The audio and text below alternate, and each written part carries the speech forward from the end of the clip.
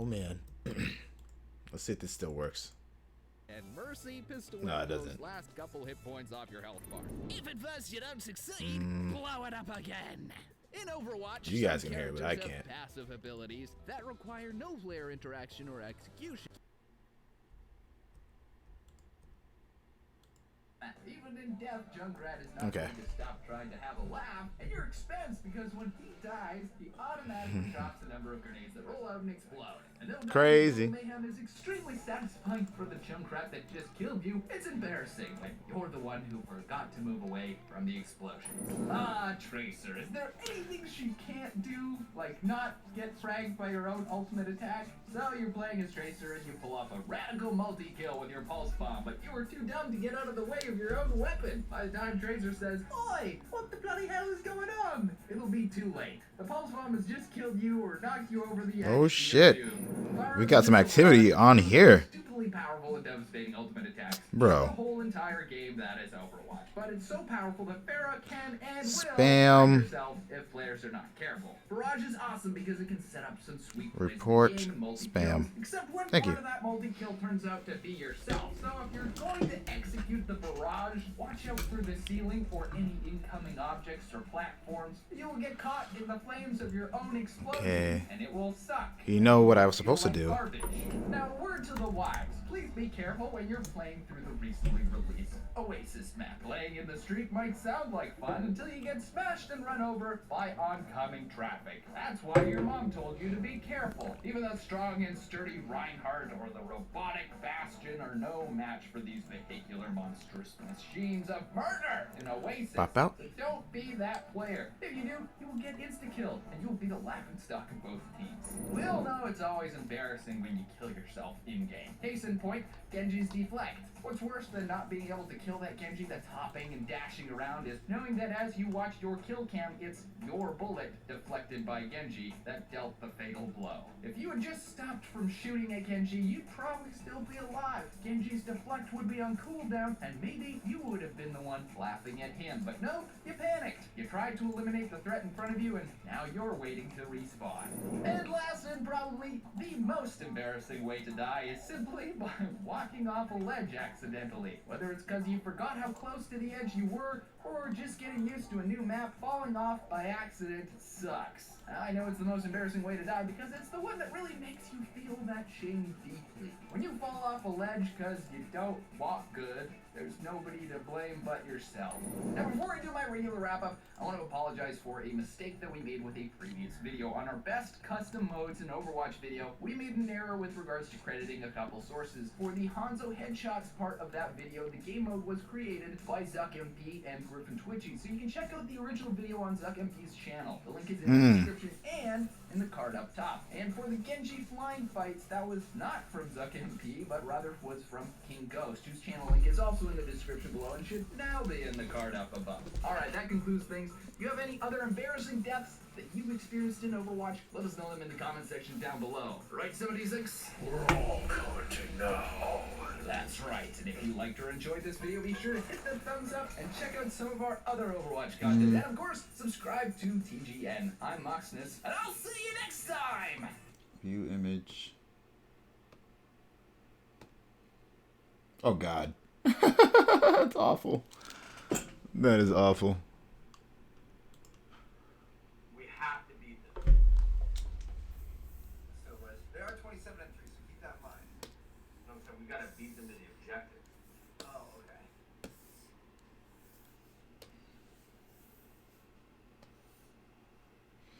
Whoa, boobies. Did not mean for you guys to see that. I'm not trying to get banned on the Twitch. So much. I'll go away. I gotta get Is that Xena? Alright. I'll try and play mid. God, those action figures are terrifying. I'll go A again. Terrifying. Bottom, because they're not gonna be expecting me to get that really nade off on them. Okay. Go ahead. He's crossing towards A now. I hit him once. That was me, I think, for this You're in jug. Yep. One's top blue, and the other one's he's down What's there. this? There's another one. Ooh. One's top blue, one's middle lane. They're on A. Snake eyes. Yeah, nice. Dead. I just want to wall bang through that shit, probably. This kid is. What? Fuck. I think you're in top. The fuck is going on there? What do we have left? Two? 2 up. You know that last kid's gonna be going our back stairs somewhere, bro. You can just watch his back. I just on bottom. I didn't know bottom. That's me. So that's one image. Yep. He's back there. He ran Where's to he at? Bottom. Bottom building. Ah, this is pretty cool. Salty round, bro. On bottom. Fuck. Fuck. Everyone, thanks for the auto hosts. I appreciate that. I do. I indeedly do. I'm actually gonna listen to something else. Let's go. Come on, wipe. What was I gonna look at? I'm just gonna sit and watch this little mid-pillar area, man. These kids are not as aggressive as the first one we played tonight, but. I'm one shot. They did it over. Nice. The name Chris. I'm watching. I got names that I threw. It was over, so there's none on the other side of me on wall. Where's that shot coming from? He's on top of the very fucking map, man. I always forget you can do that. I got him. He's down. Okay. There's only gonna be one hit. What was the game over Greggy? Balcony and bottom A. Balcony, I bottom need A. help. Balcony, bottom A. Kind of funny game. That's what it is. Move, Chris. The other kid move. I want to listen to one of the podcasts.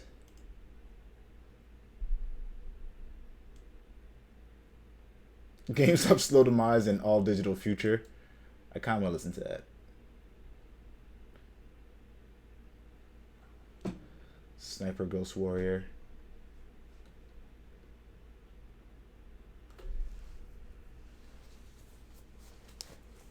Kind of funny games.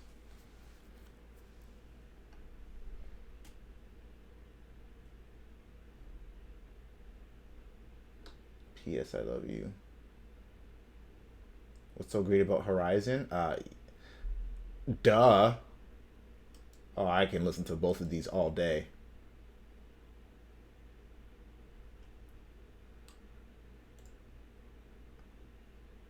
I will listen to the fuck. I will listen to this so much.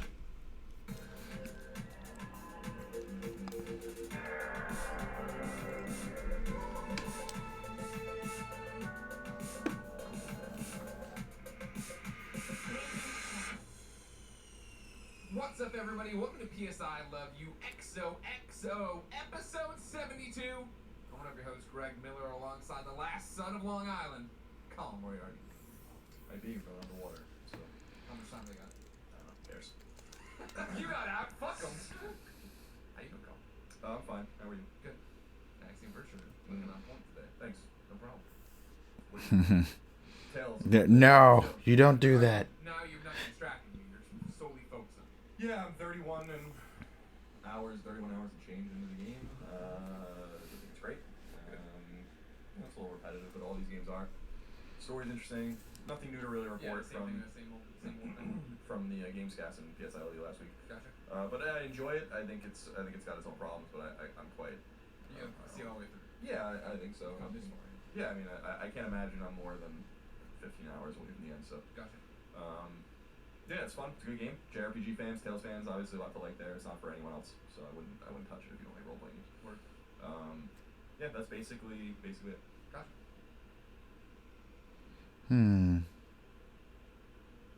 What are you playing? Thank you. Yeah. See, I'm not interviewing you. We're talking to each other. I know, but you could have just said I'm playing. I know, but I like it when you're engaged. Otherwise, it's just me talking to you. When you talking to me. Now, what's with the water bottle? A very nice child, someone who listens to one of these shows, sent you a new bottle. You're still using this thing. And it already dripped on you. Sit a child. On this PlayStation water bottle, Colin. I won't do it. I can't do it. Can't put you back on it?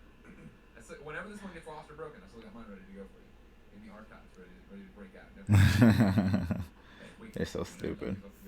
What? Why did this come up? Did she like murder someone? Police road raging man arrested in Jersey. I don't understand what that has to do with anything. See, she's kind of cute, but I don't want to see what she did. how she murdered someone or something. Initially, in terms of the reward structure. Also, what the fuck is this? Same old thing. Why can't I see What my the friends? hell's Why can't I go happening? there? What the fuck's going on? How's this still happening? Probably another one of What does that have to do with unsheathing a sword? But The weird things you see on Google, man, I swear. with me and like DC Universe Online or any of these games that you get into, right?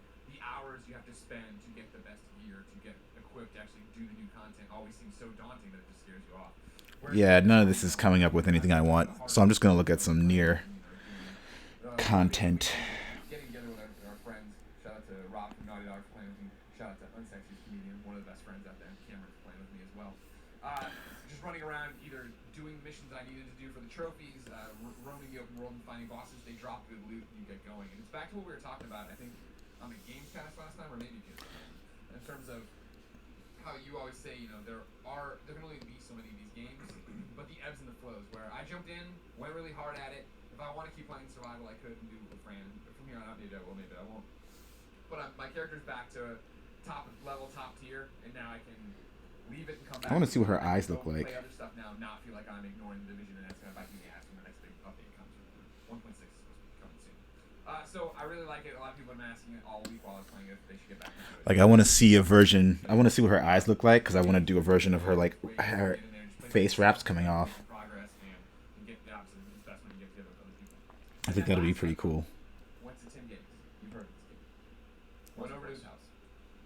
Now this was the problem, of course, is that I had already done all the missions. I had gotten the platinum down to one trophy I needed for division, and it was use your special move, or your special thing where you hit L1 and R1 at the same time and use your power move or whatever. I did not ever really use this, I don't think, when I was originally playing the game. So I knew I had my work cut out for me. And this thing takes about 10 minutes to recharge. Oh, that's not what I clicked on, bro. Online that if I got in there and shot people, it would recharge faster. Need to use it 100 times. So maybe I need to use, like, an icy blue silver. I've been starting to work on that one. Not, you know, as much as I can. I still forget about it. Oh, fuck it. Icy blue silver. Yeah, Friday night, go through. Saturday we play a bunch. And Saturday night I get it down to the one trophy, and I'm like, fuck. So I just kept running other missions with friends and getting So then I woke up Sunday. I want to find. I played a little bit. Come on, go down. Underground mode they've added or whatever. It's nice enough. It's not enough for me to come back, but I'm glad there's more content. Doing R1, L1, and then what I was like, well, I gotta clean up the house. I gotta do some other stuff. So what I did is I just walked out of the safe house, left it there, put a timer on my phone. Every 10 minutes, walk over there and hit L1, R1. Did that for a few hours. Like, and by the way, we got a new group of ants. I know they come in from a different place. I've just given up. I've waged war. I went and bought a whole bunch of tarot traps. I have out there. Let me tell you, these fuckers walking around like they drinking paint can. They were all stumped. Like they were all organized in the beginning, then they're just everywhere, just like because they're just drunk off it and they keep dying. But you know, I think I got him. That's great. That's fantastic. Kept over hitting the button, and so then it was like, all right, still haven't popped this fucking trophy. Well, they never really showed off her face, like her eyes. Oh wait, what is this? It's the same thing, right? I can still watch the Rumble. I can talk to people. I can eat the pizza, the wings, drink the beer. I do that. 5 o'clock. Okay, I think her eyes are probably this. I'm just gonna go with that. Pop in the back of the Vita for the touchpad. I was like, yes, platinum achieved, awesome. Finish the Rumble, go home, sit down on the couch. I'm like, what do I want to play now? I'm going to Australia on Tuesday night. You know what I mean? This is quite the fucking adventure you're bringing. I spin you a yarn. Do I know? All right, yeah, keep going. People just want the facts. They want to jump to the conclusion here. They want to go to the last page. Podcasting. Here we go. Next. People like it. What is going on with this shit? Want to play something? It's 8 o'clock. I'm like, well, what do I want to play? Clicking on it, Jesus fuck. Me right now. Not to mention, I don't want to start something and then go to Australia on. I gotta start thinking about Vita games for Australia. Danganronpa already. We talked about that spider game that I downloaded a long time ago. I got my plane ride playing. So what can I do tonight? Maybe tomorrow night. And you know what I remember? It's time to fall off the wagon. I decided to trophy horror, which I haven't done in a long time. Bought Coffin Dodgers. Remember this title? It's a kart racing game where Death's chasing all the. Yeah, remember they did it. I think at PSX they showed a trailer for it or whatever.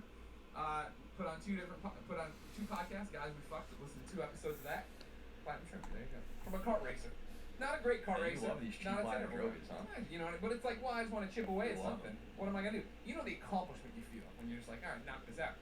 I guess. I mean, that would be a game I would add that wasn't even on my backlog, and I don't play that game anymore. I know you don't know. I'm not. This isn't me so trying to get you on my and side. I don't respect the game anymore. You know, I don't respect the game. Sure, no, I know that too. Yeah. So that's your. I'm not gonna tell you you can't do it. You Yeah. Well, I know you're not it's gonna tell me a what I complete can waste of time, but But I'm happy that you. My I'm happy argument you was I enjoyed it. didn't feel like watching Nashville. I didn't feel like watching the couple flashes I have banked, and I can put those on the plane as well. So what am I gonna do? Watching a shitty movie, watching another documentary I don't care about? You know what I mean? Like what am I? Book, go What am I gonna right do? to your congressman. You know what I'll do? I'll do. Well, no, that was part of my cleaning thing. Was Nancy going Pelosi. through, reading through all. Well, I don't even need to talk to her. But going through and reading everything.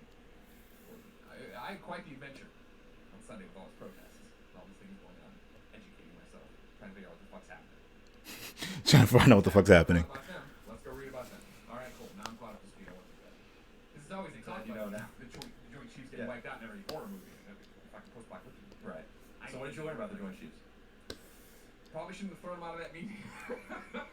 Probably should have kept him. What the fuck just happened? Gentlemen, this is PSI Love You XOXO. It is KindaFunny.com's PlayStation podcast. It is the #1 PlayStation podcast on the internet because of your support. And it posts every Tuesday, rain or shine, at 9 a.m. Pacific time on YouTube.com/KindaFunnyGames and podcast services around the globe. So please subscribe to all of our different shows at KindaFunny.com. Rate and share them on the iTunes and whatnots, and give out the links to your mom and grandma. Let them know this is where you gotta go. Colin, 2 pieces of housekeeping before we jump into the show proper. What happened? When you do this, something bad happened. What happened? Breaking news? Brooklyn's Barclays Center is dumping the Islanders. This is breaking news, Arn. I've never heard it. After Good 2 luck. years in callous complaints, Brooklyn's where- Barclays Center has concluded it is no longer worth it to host the New York Islanders. The arena, which is already home to the NBA's Nets and one of the world's top-grossing concert venues, to make more money without the National Hockey League. Maybe you should look at Ninja Gaiden. Facilities, financials. Russian billionaire Mikhail Prokhorov owns I might the find a Nets, pose. since November been seeking an investor to take a stake in both. As of Ha. this month, a financial Butthole. report shared with potential investors Butthole. won't contribute any revenue after the 2018-19 season. Nier Automata has a butthole. The people said. Oh, if anyone's just watching right now, I apologize. Hey, Navy, what's going on? Welcome, my friend. I can't see the link. It actually doesn't allow you to see that link. The Mets offered Links aren't allowed. This is Mike Wilbon. Mike Wilbon, exactly. No, like the family that lost all their money to Bernie Madoff, but still somehow won the Mets. Okay. How do you feel about I have no idea what your link is, my friend. Alright, let me type in Ninja Gaiden. I just don't understand what are they gonna do. How can you get me a link? You can always tweet it. What is it, though? You got to tell me what it is, man. You can either tweet it to me. I mean, you can whisper it, but I don't even have that window open right Go now. to RTX. I have a Kojima interview on Saturday, the 4th, and then there's a Sunday, the 5th. Ninja Gaiden. If you are in Boston or going to PAX East, Kinda Funny has a panel Friday, the 10th of March at 8:30.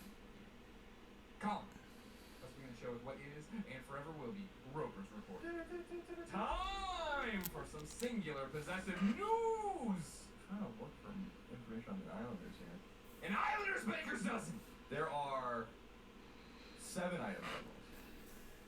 Number 1. 2B with longer hair. Oh, I already seen that. Collaboration, a multi-game partnership. Can't you click on message deleted like I can and read it? No. The partnership will begin with Maybe? Avengers-themed video game under Oh, I think so. development at Crystal Dynamics Certain and flash Atlas evidence, Montreal but we won't with know release until it's date. out. Oh, okay, gotcha. Yeah, you can look at it actually. Reveal trailer on YouTube reads, quote, "The Avengers project Cool. I don't want to see too many spoilerish all the characters things. and iconic moments that have thrilled longtime fans of the franchise, featuring a completely original story. I don't want to know any of that. Play in 4D. I'm just looking at images for reference images. Most interesting thing about that, But obviously, actually, Marvel continues to go around and find good talent. this Signing right here is very useful. document like they did with Activision back in the day with the Spider-Man games. And that speaks to I'm a Bad Gamer 2257, who wrote into kindafunny.com/PSQ just like you can. It says, "Hello, Greg and Colin. I know, like myself, tons of people are excited more you for the know." Spider-Man exclusive. With Square Enix and Marvel reaching No, I just wanted her eyes. Do you think this finally opens up the wide world of comic books to Her video games? eyes. The really obvious answer is yes. Ay, ay, ay, ay, ay. Will this be a new wave of video games? We've had comic book games before that have always been the best, haven't always been the best, and now we have a real opportunity at a vast universe. The movie industry has already found amazing success in the topic. Can the video game industry be as successful? Brian? But yeah, you're right. I did want her face before. I think I already found what I was looking for. This is, again, the Whoa, way did he like lose his I don't arm? wanna say Okay, that's not what I clicked on. movies, it seems Sure. like they're doing the same thing. Yeah. It seems like they're taking, and it's what I've been saying since their Oh, they just didn't render it. Since that Okay. announcement that they're going over here now and doing the right thing. Bill over there is in charge of it. He's got such a great head on his shoulders. He's got a vision for this, which is so fucking important. And the way, like what you're talking about is that, yeah, before Disney and all that, Marvel had this standing agreement with Activision, shit out fucking bad games. And like in the beginning, they start all right. Oh, hello. You see it here. Momiji, how you doing, girl? I've been saying forever now. Let's take our I see you. properties and team them up. I see you, boo boo. See what happens. So let's give Spider-Man to Insomniac. Yep, let's make it a PlayStation exclusive. You have one. Oh, come on. Let's take the Avengers and give it to Square Enix. See what they're Anime eyes, gray pupils. I didn't see the new trailer. I'm not watching it. I'm not gonna watch it. Absolutely not going to watch it. I've been trying to be very good about not watching trailers for most things, if not anything. I don't like spoilers. I like being caught off guard by games, like being surprised. I really, really enjoy that feeling, and I actually don't feel like we get that feeling as much anymore, and I'd like to change that. Oh damn, Ayana is getting covered in blood. I feel like I should play Ninja Gaiden 3. I never played 3. I played 2. I already feel like they are over. Like this is actually almost too much now. Like this is. I'm not saying. I remember this. I mean, it's very alarmist to say, but why don't you just let them make one game at a time? Like I just don't understand what is the rush. Part of the allure of the Batman games, for instance, which WB did so well, which was game still looks awesome. Doesn't really show off too much. Yeah, dude, I'm actually very excited for that game. I'm going to be getting it day one. Oh my god, it's taking forever to just scroll right now. I don't know what the problem is. Imagine what I would imagine. Telltale Guardians first, Insomniac Spider-Man next, and then Avengers, since they've announced that now, and then somewhere out there, just rumored one from IDOS for Guardians or whatever. I'm gonna save that as well, just because. We'll see. We'll see. Hopefully DC will catch up. I mean, if their movies are any indication, they can. So, number 2, the long-awaited new Prey game, simply called Prey, has a release date. Bethesda will publish the Arcane Studios developed RPG on PS4 and elsewhere in time for a May 5th release. The game surrounds protagonist Morgan Yu on board a space station called Talos 1. As many will remember, the since-canceled sequel to the original Prey, Prey 2, was revealed in 2011 under development at Human Head Studios and was eventually canceled in 2014. Human Head Studios was the developer of the original Prey. I saw that game when it was revealed a long Okay, I time think ago. we're at a point where we're not really going to see that much more useful stuff. No, I don't want to see it. Okay, yours in no matter what.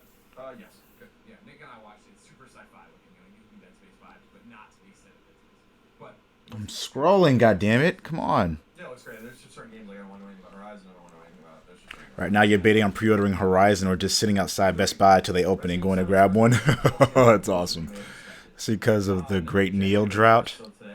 What do you mean the Great Neo drought? You mean oh, because there's no more copies of Neo around. Yeah, it's kind of surprising. I have.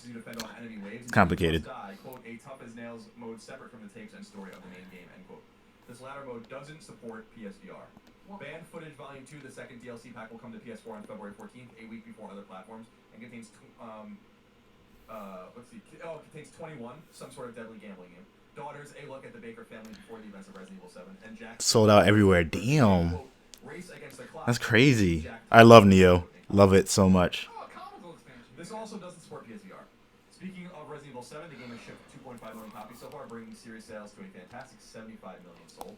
Resident Evil 5 is still the best-selling Resident Evil game of all time at 7.1 million copies sold, with Resident Evil 6 behind it in second place at 6.6 million units sold. So Resident Evil 7 is trending lower than 5 and 6, and its stock price has taken and I'm talking about Capcom's, has taken a beating as a result. The good news, nearly 1 in 10 players of Resident Evil 7 have or are playing the game in VR, according to data from ResidentEvil.net. that's very nice. We have a whole bunch of VR questions for later in Reader Mail. But right now, Resident Evil 1 comes from Bato. He says, hey, Colin and Greg. With the Resident Evil franchise bringing out their latest video game You saw the same week as their latest blockbuster Ko beat the movie, last boss before credits today, so I can live without playing it, but may have been pushed for this week. you won't be watching anyone play Nier or Horizon. Yeah, I can understand that. It's gonna suck because there are gonna be plenty of people who won't want to watch me play that. They'll want to watch, but they don't want any spoilers. But I have to play them. I have to. I absolutely have to. People watching these movies and games. Yeah, The game was they're very fucking different. I awesome. think I saw the first movie maybe First one was great. a long time ago. Yeah, then they just immediately went to shit. I saw that they are going to pass $1 billion grossed with this particular movie in terms of the whole movie universe, so that's interesting. Yeah. But no, Resident Pose Evil Maniacs. is awesome and great. It stands on its own, and it's one of those. If number one, if it needed this much time to get to this point to get released to be this good, great, good on you. If they need Fighting. Let's go. other games and big releases, good. Female. Seems like it's selling well. Seems like it's doing well. So It's selling well. Shooting, It's not sitting, selling standing. close, 5 and 6, which makes Sure. not even close probably. Which Sword? Makes me a little nervous, actually, about if they'll Holding get arms. into the positive critical acclaim or the Oh, okay, I see. commercial reception, which I think is probably more relevant to them. see, I think it's the opposite. 'Cause I think they know what they have. And I You'd be also watching think DJ, that but you're not interested in For Honor anymore. last Oh. How come you're not interested in it anymore? Is it because everyone's playing it right now? selling less than before, right? That would seem to be our news stories coming in that last time. It just seems that I can't wait for that game. many units as before, and I think that for a game that's been taking it on the chin for so long, where they're like, we have to get back to what works and where we go. I think this is a good move for them. And I think it's a good thing. Well, I'm just looking at Metacritic right now for Resident Evil 5. Resident Evil 5 is 84. Resident Evil 6's is 74. Resident Evil 7's is 85. So if they look at this overall, they've increased Metacritic 1 point and are probably going to sell a couple million units less. And I'm sure that they would make that trade any day in the other direction. So just something to keep in mind. But don't you, I think it speaks to. I mean, I think that this is what we always talk about, where reviews are one thing, but then popular opinion is another, right? I feel like the Tried it and you're not impressed. Really? hasn't been this positive. I love that game. The last two. Is there anything about that game specifically you don't like? This isn't my Resident Evil. This is in fact, it sells fine, but I think there is an argument here to be made that like I don't necessarily think it's not the pacing or the perspective. I think that's making this game sell less than the other ones before it. I think if anything, it's actually the games before it that burned people out in Resident Evil. Poses. You couldn't trust that branding or that franchise. Sure. We'll see. Number 4, Avalanche Software lives again. The studio has been brought back to life under the Warner Brothers publishing banner after Okay, I have an idea. following the cancellation of its trademark franchise, Disney. Little else is known about the Reformed studio other than that it's currently toiling away on a Cars 3 game. The studio was founded in 1995 and went belly up in the first half of 2016. It was responsible for more than 2 dozen middling games, including a slew of Disney games and some outside work on franchises like Mortal Kombat and Rampage. It shouldn't be confused with Avalanche Studios, the studio responsible for the Just Cause franchise Renegade Ops and Mad Max, which is still alive at one. Number 5, Overwatch, the massively popular online shooter, has surpassed a staggering 25 million players in just over half a year on the market. God damn. That's an increase in 5 million players from the 20 million reported back in October of 2016. The game is available on PS4 as well as Xbox One and PC, and it's unclear how the player breakdown goes, though it's safe to assume a lion's share of its audience is on PC. Because they're dorks. Yes. Number 6. Because they're The dorks. franchise is officially on hiatus, according to a report from Eurogamer. Here's what the website reports. Quote, Square Enix's shift in focus to its recently announced multi-game Marvel project, combined with underwhelming sales of last year's Mankind Divided, mean the Deus Ex franchise has been placed on hiatus, Eurogamer understands. This despite Mankind Divided leaving the series with a number of hanging story threads. These plot points were intended to be resolved in a third game, which would also complete the trilogy of the Deus Ex titles begun by predecessor Human Revolution. Much of the remaining story was once intended for Mankind Divided, Eurogamer has heard, until the game grew too large in scope and had to be curtailed. Even with this, Mankind Divided's development took 5 years. It's unclear if this untold story will now be left unresolved or tied up. Just seems like it won't last. You're not a fan of multiplayer all the time. I think it is going to have single player, but I don't know if it's going to be any good. Let some fireworks go off hella close to your house. Oh, hopefully that's only fireworks, dude. Stay down and be safe, man. Nick loves the combat and everything else. He never I have no doubt that it was good, but but no one cared. Like you can just kind of tell anecdotally, just being in the industry, what game has buzz. Like a game like Neo is probably going to sell way better than Mankind, like or the simply because. But you've been burned by Ubisoft too much. Yeah, I can understand that. Hardcore gamers buy games. Number 7, the Banner Saga 3 has been announced. Wow, look at this. Running to help fund the game. Oh my. The first 2 Banner Saga games are currently available on PS4, and the first one is apparently still coming to Vita. I don't understand whatsoever why they're kickstarting their game. They don't need to, as far as I'm concerned. The Banner Saga 1 and 2 sold well, and they seem to have gotten all. I don't really get this move, but nonetheless. free money. An Apocalypse Now video game is being kickstarted with the blessing of Francis Ford Coppola. with the goal of eventually bringing it to PS4 after its PC launch, although it is far off from its funding ask and doesn't seem like it will make it. Dirt 4 has an official release date and it will launch on June 9th on PS4 and elsewhere. SL World vs. Sword Art Online will come to PS4 and Vita in the summer of 2017. Daniel Lingen, a senior manager for community engagement at EA, recently tweeted out #Skate4. But why is Skate 4 coming? We may find out soon. 3D action game Malicious Fallen is coming to PS4 on February 21st. Dual-stick platformer Embers of Miram comes to PS4 this spring. Action RPG The Surge comes to PS4 in May of 2017. Action RPG Portal Knights comes to PS4 on May 2nd. Puzzle game I got a lot of poses here to play around with. And finally, Ghost Recon Wildlands closed beta on PS4 and other applicable platforms runs from February 3rd through 6th. You can sign up for beta access at ghostrecon.com/beta. That is ghostrecon.com/beta if you are interested in that. And that is not an advertisement, by the way. Just feel like repeating it. That's good. No, you said I liked it. What is an advertisement is that tomorrow, if you're listening to this on Tuesday, over on youtube.com/kindoffunny. Yo, Dongami, what up, man? You got some snow about to hit? Yeah. There's about to be a lot of snow. A shit ton of snow.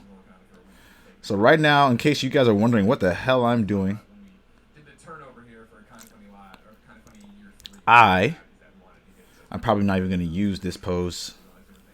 But I'm gathering poses and reference images for the Nier Automata image because I'm actually going to be doing a giveaway of a print for it when Nier Automata releases. So I'm going to try to be on my grind and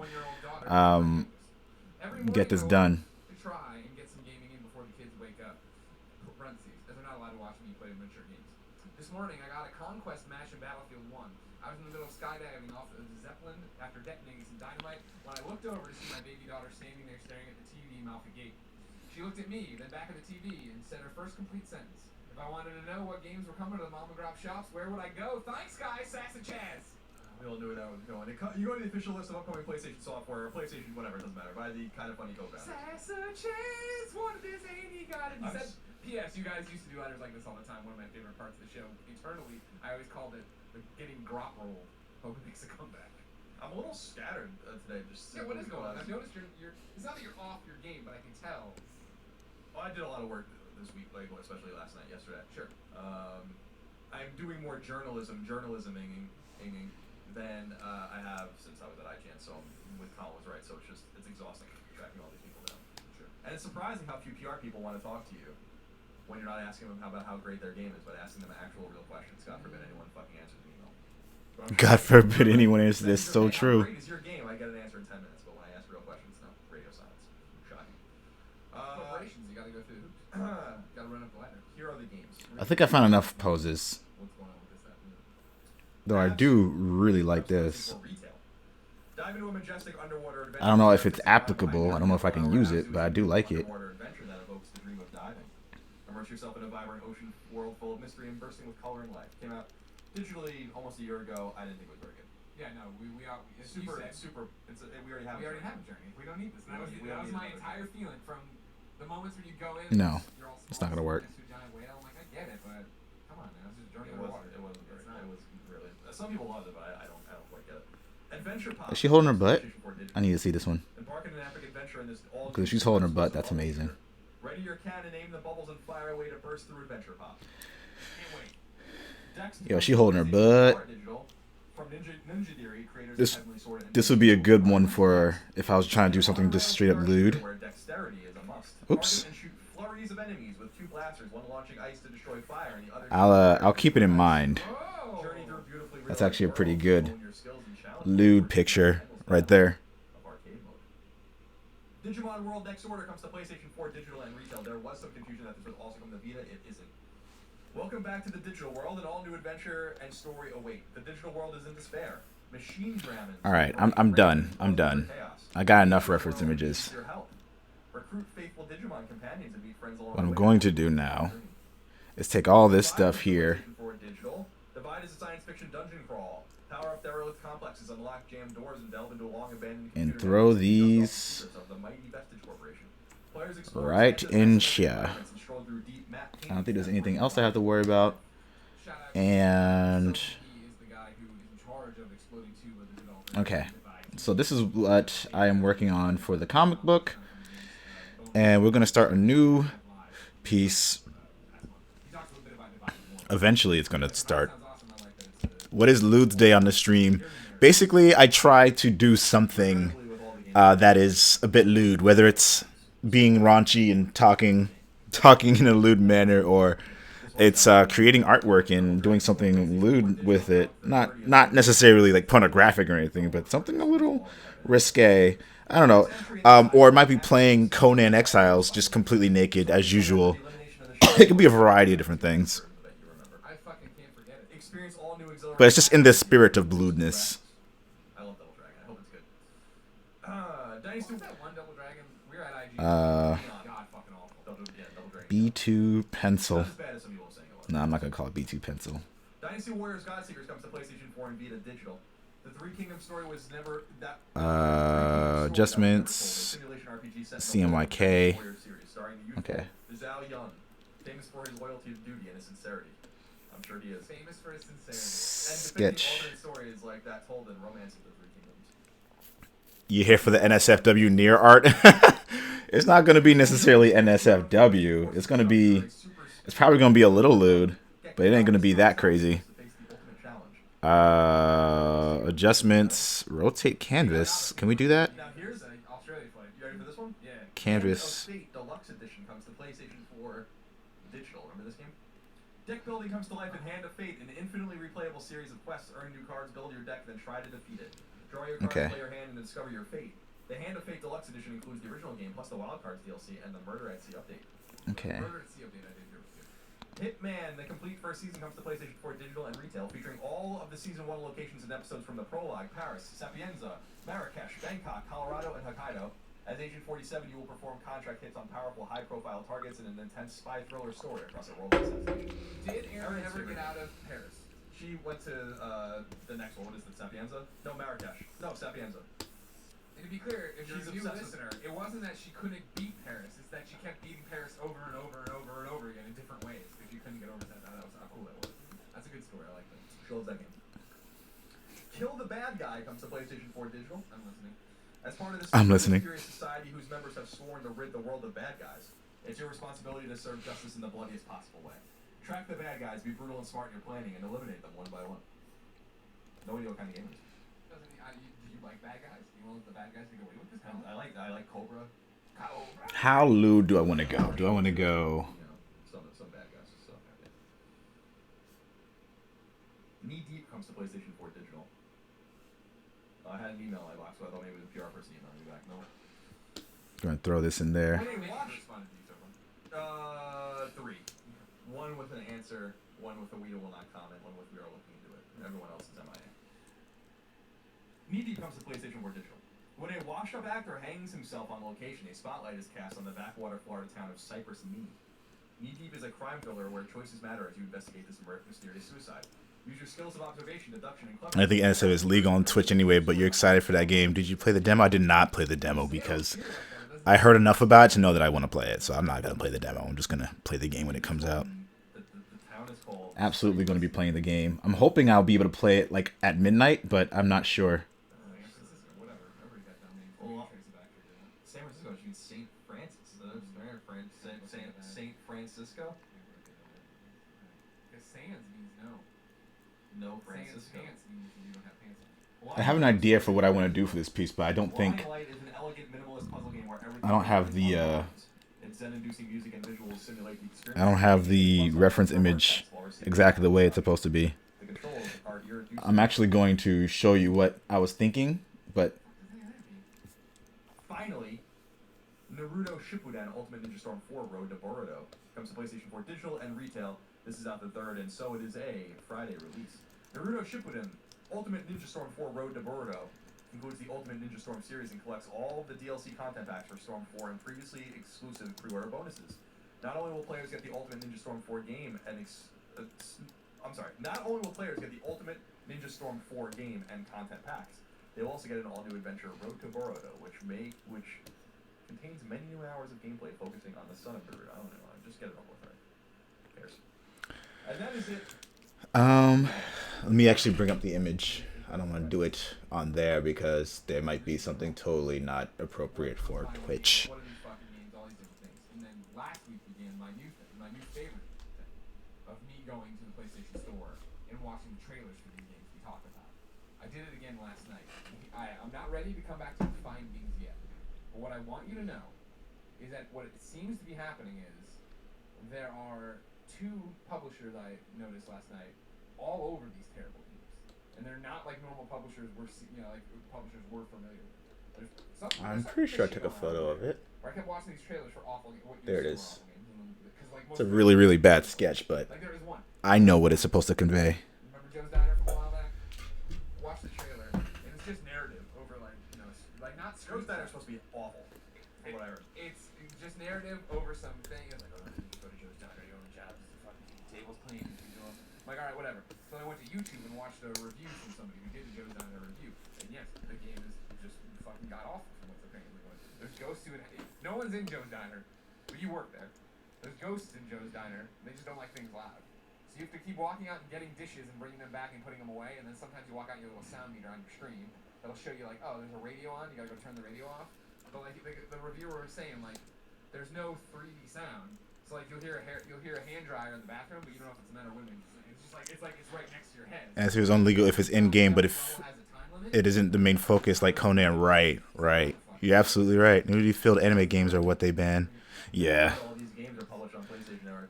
I love when I did Colin was right about too many games, man. A lot of people were agreeing with some of the responses about disagreement. Like, what are you talking? The argument is basically to still do. If a person makes a game, they should be able to sell it. And I'm like, okay, I don't agree with you. Not on this network, son. Fucking everything up. These terrible fucking games. Remove half these games from the PlayStation Network, and no one will care. No one. You know, it's just Life of Black Tiger. Don't understand why there would be no quality control whatsoever on this at all.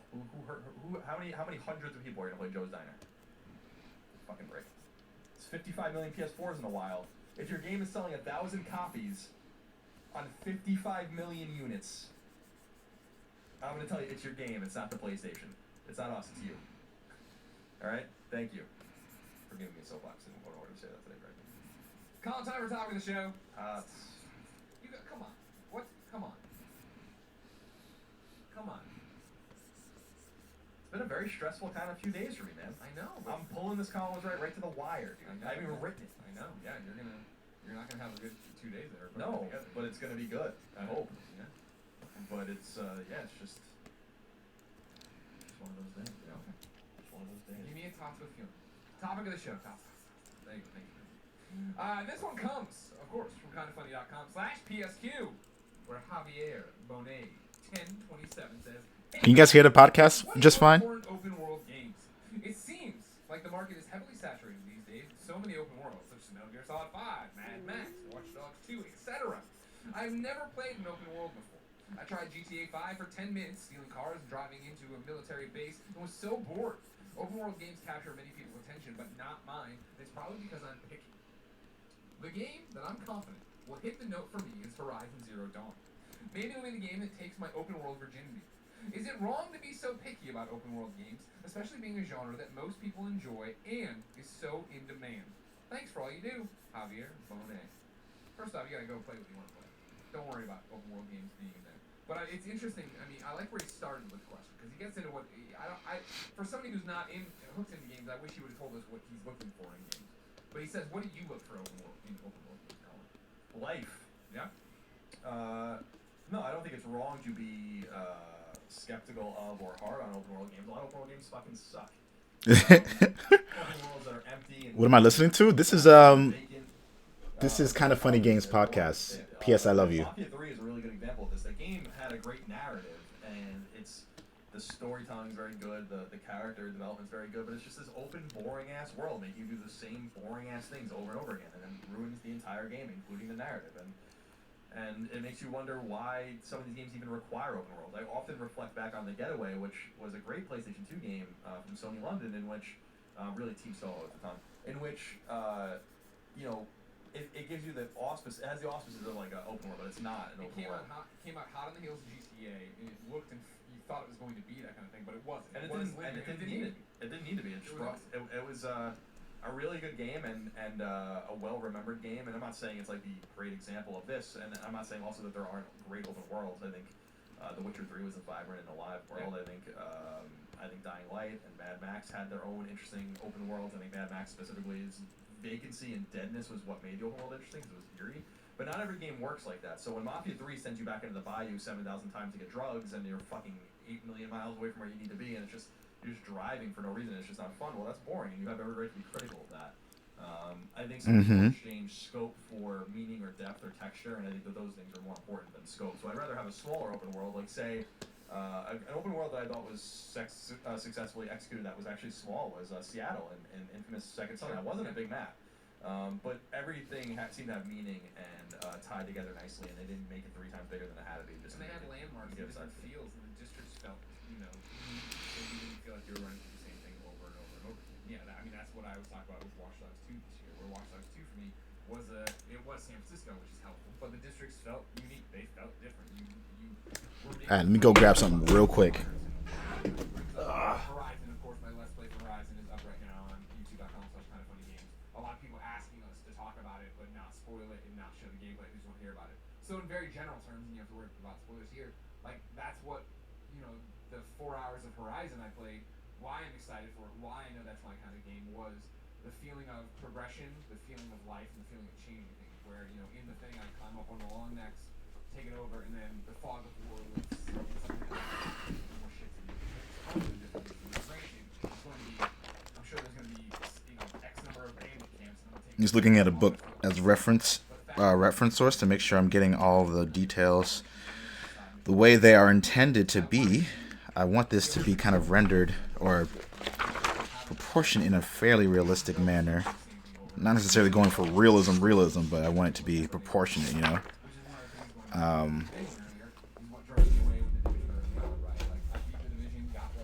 That chair, though.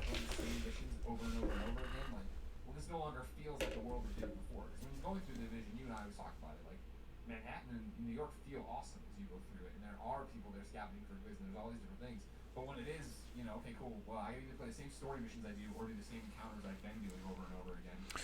Defend the supply drop with the JTF, all this jazz. Like, oh no, I don't want to keep doing that. Whereas now there's so much more content for it.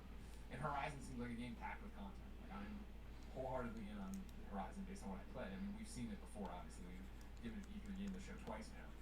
But actually sitting down to play it, like that is definitely the world I'm stoked about. And what you're talking about is some of life. In the Let's Play, there's this great thing on the side quest. I'm running off to go do whatever the fuck I need to do, but as I'm, I stop the Let's Play and bring it back to real time at one point because I'm running and, oh shit, there's a boar and there's a turkey. Stop, I hunt them, I get them, I collect my stuff, and then I go look at alright cool, if I want to expand my, my quiver of arrows, I need this. And you have those things where there's always different objectives. 1, 2, 3, 4, 5, right there. 3, 4, 5. Forest that's bathed in the sunlight, very beautiful, and there's a nice creek going through. Or if I go up into the mountains, it snows there, it's cold, it's frozen, Yeah, I'm excited about it. I think Horizon's clearly going to be great, and clearly be a very big game, as I said some weeks ago on PlayStation 4. It's going to be a huge game, and so I'm excited that it's good. I don't really want to know anything else about it personally. I've been avoiding trailers and all this. I'm good. I'm in. I played it at E3. That's enough for me. But I will say, just a few other things about open worlds. I think playing open worlds back to back can be for some, not for this particular gentleman, but for some people can be excruciating, and I think that people should avoid doing that. Although I think it's hard as well because so many games now stress their open worlds and non-linearity as these back of the box kind of things that I think that are not really necessarily pertinent for every kind of game. And I wish people would kind of tone that down and rein it in a little bit because I don't think it serves every single game. And I think some games that have a little bit of edge of non-linearity. Or backtracking like Dead Space or Bioshock are way creepier and way better made than a lot of these games with vast, 1,000-mile open worlds, which are just fucking sterile and boring. Who the hell cares how open they are when there's nothing in them and nothing to do? Yeah. The other thing that I would say is that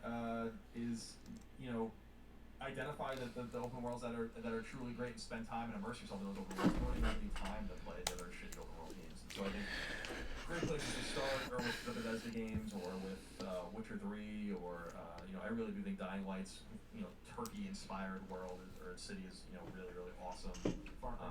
So do you ever do some traditional work, or do you try to keep it digital for the most part? So I think that for all of I will be going back to traditional for specific things for the comic book, but digital allows me to just be way faster, and I need to be fast because I have a lot of shit I have to do.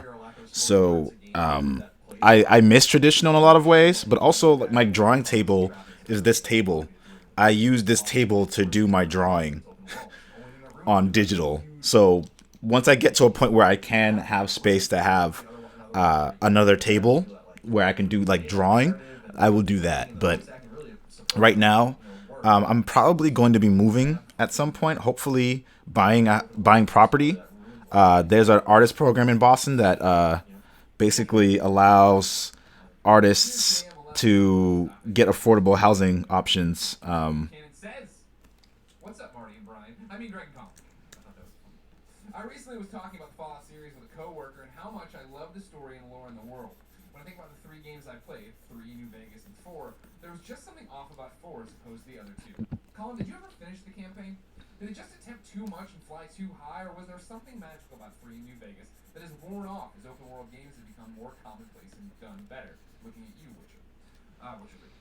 What would you guys like in the 5th series, but what went wrong with 4? I mean, you beat it, and so I think you have more to say on it than I do. But I played Fallout 4 for 25 and 30 hours, and there's definitely something wrong with it. Like I don't know what it is. I don't know if it's me. I don't know if it's the industry. I don't know if it's how far we've come. I don't know if it's the game itself. I don't know if it's an amalgamation of all those things. But there's something wrong with Fallout 4, and I haven't been able to and cannot put my finger on what it is. I think wrong is drastic is the way to put it, but there's something off, and I think I platinum Fallout 4, beat Fallout 4, obviously. For me, the thing about it was, just go get the new water bottle. We'll wash it out as soon as it's done. Just stop dripping all over yourself, Drippy. The thing about Fallout 4 was the fact that what's wrong with it, right, or what's different about it at its core is that it just wasn't that step forward.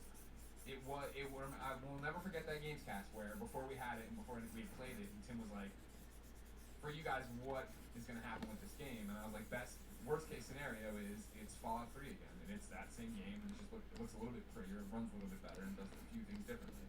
Best case scenario is it was Fallout 3 in New Vegas again, and those were great games, but we played them so much, and when you thinking of, oh my god, they're jumping onto the PlayStation 4, or Xbox One or whatever, they're jumping onto this next-gen machine, they're making the next-gen Fallout, they've been secretly working on it, and here it comes, it's going to be great.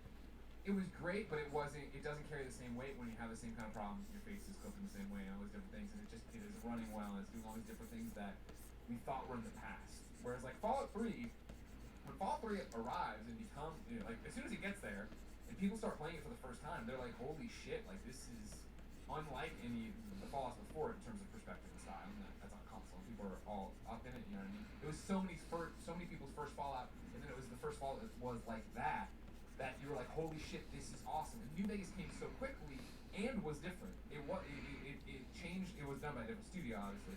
You always talk about, the morality system was different. And it felt like, okay, cool. In the same way, GTA 3 was great, and then Vice City was great. And like they had all these games that you're iterating so quick, you're changing little things. That's fine. I can give you that much rope, that leeway when you're talking about a few years. They need things like that for artists everywhere. They do. They absolutely do. So you have to get like an artist certification. So I just put my application in to get certified. I think expectations ran away with people, but I don't think they're in the wrong. I don't think it's a No Man's Sky thing where everybody's like, well, no, hold on. I mean, we were all saying, it is still Bethesda, not that that's bad, but, it's similar to Telltale, we know what a Bethesda game is. I feel like just expectations were really high for that one, and it met the bare minimum of it, which again is a great game, but when you're talking about like, oh man, a standout, blah blah blah, like I talk about it all the time that Fallout 3, there's so many memories and quests and things I talk about, whereas this one I didn't, and it wasn't, I don't think, because there was voice acting or anything. It was just like, okay, cool, we've done this before, I know where this is going. Yeah, I truly believe that Fallout 4 suffered from coming too late, and I'm not sure that. And I'm not saying too late in the sense that they wanted to or should have released it earlier. I'm just saying that it is not 2008 anymore. And even going back and playing, briefly during one of our streams when I booted up Skyrim Special Edition just to dick around with it, having not played Skyrim in some years, like this game's not that good anymore. Like I appreciate what they were. I appreciate what Skyrim and Fallout 3 represented at those times. I think Fallout 3 and Fallout New Vegas from Obsidian are exceptional games for their time and place, and are really important games. But man, they age quickly and they age badly. And so when you're playing a game like Witcher 3 in the spring of 2015, right? Yes, and then you are playing Fallout 4 in the fall of 2015, and you're like, yikes! Like now. You have this direct comparison, a complete direct comparison, more so to like what they're doing with the Elder Scrolls and Fallout in terms of narrative, but in terms of these open worlds, CD Projekt Red in every single respect made a better game, and I can't think of one way in which The Witcher 3 is inferior to Fallout 4. And when you look at games like that, I'm not saying Witcher 3. I have people know I have massive problems with Witcher 3, but it certainly held my attention for way longer. And I thought it was a very well executed game. It just became too dense for my gaming OCD. I mean, it's really my problem, but so it is. So when Fallout 4 came out and I was excited to play something, I'm like, man, like this just doesn't feel very good anymore. This Come on. doesn't look very good. This uncanny valley shit with your characters is off-putting. The environments and the textures are not very good. I lived in Boston for a long time. I love this kind of American Revolutionary kind of shit, obviously. Like, everything about this game should speak to me. It's similar to Assassin's Creed 3, where I'm like, everything about this game should work. But the game just doesn't work, and so I gave it my all, and I'm just like, I just don't really care. Yo, Dreams Forgotten, what up, man? And a lot of it, we were talking about how certain things can ruin an entire package before when we were talking about open worlds, and with Fallout 4, it's like the open world's great, it's expansive, there's a lot to do, a lot of hidden lore, a lot of interesting characters, all that kind of stuff's great, but I'm like, man, when you talked even in 2008 about VATS being an excuse for not being able to program proper combat, VATS is an excuse. There are no VATS-like excuses in The Witcher. There are no VATS-like excuses in Dying Light. There are no VATS-like excuses even in some other more middling open worlds. I really feel like Fallout, and as we said before, was a game made in a vacuum and a studio that had not adapted to the time and going around it. And it really surprised me, not only because Todd Howard's a super smart guy and Bethesda Game Studios knows what it's doing, but because games in the Bethesda publishing family are all pushing their respective mediums and genres forward. And I feel like Bethesda Game Studios Chilling, man, chilling. Working on some art. Elder Scrolls 6 that they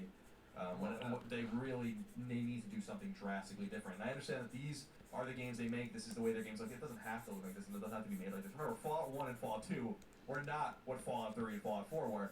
And I'm not saying that Bethesda made those games. What I am saying is that it can evolve. It's the similar evolution of GTA, the GTA 3, the GTA 5. You have to do something to change it up a little bit. And I'm not trying to harp on hating on it. I love Bethesda, but when you look at, God, look what Machine Games is doing for shooters. Look what id is doing for shooters. Look what Arcane is doing for third-person action and stealth. Look what Tango is doing for survival horror. What exactly is Bethesda Game Studios doing for RPGs? Yeah. And that's the thing, is again, you're hitting the nail on the head. I mean, for any haters out there, as I know they tend to come once in a while, you're not saying that the graphics or the frame rate or any of that broke is what sucks and you want it to be 1080p. What you're saying is what we were driving at earlier, right? Is that these things took away from the world, it took away from the experience, it took away from you being lost in it. And that's the whole point. It's like, if I can't get lost in that world, if I know I'm just playing another Fallout, that's fine, and I don't mind playing another Fallout. Obviously, I love Fallout 4, but whenever we talk about that year, whenever we talk about games of the year, when we talk about stand-up, I'm always going to talk about Fallout 3 versus Fallout 4. I'm never going to bring up Fallout 4. I thought it was cool that I got a Pip-Boy with my collector's edition. I like having that. I liked what I did. I enjoyed the voice acting. I enjoyed the other camera angles. But it was more Fallout, and that's great, and I'm with you that I hope they took it on the chin, like, all right, cool. But how you been, Dreams Forgotten? How's life treating you? They came up for air, like, oh, the industry's changed, and this isn't where we need to be. This is a great game. We're going to put it out. People are going to enjoy it. Awesome. But it's not going to be Fallout 3 again in terms of reception, sales, people talking about it. They need a technical overhaul, a massive technical overhaul, because I don't think that the game design's bad. I don't think the writing's bad. And I don't think Fallout 4 is anything less than a good game. Yeah. But, again, when I think about what Arcane is doing with Prey, what they did with Dishonored 2, when I think about what Wolfenstein has done with, what Machine Games has done with Wolfenstein, when I think about what Tango has done with The Evil Within, etc. and so on, these are all way more interesting and way more dynamic, and I would say better in their genres than Fallout 4 is to its genre. Sure. Elder Scrolls 4, Oblivion specifically, was a massively important game on consoles. Understand that this was the fourth game, this wasn't even the first Elder Scrolls game released on console, but it was a massive game that showed console gamers that they like something that is more PC centric, and showed developers and publishers that people want games like this. That was quaint over a decade ago. But seeing a game in that same mold today, which is a little bit better graphics and some little accoutrements that make it seem a little bit more modern, a lot was removed from that. I would have loved to have seen what CD Projekt would have done with that game. You know, with that story, with that world. I'm not trying to shit on what Bethesda's doing necessarily. All I'm saying is that they cannot release another game. Yo, Mr. Yosuya, what's up, man? Ups and downs. What's happening, man? What are your ups and downs? Aside from up and download speed. The other way, it's like, you're Bethesda. We love and appreciate you. We respect what you do. The talent, the level of narrative and character building and world building you do is immense. Why does it look like this? Why does it run like this? What's with the load times?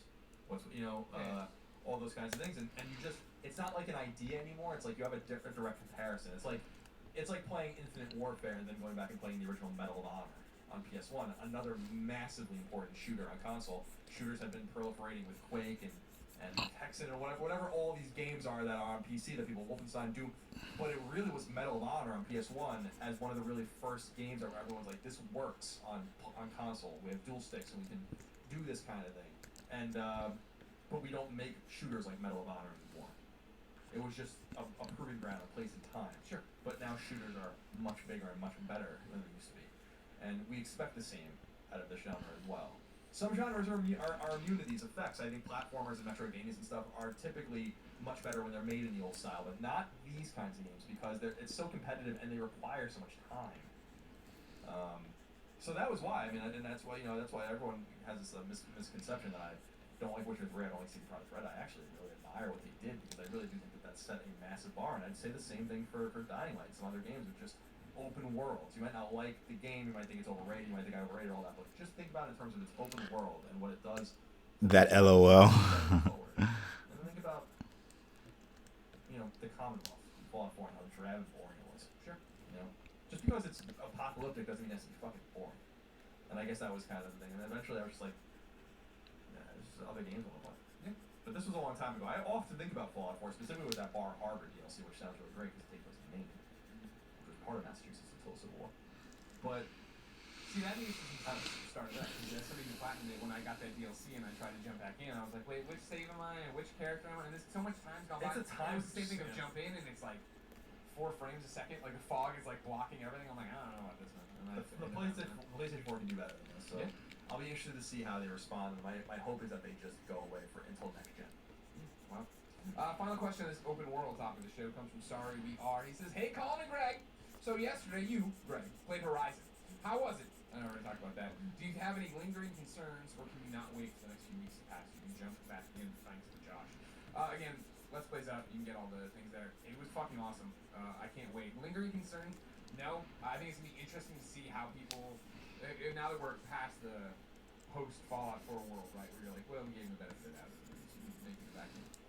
The Let's Play brings it up a few times, the way you talk to people, that it's when you're having a conversation in not a cutscene, but like a conversation with a side quest or a character in game or whatever, it gives off a Fallout vibe of like the one in the Let's Play that's up of this woman who's like talking to you and then like looks down and comes up and she's like, thank you so much. I'm like, what the fuck, are you about to murder me? Oh no, your character model's just wigging out right now. Alright, cool, whatever. And it's like, are people going to be forgiving of that, or is that going to be a ding that they give it? But I think from the things I played, the world around it, you know what I mean? I think it's going to be a lot of fun to play. It's going to be a lot of fun to invest. It's going to be a lot of fun to play.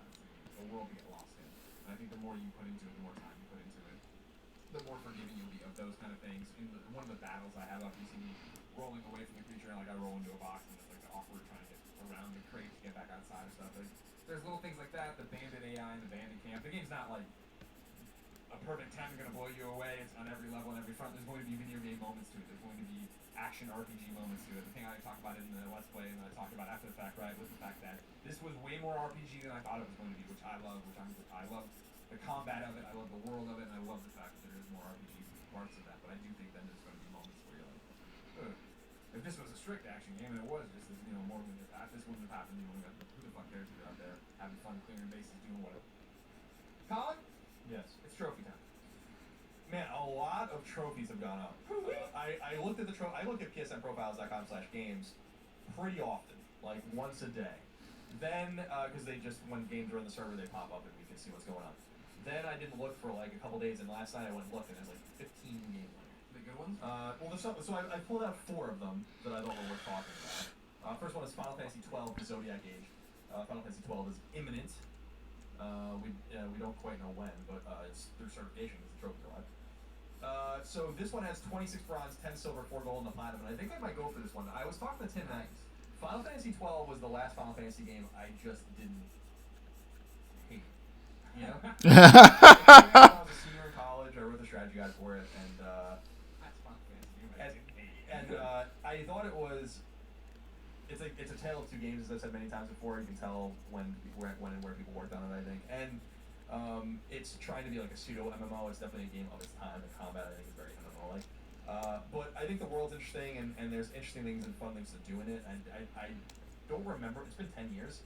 I don't remember too much of the ins and outs. I have these little screenshots in my head of what I was doing and how the game played and stuff like that. Sure. But I remember that it was a massive step up from 10, and that it doesn't get much worse than 13. So I'd like to get back into it. Interesting. So the trophies seem pretty reasonable. There are a bunch of bronze trophies for attacking 300 times using magics and techniques and all these kinds of things, taking steps and acquiring gil and clan points and spending gil and selling loot. But then there's some difficult ones, completing the bestiary and learning all the magic and techniques. Fully exploring every map, which is a pain in the ass. I know that was one of the trophies I was missing in the last East game on Vita, which was so annoying because you had to go around the maps and light up all the areas of the map, whatever. And I'm like, I have no idea. I missed some pixel somewhere. Just go fuck yourselves. There's a bunch of beating, some difficult enemies like the Trickster, the Carrot, the Gilgamesh, and stuff like that. There are a bunch of them for marks, and then there's a bunch of story-driven ones. Escaping from Albion dungeons and rescuing Princess and the Malska and stuff like that. So anyway, Final Fantasy 12's trophies look good. Another game I'm super excited for comes out February 14th, so just in 2 weeks, is Sniper Elite 4. A perfect Valentine's Day. 49 bronze, 11 silver, 2 gold, and a platinum. There are a bunch of trophies for completing missions.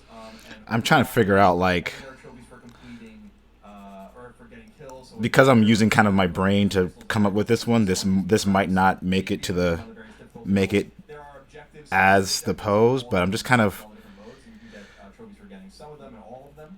Why are you figuring this one out. So this game was not on my. I think we talked about this a little bit post here, but this series has been floating around. I think I have Sniper Elite 3 on my shelf unopened.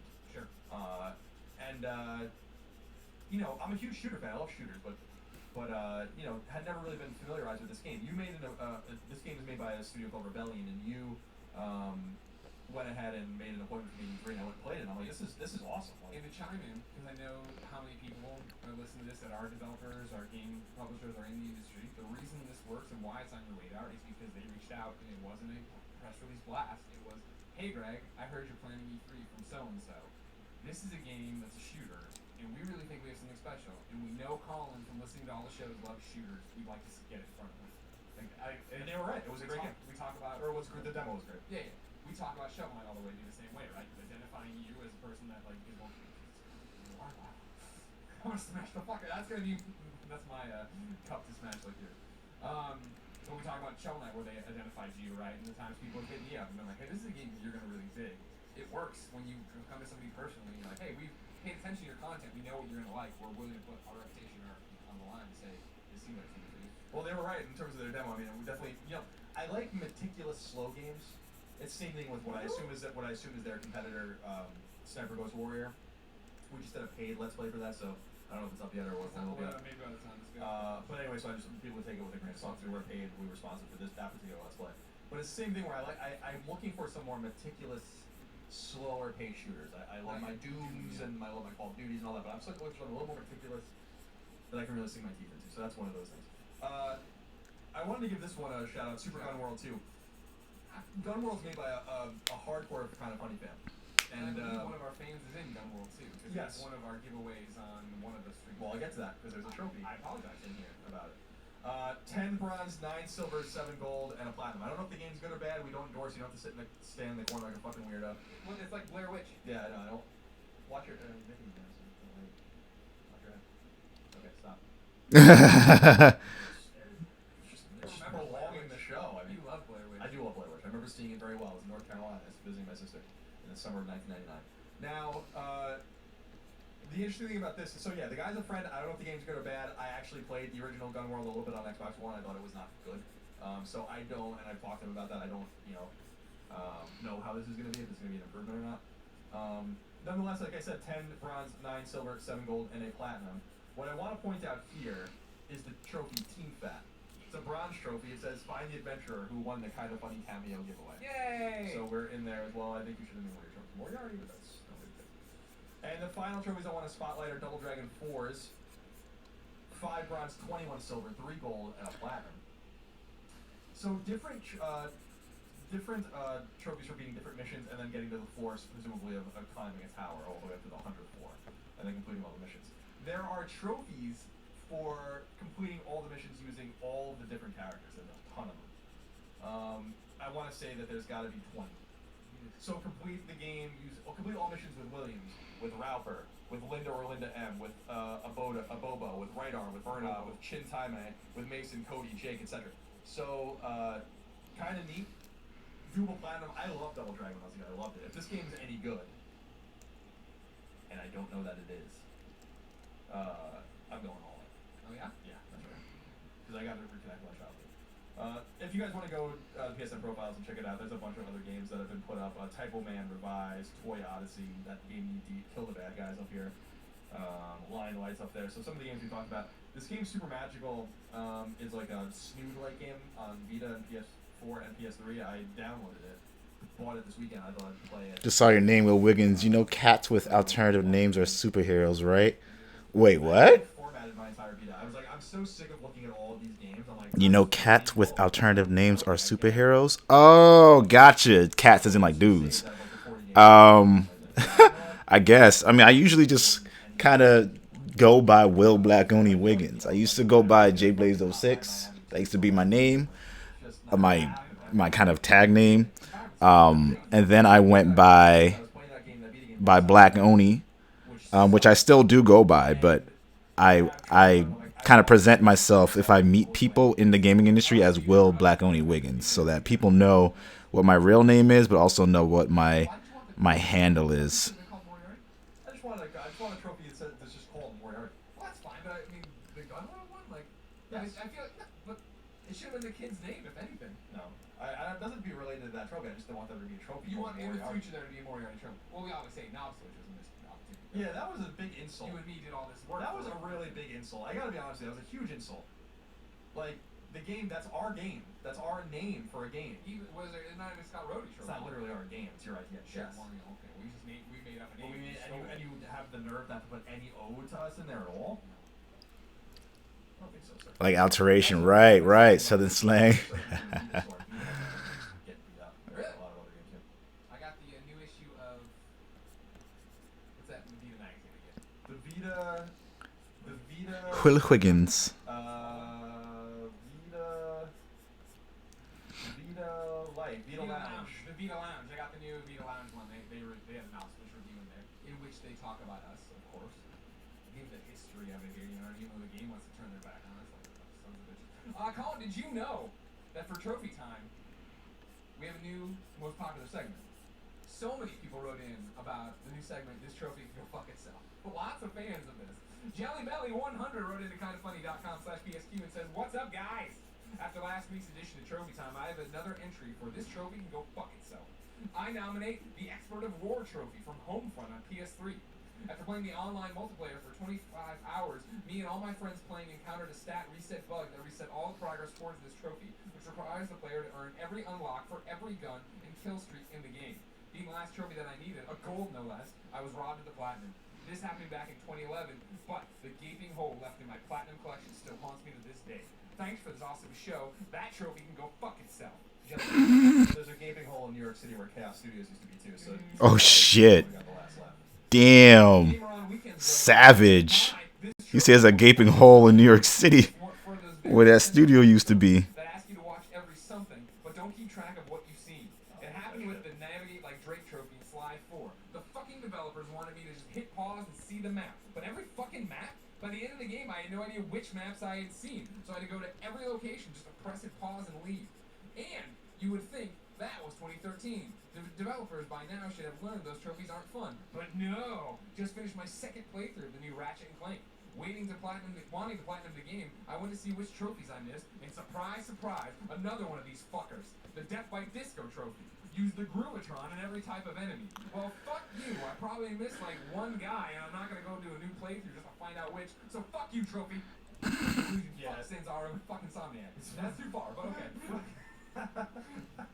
Dial that one back a little bit, gamer on the weekend. I hear you. 100%. One that stood out to me that I was so lucky that I was just as meticulous as I was with the Order 1886. This is Hand of God though, where you came into my room, right, and you're like, I'm missing one fucking thing. And you're like, wait, and I went over and I was going over to get one. You're like, I didn't. Oh, that's it. That's the one. And you went back and got it. And I was like, games that do not track collectibles, do not track these kinds of things are just miserable. I hate that shit. This was the thing with the Division over the weekend of 100 times using my signature move, but there's nowhere keeping track of how many times you've done that. And so yeah, I was like, maybe I'm 10 away, maybe I'm 90 away. I'm just sitting there doing it over again. Come on. This is what we're talking about with the trophy consultant business. It's just not that hard. And of course, it's Xbox just not that does it. hard. Yeah, Xbox tracks it in the achievements, which is good that they force people to do that. Which means that for cross-platform games, that thought has already gone into the And that's just tracking numbers, to be fair, because it wouldn't tell you which Rubicon guys you've gotten in, say, of 20. Right, but the point is that still, well, not from Ratchet, because it's a PS4 exclusive, but that's still in the metadata in a sense for how they're constructing these trophy and achievement lists. You think that they would just parlay that over? Yeah, but you think wrong, I guess. And then the other thing, of course, recently people started writing in wanting shout-outs, passing the back. A lot of people have a problem with that too, it turns out. Here's Ryan. Ryan wrote in and said, "Hey guys, may I go into full heel wrestling mode for trophy time?" Will you allow that call? Yes, I'll allow it. Thank you. Hold up a goddamn second. Do we have people bragging in here, P.S. I love you XOXO, about putting 80-something or 100-something hours into a platinum trophy? That's cool, I guess. But I didn't realize all your listeners were from Babyville. I sunk 300 hours into Metal Gear Solid 5 to get the platinum. Somebody fight me. Hey, remember when Greg was gonna platinum Metal Gear Solid 5? Ah, good times, Ryan. My God, Ryan just tore him a new one out of the blue. Somebody get the damn cops out of here. Where are the paramedics? Let's keep going with the reader now, man. See what the readers have to say. Who are actually listeners, but whatever. Thanks as always to Jericho over on the Kinda Funny forums. That's kindoffunny.com/PSQ for compiling all the questions for me. Colin, it's time for Collie picks. Possibly one. Yes. You get Neo. You can Yes. get. Oh, okay. Outlaw Reaver says, and again I'm going to read it the way he wrote it. Outlaw Reaver says, "Hey Colin and Greg, got a question for you guys. Do you think that Sony is banking on the game Neo to sell as well as Bloodborne? If so, could Team Ninja have a massive hit on their hands as well as the confidence and fan base to support to continue the Ninja Gaiden franchise, whether it be a reboot or a numbered sequel? Thanks, Outlaw Reaver." I must express something that we were talking about last week with you, that somehow along the way, Quietly. we both missed, that Tecmo Koei no longer publishing this game. I had no idea that Sony picked this. I would know this. I don't remember ever talking about it. I remember seeing a news story about it. Yeah. But we reached out. I was like, oh, Neo comes out, so let's reach out to Tecmo and get the game. So you did that, and then they're like, oh, And then Sony's we're back publishing it. and I'm they're like, sorry, we're not publishing this game anymore. In November, PlayStation took it over. I was like, what? I'm like, I don't remember that ever happening, but I believe you. So then we reached out to Sony and such, but I think that, no, there's no way it's going to be as big as Bloodborne. I don't think there's even any way it's going to be as good as Bloodborne, but this is the kind of game that thrives on Sony platforms, and this mixture of Dark Souls, Onimusha, whatever the hell they're doing, really much more Dark Souls than anything, I think will really appeal to the fan base that's here, that was really cultivated in the beginning with Demon Souls a long time ago. And so I think, first of all, Sony clearly has it in their hands. The one It's not question... going to do Bloodborne. No. The one question I have here, and I'm saying a hit, and I don't know if it's a critical hit, but I think it might be, but commercial, I think it's going to do very well for me. My one concern, from just the business optics of it, is why would Tecmo Koei release it? In other words, Team Ninja, closely associated with Tecmo Koei, were they not seeing good numbers? Were they offered a lot of money to just remove themselves? The game was already a PlayStation exclusive. So I'm a little confused about that particular aspect, where there's something strange about that to me. Whether or not Demon Souls. it's something publishing here. it's weird. Like, I think it's strange. But That aside, I mean, you're hearing almost nothing but positivity about the game, and I think it was very bold of Team Ninja to put out multiple alphas, basically letting people just play the game over and over again. Which I think, I've criticized in the past for other games, but for this kind of game, I think is really interesting because of the nature of what the game is. And I think it has engendered so much more support. This game would have been farted out into the wind if it wasn't for those particular alphas and the access that the general people had, not only press, but everyone had to the game. It's caused a lot of buzz. People are talking about this game. Hell yeah. Fucking love Neo. I had no idea that. I had no clue, and I don't quite understand why that is. I'm sure I could Google it and find out, but I'm just not going to do that. Colin, got a VR rabbit hole for us to stumble down. The first one comes from one game. You can read that. It's a novel. But he's very positive about it. He's respectful. You know what I mean? Hey, Greg and Colin. Sorry to be a dead horse here, but your PSVR conversation struck a chord with me last week. I apologize in advance if this sounds like I'm attacking you. I'm not. I'm simply trying to offer a different view. Do you think that there's a double standard when it comes to content on Sony and Nintendo consoles / peripherals? For example, Shu heralded the PSVR is essentially launching a new console again. While my expectations were in check, this led me to believe he meant we would see great but sparse first-party titles appearing to hardcore fans alongside compelling indie titles. Launch consisted mostly of small indie experiences, which was entirely fine. I had fun with these, and dropped around $150 to support the amazing technology and show developers that VR has a market. I was eagerly looking forward to PSX, where Sony can talk directly to their fan base about things normally left off the E3 stage. Yet PSVR was nowhere to be found in any meaningful capacity. It felt like an unwanted nuisance to Sony, and had no true show time. It seems like we have yet another year of small indie experiences with no full games aside from RE7. This, to me, doesn't feel like the launch of a console.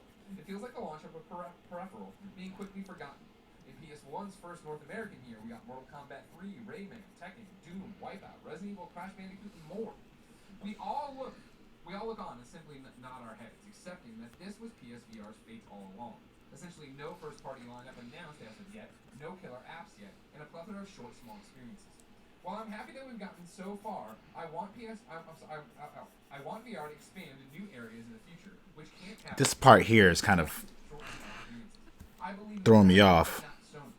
Yet, the Switch is now deemed a failure before launch, despite its solid first-party support throughout 2017. I know it's unfair to compare VR to a full console, and that Nintendo needs to do a better job with third parties. But Sony itself called VR a console in its own right, yet it's refusing to back it up with first-party content. Nintendo already seems to care more about Switch than Sony does about VR, which honestly is making me more excited for Switch titles than PSVR titles in 2017. A console can't fully succeed with only first-party content, as we've seen with the Wii U. However, it also can't succeed with only third-party content, as evidenced by the PlayStation Vita. Thanks, boys. One pay.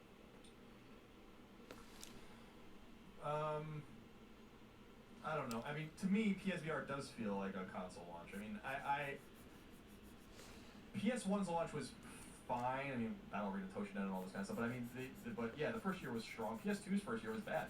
I think just totally not good until Onimusha was really the first game of any weight that came to PS2. And Thank you for not seeing that. I mean, I liked the bouncer, but it wasn't, I liked a lot of things when I had a PS2 with no games to play. Fan Division and all this. So, and I mean, there's just so much garbage on PS2 in the first year. I don't disagree, but I also don't agree. I just think, it feels like both to me. It feels like it feels like a console launch. It also feels like they're letting it die. But I just don't believe that that's the case. Based on the way they were talking about it, I don't think this is Move. I don't think this is any of those kinds of things, PSTV or whatever.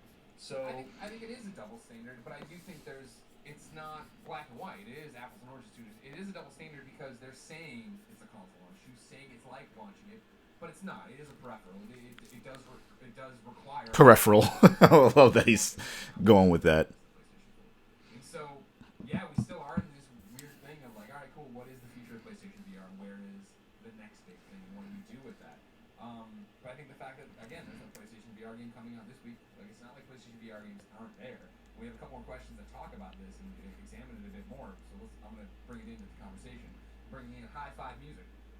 High five says, hey guys, regarding Resident Evil VR, you two, as well as Dan Reichert, John Bomb Review, said that while VR mode was cool, you wanted to relax and play traditionally. We finally get a AAA VR experience, and some of the people most excited for VR opt not to play it that way. We dismiss many VR experiences, but then don't play a full game either. Is there a middle ground they're missing? Perhaps a way of playing with traditional twin stick camera movement, but just have a screen-to-face mode. That way you can relax and still have the pseudo immersion, or is the head movement in VR what makes the experience? Thanks. High five music. I mean, I wanted to play Resident Evil in VR. I mean, this is what I'm talking about with the like you can't fucking win and you can't please anyone situation, especially with this show. Like, we got the game early. I was watching my girlfriend's dog at her house for several days in a row. So my first instinct was like, I'll just wait and play it when I go home next week on VR, and then I'll play something else. And then I'm like, oh, well, we're having a conversation, and people are gonna get mad at me if I don't play it.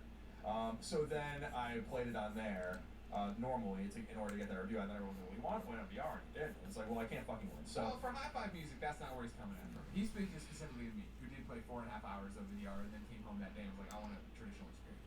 I think. Well, no, he said some of the biggest advocates of the VR of playing VR ended up not doing it, which I think is me, because I was the one who said I wanted to play the whole thing. Well, he's including you, me, and Dan in the same thing. So there's multiple advocates in there. And I guess Dan's review, which I have not read, echoes what I said. Is all. I don't think it's him coming down hard on you. I think he says though, is there a middle ground they're missing? Perhaps a way to do both. I think the middle ground is the fact that, again, VR is a new way to play. It is a new way to learn. I know it sounds stupid, but we've been playing games a certain way for a long, long time, and that's what gaming is. And so, as cool as the VR was, and as great as an experience it was, I missed playing the way I wanted to play it. And seeing as how I can play it that way, I can't play it on the couch or I can't play it on VR, I went over and did it that way. In the same respect, I mean, Rez is a game I played before. Now that it's in VR, I want to play it that way. But that's meant that Rez has just sat on my PlayStation 4 for a while because I need to be in that headspace and that thing. And I think that's the point that we're coming to. The middle ground is what we're at right now, where we have to start relearning to play games and having that desire to play them that way until it becomes second nature. So those training was come off. That's more important.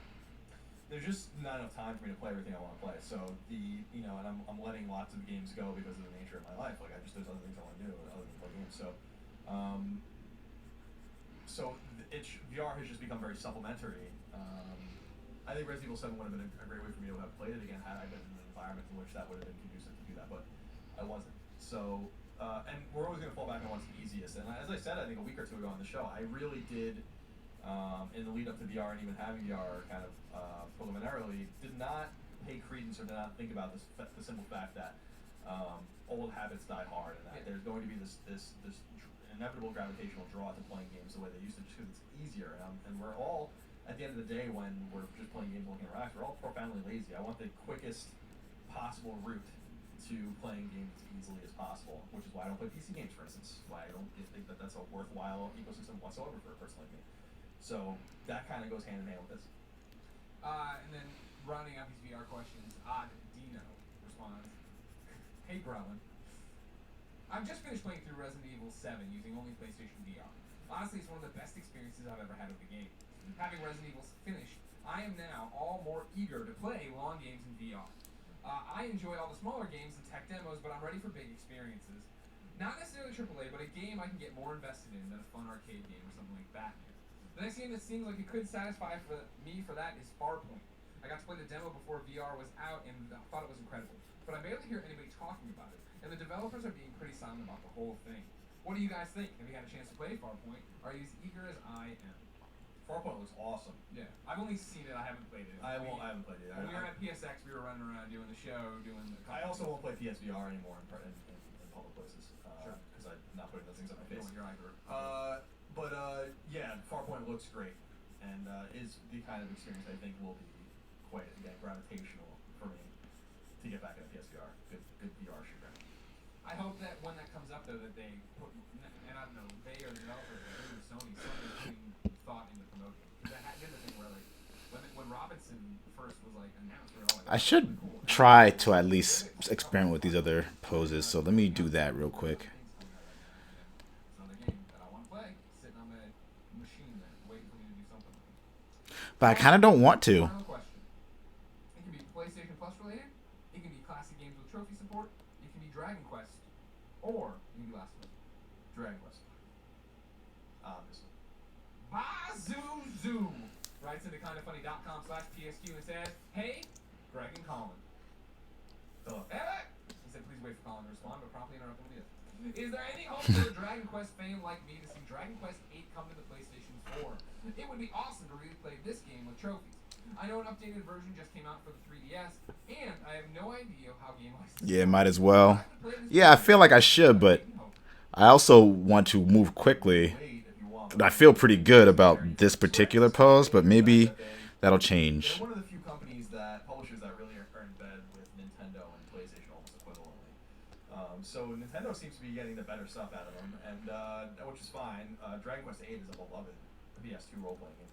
So if you wanna play it, I would probably just go to 3DS. I don't anticipate that they're gonna release it as a PS2 classic, although that's possible.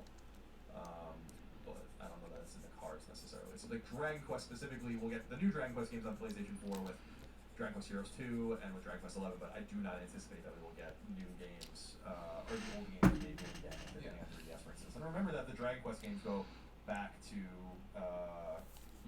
God, they released 4, 5, and 6 on DS years ago as well. So that's more where they're kind of funneling games right now. Okay. Colin, are you ready to meet your best friend? Yes. This segment is P.S. I love this best friend, XOXO. This is where one of you goes to kindoffunny.com/forum, goes to the P.S. I love you board, and posts your PSN name so we can read it here. You can get awesome friend requests and messages of support. This one might be spam. It comes from BJ. BJ writes, Lady M, I real beauty of a right, dear friend. Love this one of yours too. GLYASDI. Hugs, love, blessings, BJ.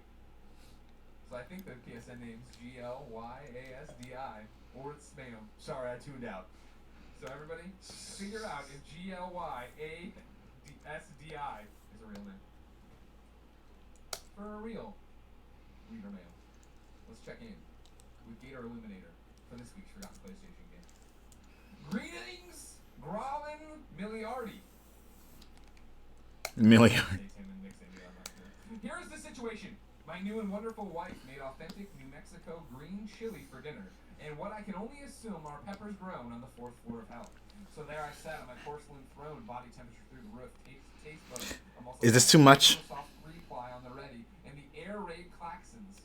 I feel like this is too much. Ordnance this hot hadn't been That's dropped too much booty. since the firebombing of Dresden. Needless to say, this wasn't the scenario I envisioned to remind me of a forgotten PlayStation game, but when inspiration strikes, it must be listened to. Also, with a new poop-friendly theme to the show, it feels appropriate. Well, let me take you back to the before times, the long ago of 2007, when Rihanna was under her umbrella and MIMS was desperate to explain just exactly why he's hot. Mims.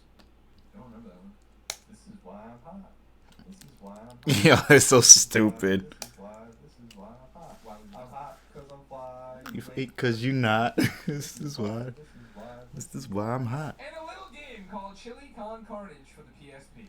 Its gameplay is ridiculous. Too much booty. Lighting is hilarious. That's a rare saying. I know it is a rare saying. It might be a little too lewd. Seriously, leaving a bloody swath of bodies from a double Uzi armed bullet tornado is wrong, then I don't want to be right. I'm trying to figure out kind of compositionally wise. Dodgy PSP controls, but it was clearly an 8.5 or a 9. Because of this horrible miscalculation, I bet no one would ever immortalize this game in a report. Do you guys remember this hidden gem? If so, what did you think? Gator Eliminator. I was there right around this one was happening, obviously 2007. I remember it being a thing. I never played it. I never played it either. Yeah. I remember the names. Roper played it, then we gave it a 7.7, so it's good. Almost great. And I stand with Roper, as he reports. Colin? Yes. Time for you, the PSN's worst name of the week. As you know, ladies and gentlemen, Shuhei Yoshida hates you. He won't let you change your PlayStation Network name no matter how many years and PSXs go by. So you go to kindoffunny.com/forum, you put up your bad PSN name, and you beg Shuhei to let you one day change your name. This one comes from Dinner. That's how it spells. Dinner. That's not the name. Dinner. It's his forum name, that's PSN name. You see me? Hey, CNG! My PSN name is not at a glance a candidate for worst PlayStation Network name of the week. However, it comes with a story that gives me a compelling reason to want the ability to change my name. So let me paint the picture. The year is 2010. The game Call of Duty Modern Warfare 2. The PSN name, Captain Curly. That's CPT Curly. That's Captain, not Corporal. Captain Curly. So here I am, a 19-year-old Australian boy in my room shooting everything I see when I hear the familiar jingle of an incoming PSN message. I didn't recognize the username, and I'm not used to getting the odd random message, so I open it. The message simply says, "Are you a girl?" I, of course, reply, "Yep, you?" What followed would leave me forever scarred.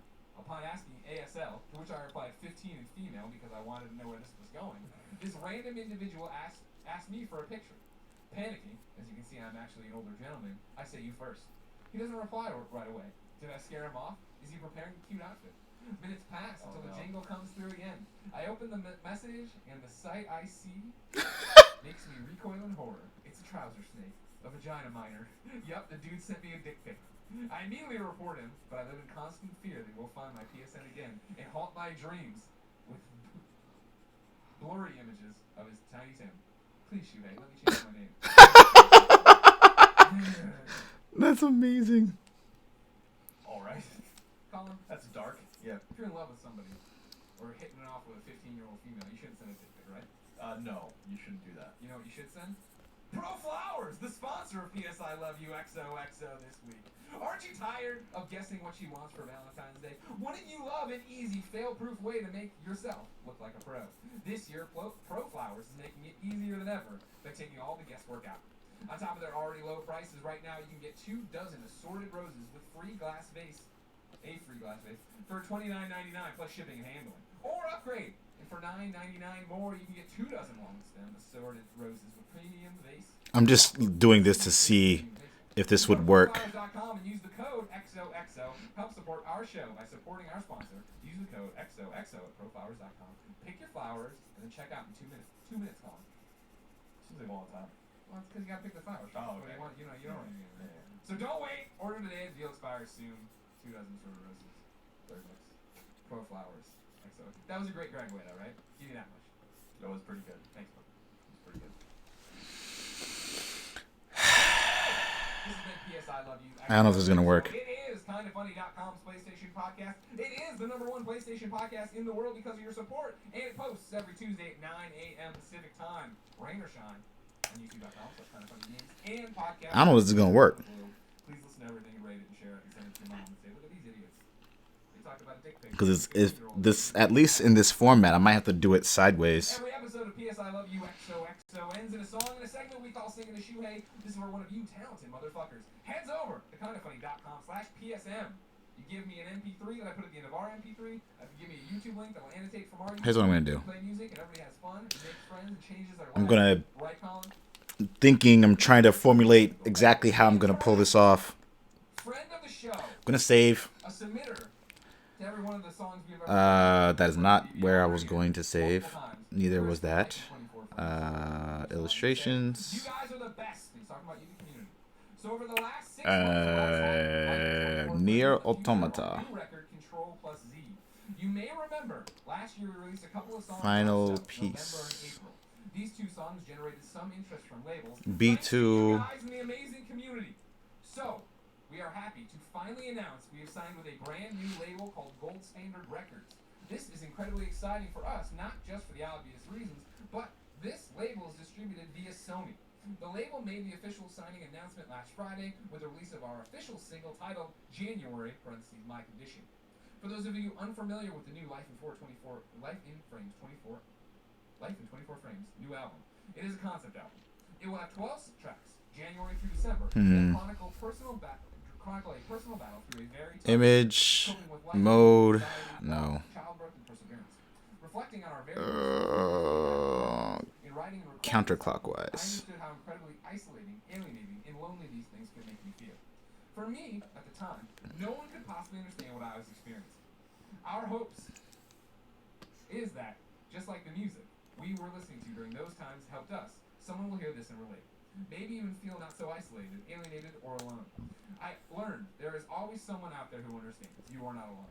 The song you will hear in the audio version of PS I Love You XOXO is actually both January and February from the record, to give everyone an idea of how the album flows together as one big experience.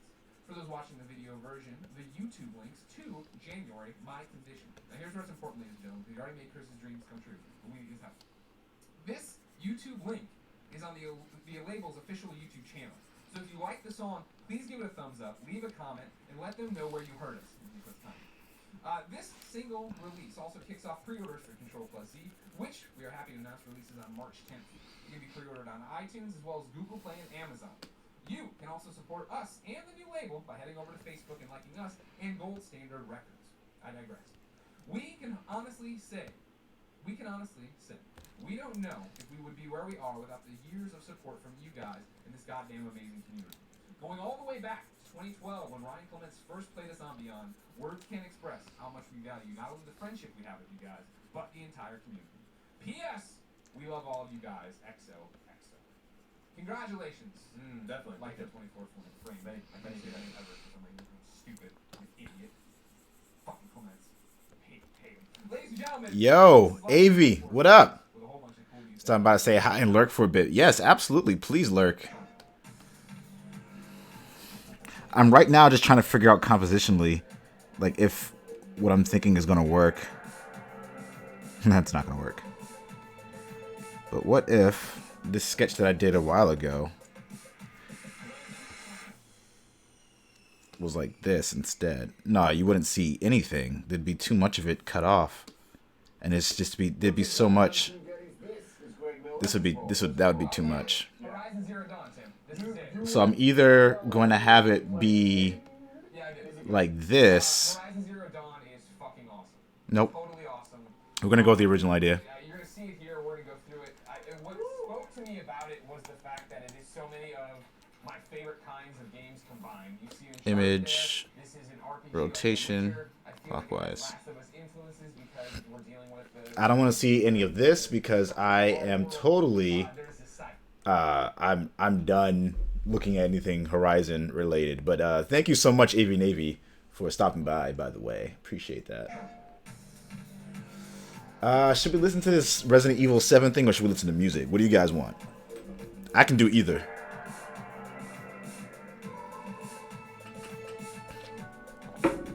If you're drawing clothes for your character, where do you start? Top or bottom? I usually start top. Top. What's up, everybody? Welcome to PSI Love. And there are going to be clothes. So, episode 71. I'm one of your hosts, Greg Miller, alongside the pride of Brazaria, Colin Moriarty. Brazaria? Yeah. It's that fuck nerdy, is that? it's that nerdy little Japanese game he's playing. There's a cat with a hat on him. He's got these eyes coming through. You fucking loser dork. Yep. What are you gonna play Madden, you dork? Berzaria. Not in my country is what I say. Well, it wasn't made in your country. That's true. Definitely wasn't made in your country. Not in my country, Kevin. Brazaria. Your bras? You Braziers? Yeah. How you doing, Colin? I'm alright. A little pooped. I don't know why. I had a great night's sleep. A very, very low key weekend. Went to bed at a reasonable hour. Woke up at what I feel like is a reasonable hour, but feel a strange fatigue. I'm trying to figure out. Entirely sure why that is. But I'm busting on through right now. You're doing it. You're just gonna keep going. And I feel a little cold. Yeah, it's chilly. Either is fine. All right, cool. I have my No, leave it. It's fine. I think Colin turned down the heater. I saw him tinkering with the heater. Well, I turned it actually off. I'm coming to fix your hood. But I'm comfortable. And then once we get to a point where you can start refining this, we can actually go back to the concept art that we were going to do for Anikara. Because of the temperature that's been raised. And absolutely no problem, Navy. No problem at all. Happy to provide whatever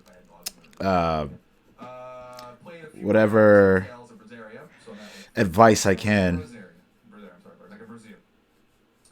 And I started a game called Exiles End on Vita, which is like this. I think that's making the hip bone a little too bony. Bad. Like I just can't. So I actually don't even want any of the trophies that I earned. So I just want to see if I'm just gonna format my Vita. What is Exiles End? It's just this Metroidvania. You're this guy that lands on a planet with some other people and like these separate crafts, and you're just running around. But it's just mindless. Like it's just like I just don't understand what the fuck's going on. It doesn't explain anything. It just doesn't seem like I was reading reviews about it later after I started playing it. And I don't really like it. Over the weekend, I was laying there in bed. Got Portella next to me, she's squeaking on a new crypto toy. I go to the store because I always, when we're talking about, we go through the drop. I go through here and I write down games I want to go look back at. Right? I look back at some of these gems that have come out recently. Of course, we don't need to talk about Life of Black Tiger, where the fuck it is. That trailer did all of the damage it needed to do. It's a great gem store. Only let's play it. But when I went and saw remember that one where there was the woman who was just the opacity was turned down? I went and watched the trailer for that gem. holy shit, because What like was that game called? I forget. But it's pick a side or whatever, and you go and there's the blonde woman who's in the graphic, and then a brunette woman, and then you come and it's this weird tank combat where you're just like driving around and doing all these different things. It looks like it's an iPhone game and everything else, and it got me thinking because I was. Oh, I know you're talking about something 2000. Yeah. We talked about it 2 weeks Planet ago. 2000. Yeah. I started looking at a whole bunch of these other games that are coming out, that are leaking up there and going up there, and like there are a couple just. I mean, god-awful trailers. And I was like, we should do, you and me, a Let's Play where we jump in and play a whole bunch of them. But then I was wondering, is that mean? Is that mean? No. You know what? I don't buy this rationale. This was like what some people, when I put out the Collins Right episode about there being too many games on PSN. Yeah. Guess what? I'm fucking right. There are too many games on PSN. And Life of Black Tiger is just the next example of that. Game serves no one. No one out there should want to play that game. I can't imagine, objectively speaking, anyone would want to play that game. Yeah. Nonetheless, this idea that, well, the game exists. Someone worked on it. And I'm like, yeah, that's great. Like, I appreciate that they tried. That doesn't mean that they're above ridicule. We get we try. You know? And, so They're above ridicule. Damn, that is savage. Could be useful to people that are going to, that want to save money now. Looking Okay. It would definitely illustrate the point of what we're talking about. Because everyone's like, oh, there's a. When I was not everyone, but some people were saying when I put out the column was right about too many games that there's a trailer and there's information about every game and reviews. I'm like, no, you're fucking wrong. Actually, there are plenty. We worked at IGN forever. There were games where we had a review as much as we could, and there were plenty of games that got zero. So I'm looking also at some backgrounds. Have 1 or 2 reviews for a game you've never heard of from fucking. That is a backside, not a background, So but I close. think that it could be a useful thing, but Very close. Black Tiger and some of these other games that are coming out, it's just like, you gotta be fucking kidding me. Like, my idea from, and you guys should go watch that episode of Collins, right? I think it's an interesting episode. I think that my idea, my prescription is right on the money. Sony should invest in people that know games, that can talk to the objectivity, the small sliver of objectivity under every game. Is this game playable? Does this game work? Look at who looked at Life of Black Tiger at Sony and was like, yeah, this is fine. Like, why? Like, no one like got up from their desk, went and talked to their boss, and be like, I don't know if we really need this game that is going to sell literally 1,000 copies, if that. You know, and I need to see what this Life of Black Tiger game is that he's talking about, because seriously, like early PS2 graphics, maybe Like early iPhone graphics. awful stuff. It's the same. We'll talk about it during trophy time, but Life of Black Tiger, we're looking at that right now. I need to see how bad this is. Because this sounds hilarious.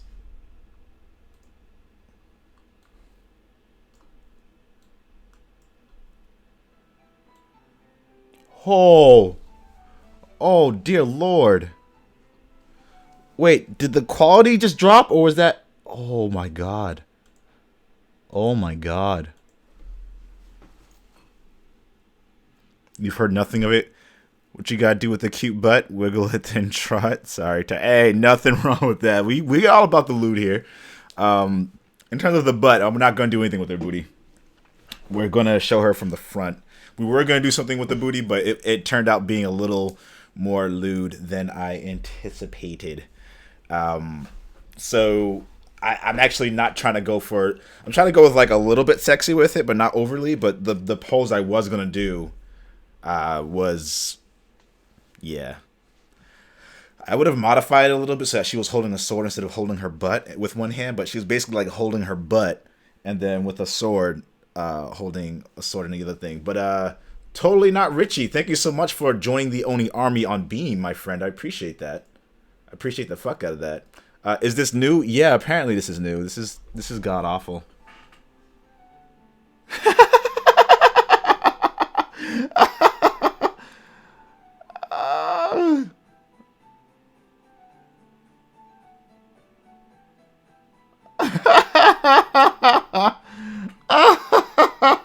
It's so bad. It is so objectively bad. Oh my god. Oh my god. It's got a cult following.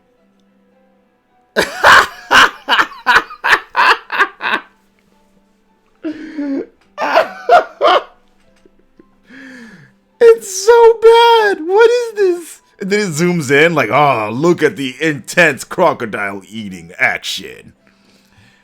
Wow. Wow. This is...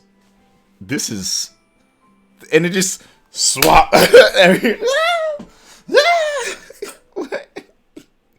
Why was this made? Hello, you nipple nuzzling nink. Why is this a thing? I need to. Yo, totally not Richie. Yeah, man. I can't understand.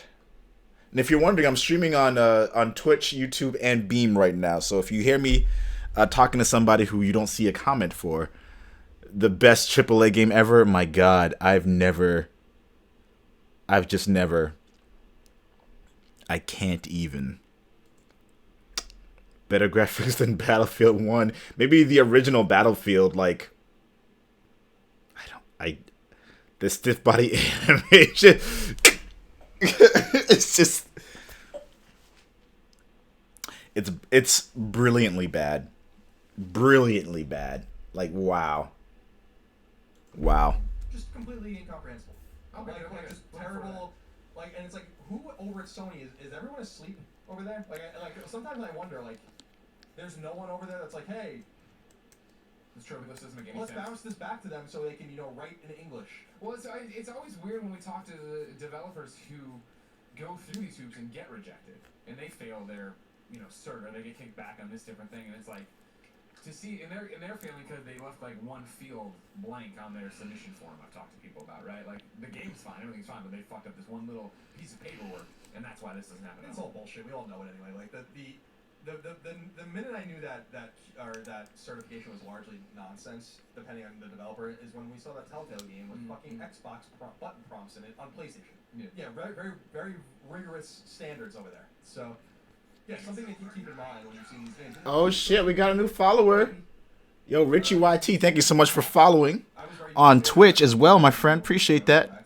Appreciate the fuck out of that. I don't care who it hurts. That game fucking sucks. It hurt Amy. Well, Amy should be hurt. She had a comment. Little bitch. Whoa, doctor! But then the other game that we were playing, obviously, is Resident Evil 7. And I don't know, we both beat it. I don't know that, there's much more to say that we didn't say. There's a review up, obviously, for the Kind of Funny Games cast. You can check that on youtube.com/kindoffunny games. And yeah, I loved it. I thought it was great.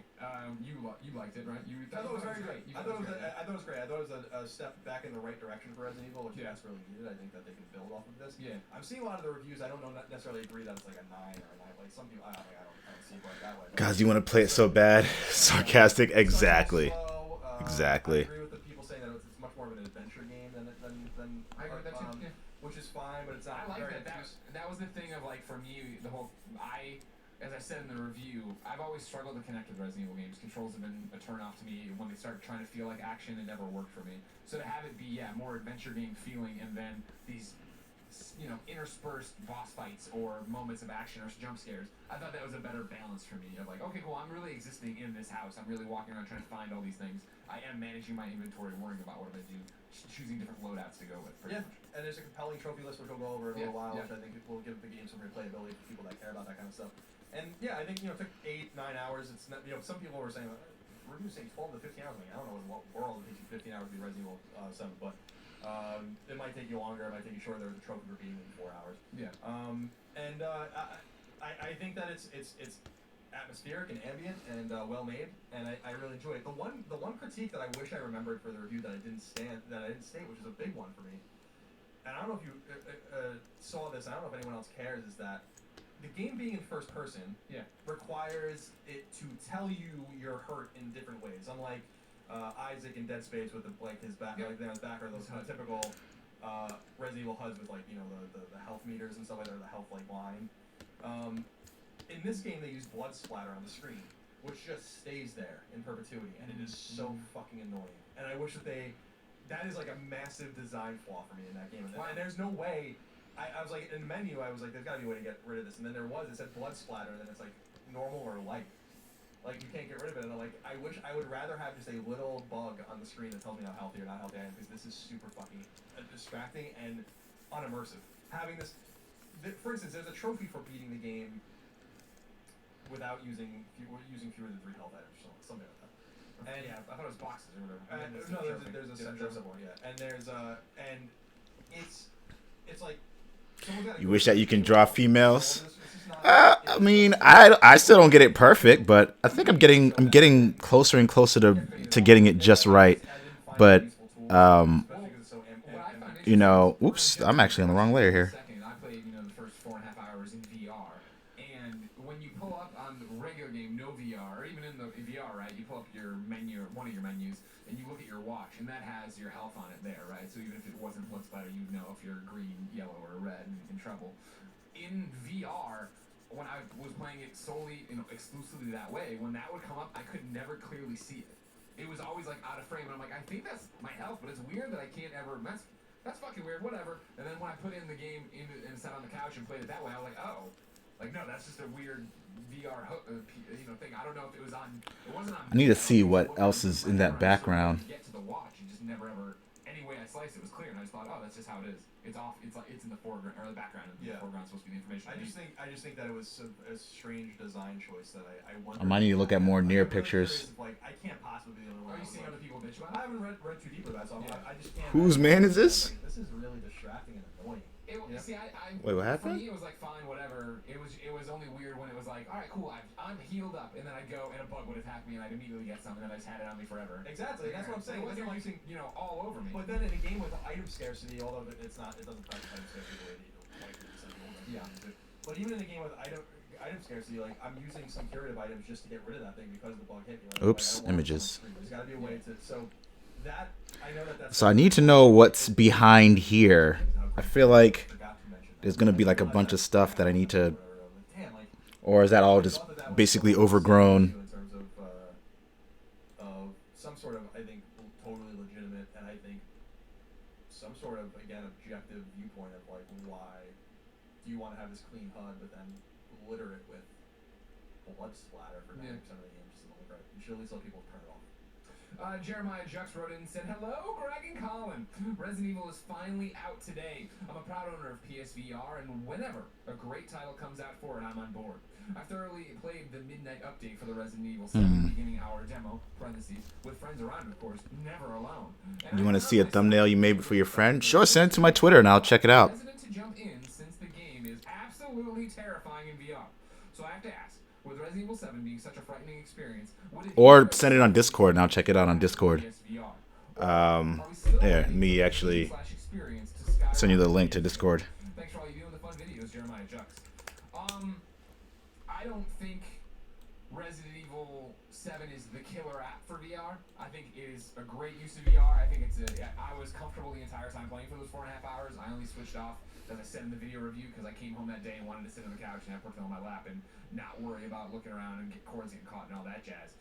It's just natural state, I think, for us. I seeing through her bandages. But it is awesome, and I think it's proof, which we haven't had, of a AAA, long-form, 8 to 9 to 10 hour game can be done in VR and be enjoyable, and you can play it that whole way. I mean, Twitter's at Black Oni. He played the whole thing and put PSVR. He says it's the way to play. I think it is way more immersive. It is scarier that way. In terms of it being frightening and putting people off, kind of, I guess, but I don't know if I can't imagine what the breakout PlayStation VR game would be right now in this climate that would make everybody go, holy shit, I have to get a PlayStation VR. I don't know if it exists. Yeah, maybe not yet. I don't want to be redundant for people that listen to the review discussion already, but my intention was to play it all the way through PSVR. And then the nature of when we got the game in accordance with my personal schedule, and that I wasn't at home to play it. So I had to play it. I played it on my girlfriend's PS4 naturally, or normally. And it was perfectly fine that way. I thought it was fun that way as well. I'm intrigued by the VR experience, but unfortunately, I didn't get home until I beat maybe 5-6 of the game that way. Yeah. And I got home and I finished it on my own PS4, which is why I have trophies for beating the game with none of the other trophies. They're all spread out. So I have to go home or back to Aaron's and sync those up. But yeah, so I just didn't get to play it and I was a little disappointed. But I was like, I could be hard-headed and just wait, and then everyone's gonna get mad at me for not playing it on time. Because everyone's all upset, even though I don't know how many more fucking video games we can possibly play. But I didn't want to do that, so I was like, I should just play it. This is the way 95% of PS4 owners are gonna play it, and 100% of everyone else. So yeah. But there is a I don't really want to spoil, but there's a split in the game where I made a save, and maybe I'll go back to that point and make the other decision, and then play VR and see what happens. Yeah. Yeah, I think it's great. I think it's a good use of VR. I think it's a good proof of concept, and hopefully, if it's well received, like it seems like it is so far with reviews, the VR component it engages more developers. But You sent it to General? Sweet. Appreciate it. I played Resident Evil 7, beat it, enjoyed it quite a bit. Looking at it right now. Memories 2064 that have been lingering around for a while. Liked it a lot, but I feel like it's and I really enjoyed the game. I recommend it for people to go do it. Especially even if you think you're ever gonna play it. Yeah, I'll play when it comes to Vita, probably. Okay, because it's definitely right. Come on, connecting. AI and Turing and this whole thing. Like the ending is actually really fascinating. I think in terms of, but I don't want to talk about it obviously on air. Okay. I want to review if you're gonna get to it one day. The one thing I don't dig about it is it's a trophy time-ish kind of topic, but like the trophy list is one of those like there's like one of drink every drink at the bar. And there's like a gajillion there, and you click through. The game doesn't give you a hold down the button to fast forward text thing because it's all text based, right? Like so it pops up, the text starts popping up, they'll start talking. You can hit X and then skip it, but I don't want to sit there. Concentration mode? Yeah, basically. Did you play I Am Mayo or whatever the fuck it is? I did play that, yeah. But if this worked that way, where it was like, I Am Mayo is tap tap tap, and I don't have to do anything. This one is tap tap stop, go to the next drink. Tap tap, did all this stuff. Oh, a ton of drinks, and it's thing isn't working. That's weird. One of them going back and forth is a pain in the butt. But it's like a pain in the butt that if that was it, sure, that was what was holding me back from getting platinum. But then the trophy list goes that extra way of, your ending trophies are be friends with character A, be enemies with character A, be friends with character B. Yeah, we went over that last week, right? And it's one of So what I should do is the clothes. Like I've seen these conversations before for the most part, except for when I get to my choice to be an asshole, right? So there's nothing really to hold down and fast forward through that to skip through. Oh, I see. Cool, man. Be bored as I watch the text come up again. I would, thanks for sharing that. Hands are pretty tricky. Platinum Virginia, double back for that last night. That's been lingering on. And I'm wondering maybe if having like a little bit more hair in the back would help because it looks a little bit pushed forward, but it's cool. Cool stuff, man. And I put that on my list of how much fun that game was and how I had that itch to go back, but the fact that the way it had ended was one of those that soured me on it. I think when I thought about it at a surface level in terms of gotta like that day I signed on and Ty and Fran were playing, and Ty had been playing the same mission for 6 hours just to grind out the best gear. I was like, this ain't for me. Fuck this. But then I heard so much good things about all this other content stuff. Jumped in yesterday with Fran and did the new survival mode, and it was actually really fucking cool. And not only is that cool, there's so much more content to do there, and it seems like it's more rewarding. I forgot the fact that when I was originally playing it, I was playing with the idea of having platinum eventually, and so like I have a bunch of collectibles whittled down to like being 5 or 10, so I started knocking those out last night. I think I'm going to put a lot more time into it here as we don't have a quiet moment, but we have a quick breath before we get to Horizon and Switch and Mass Effect and all that. It seems like this lead into February I have a second and a half because Gravity Rush and Yakuza fun, but they just weren't what I wanted right there. Yeah, I didn't expect you to get back to those. I don't think there's any shame. I put back. I played another 2 hours of Gravity Rush this week, but the problem I have with Gravity Rush is just like, yep, this is fun. It's more Gravity Rush, but I played the first Gravity Rush, and this doesn't feel like it's something I need to come back to. I enjoy seeing Cat again. I enjoy playing this again, but I'm not like in love with what I'm doing. Yeah, I was just gonna say I think that's totally fine to not go back to those games. Oh, I know. There's like this idea, this orthodoxy that you have to beat every game you play is fucking obnoxious and absurd. And people that think that like we don't play or finish our games or whatever, it's like just look at my trophies if you feel that way. Sure. I'm sure I have beaten and played more than 99% of the people that are complaining. So. So I think it's good that you walk away. Like we have to. I say that also as a helpful tip. I hope. Reason why it looks kind of pushed forward because he's slightly looking downward. Sure. I got you. Like it's just so. That's what my thing with The Last Guardian. I was like, I played an hour. I'm like, no, I'm good. Yeah. Really don't want to play this at all. So I really don't want to play this at all. I think that's great. So and I like your thing with Yakuza, not being a fan or really know much about the series. Yeah, exactly. And that's enough for me because I don't want to play anything. What's funny with Yakuza and Gravity Rush coming out side by side. Both great games. Both, I'm totally like, oh yeah, fun. I love these franchises, but they're both the same thing of, I've done this before. I don't feel compelled to go back. Even in Gravity Rush, the couple hours I put in, got to the next big town and there are all the pink gems floating around, and I started collecting them. Like, I remember doing this in Vita, and it was fun for a while, and but it eventually wore me out.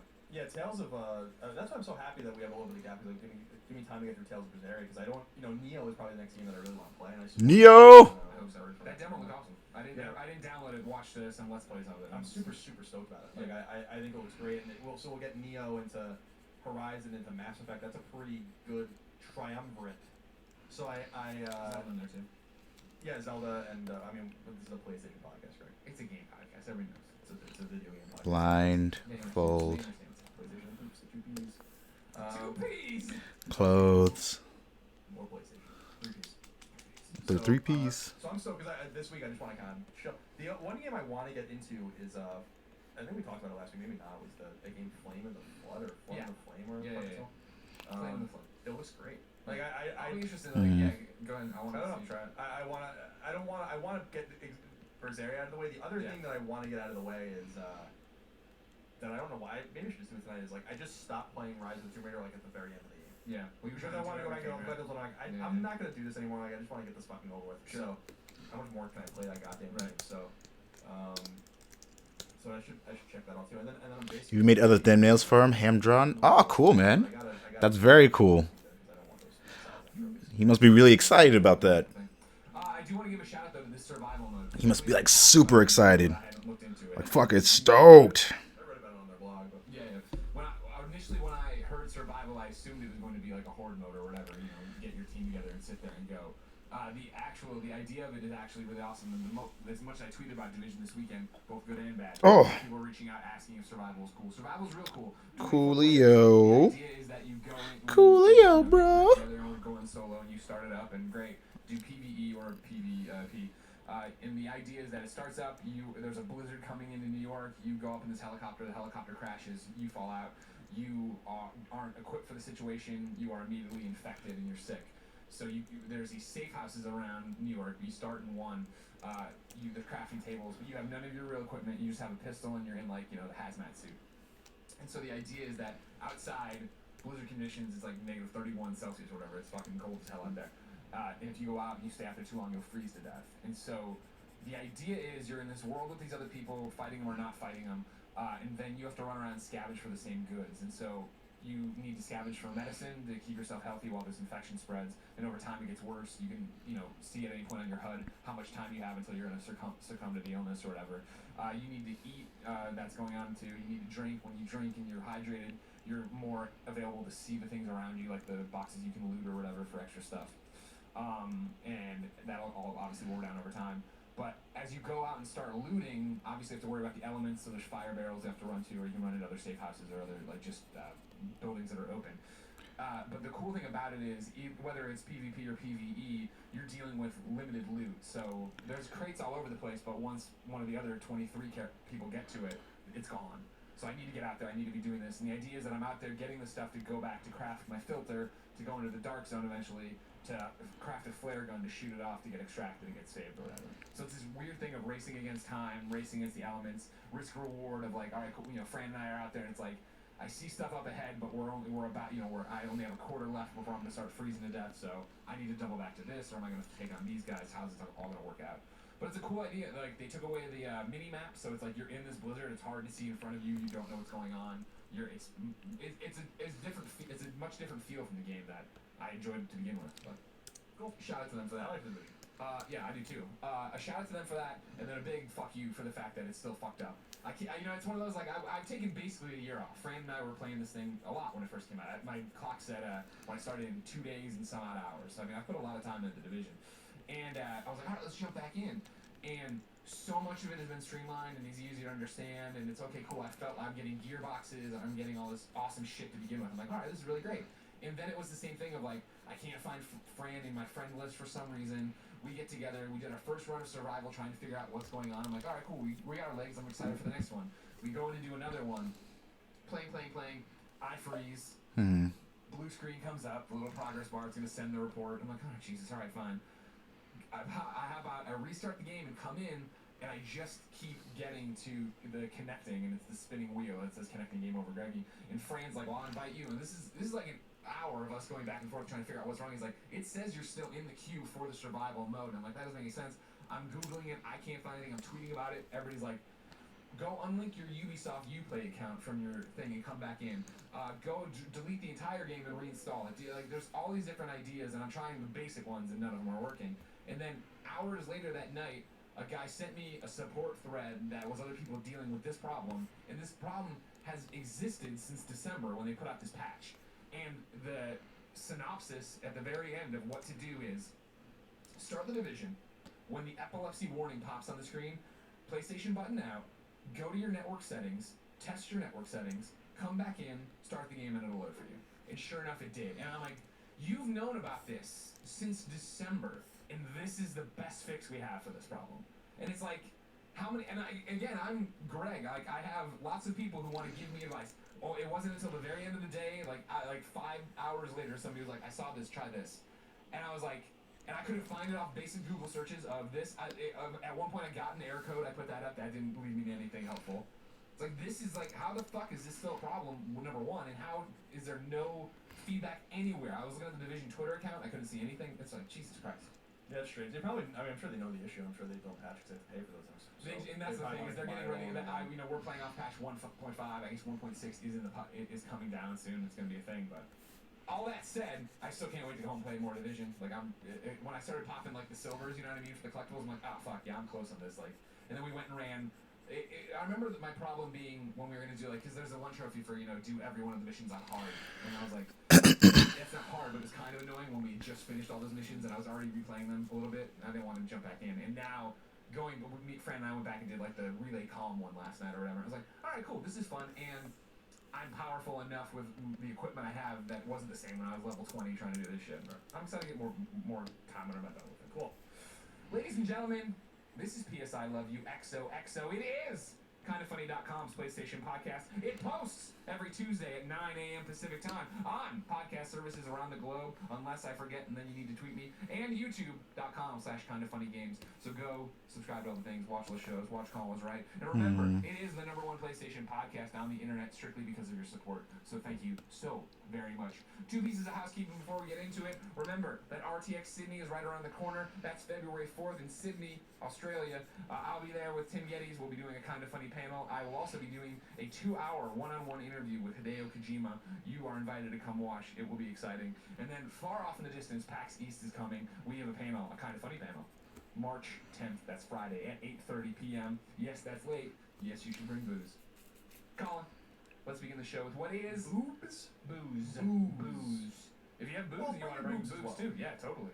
We have a boo off. Me versus you. They're an add-on, but almost. A baker's dozen on the Roper's report. Let's get this. Number 1. The MPD report is out for December of 2016, showing us the top 10 best-selling games for the month in the United States, both physically and digitally. The top 10 best-selling games for the month were in order: Call of Duty Infinite Warfare, Final Fantasy 15, Battlefield 1, Madden NFL 17, NBA 2K17, Watch Dogs 2, Grand Theft Auto 5, Pokemon Sun, FIFA 17, and Pokemon Moon. Pokemon games positions represent physical copies sold only.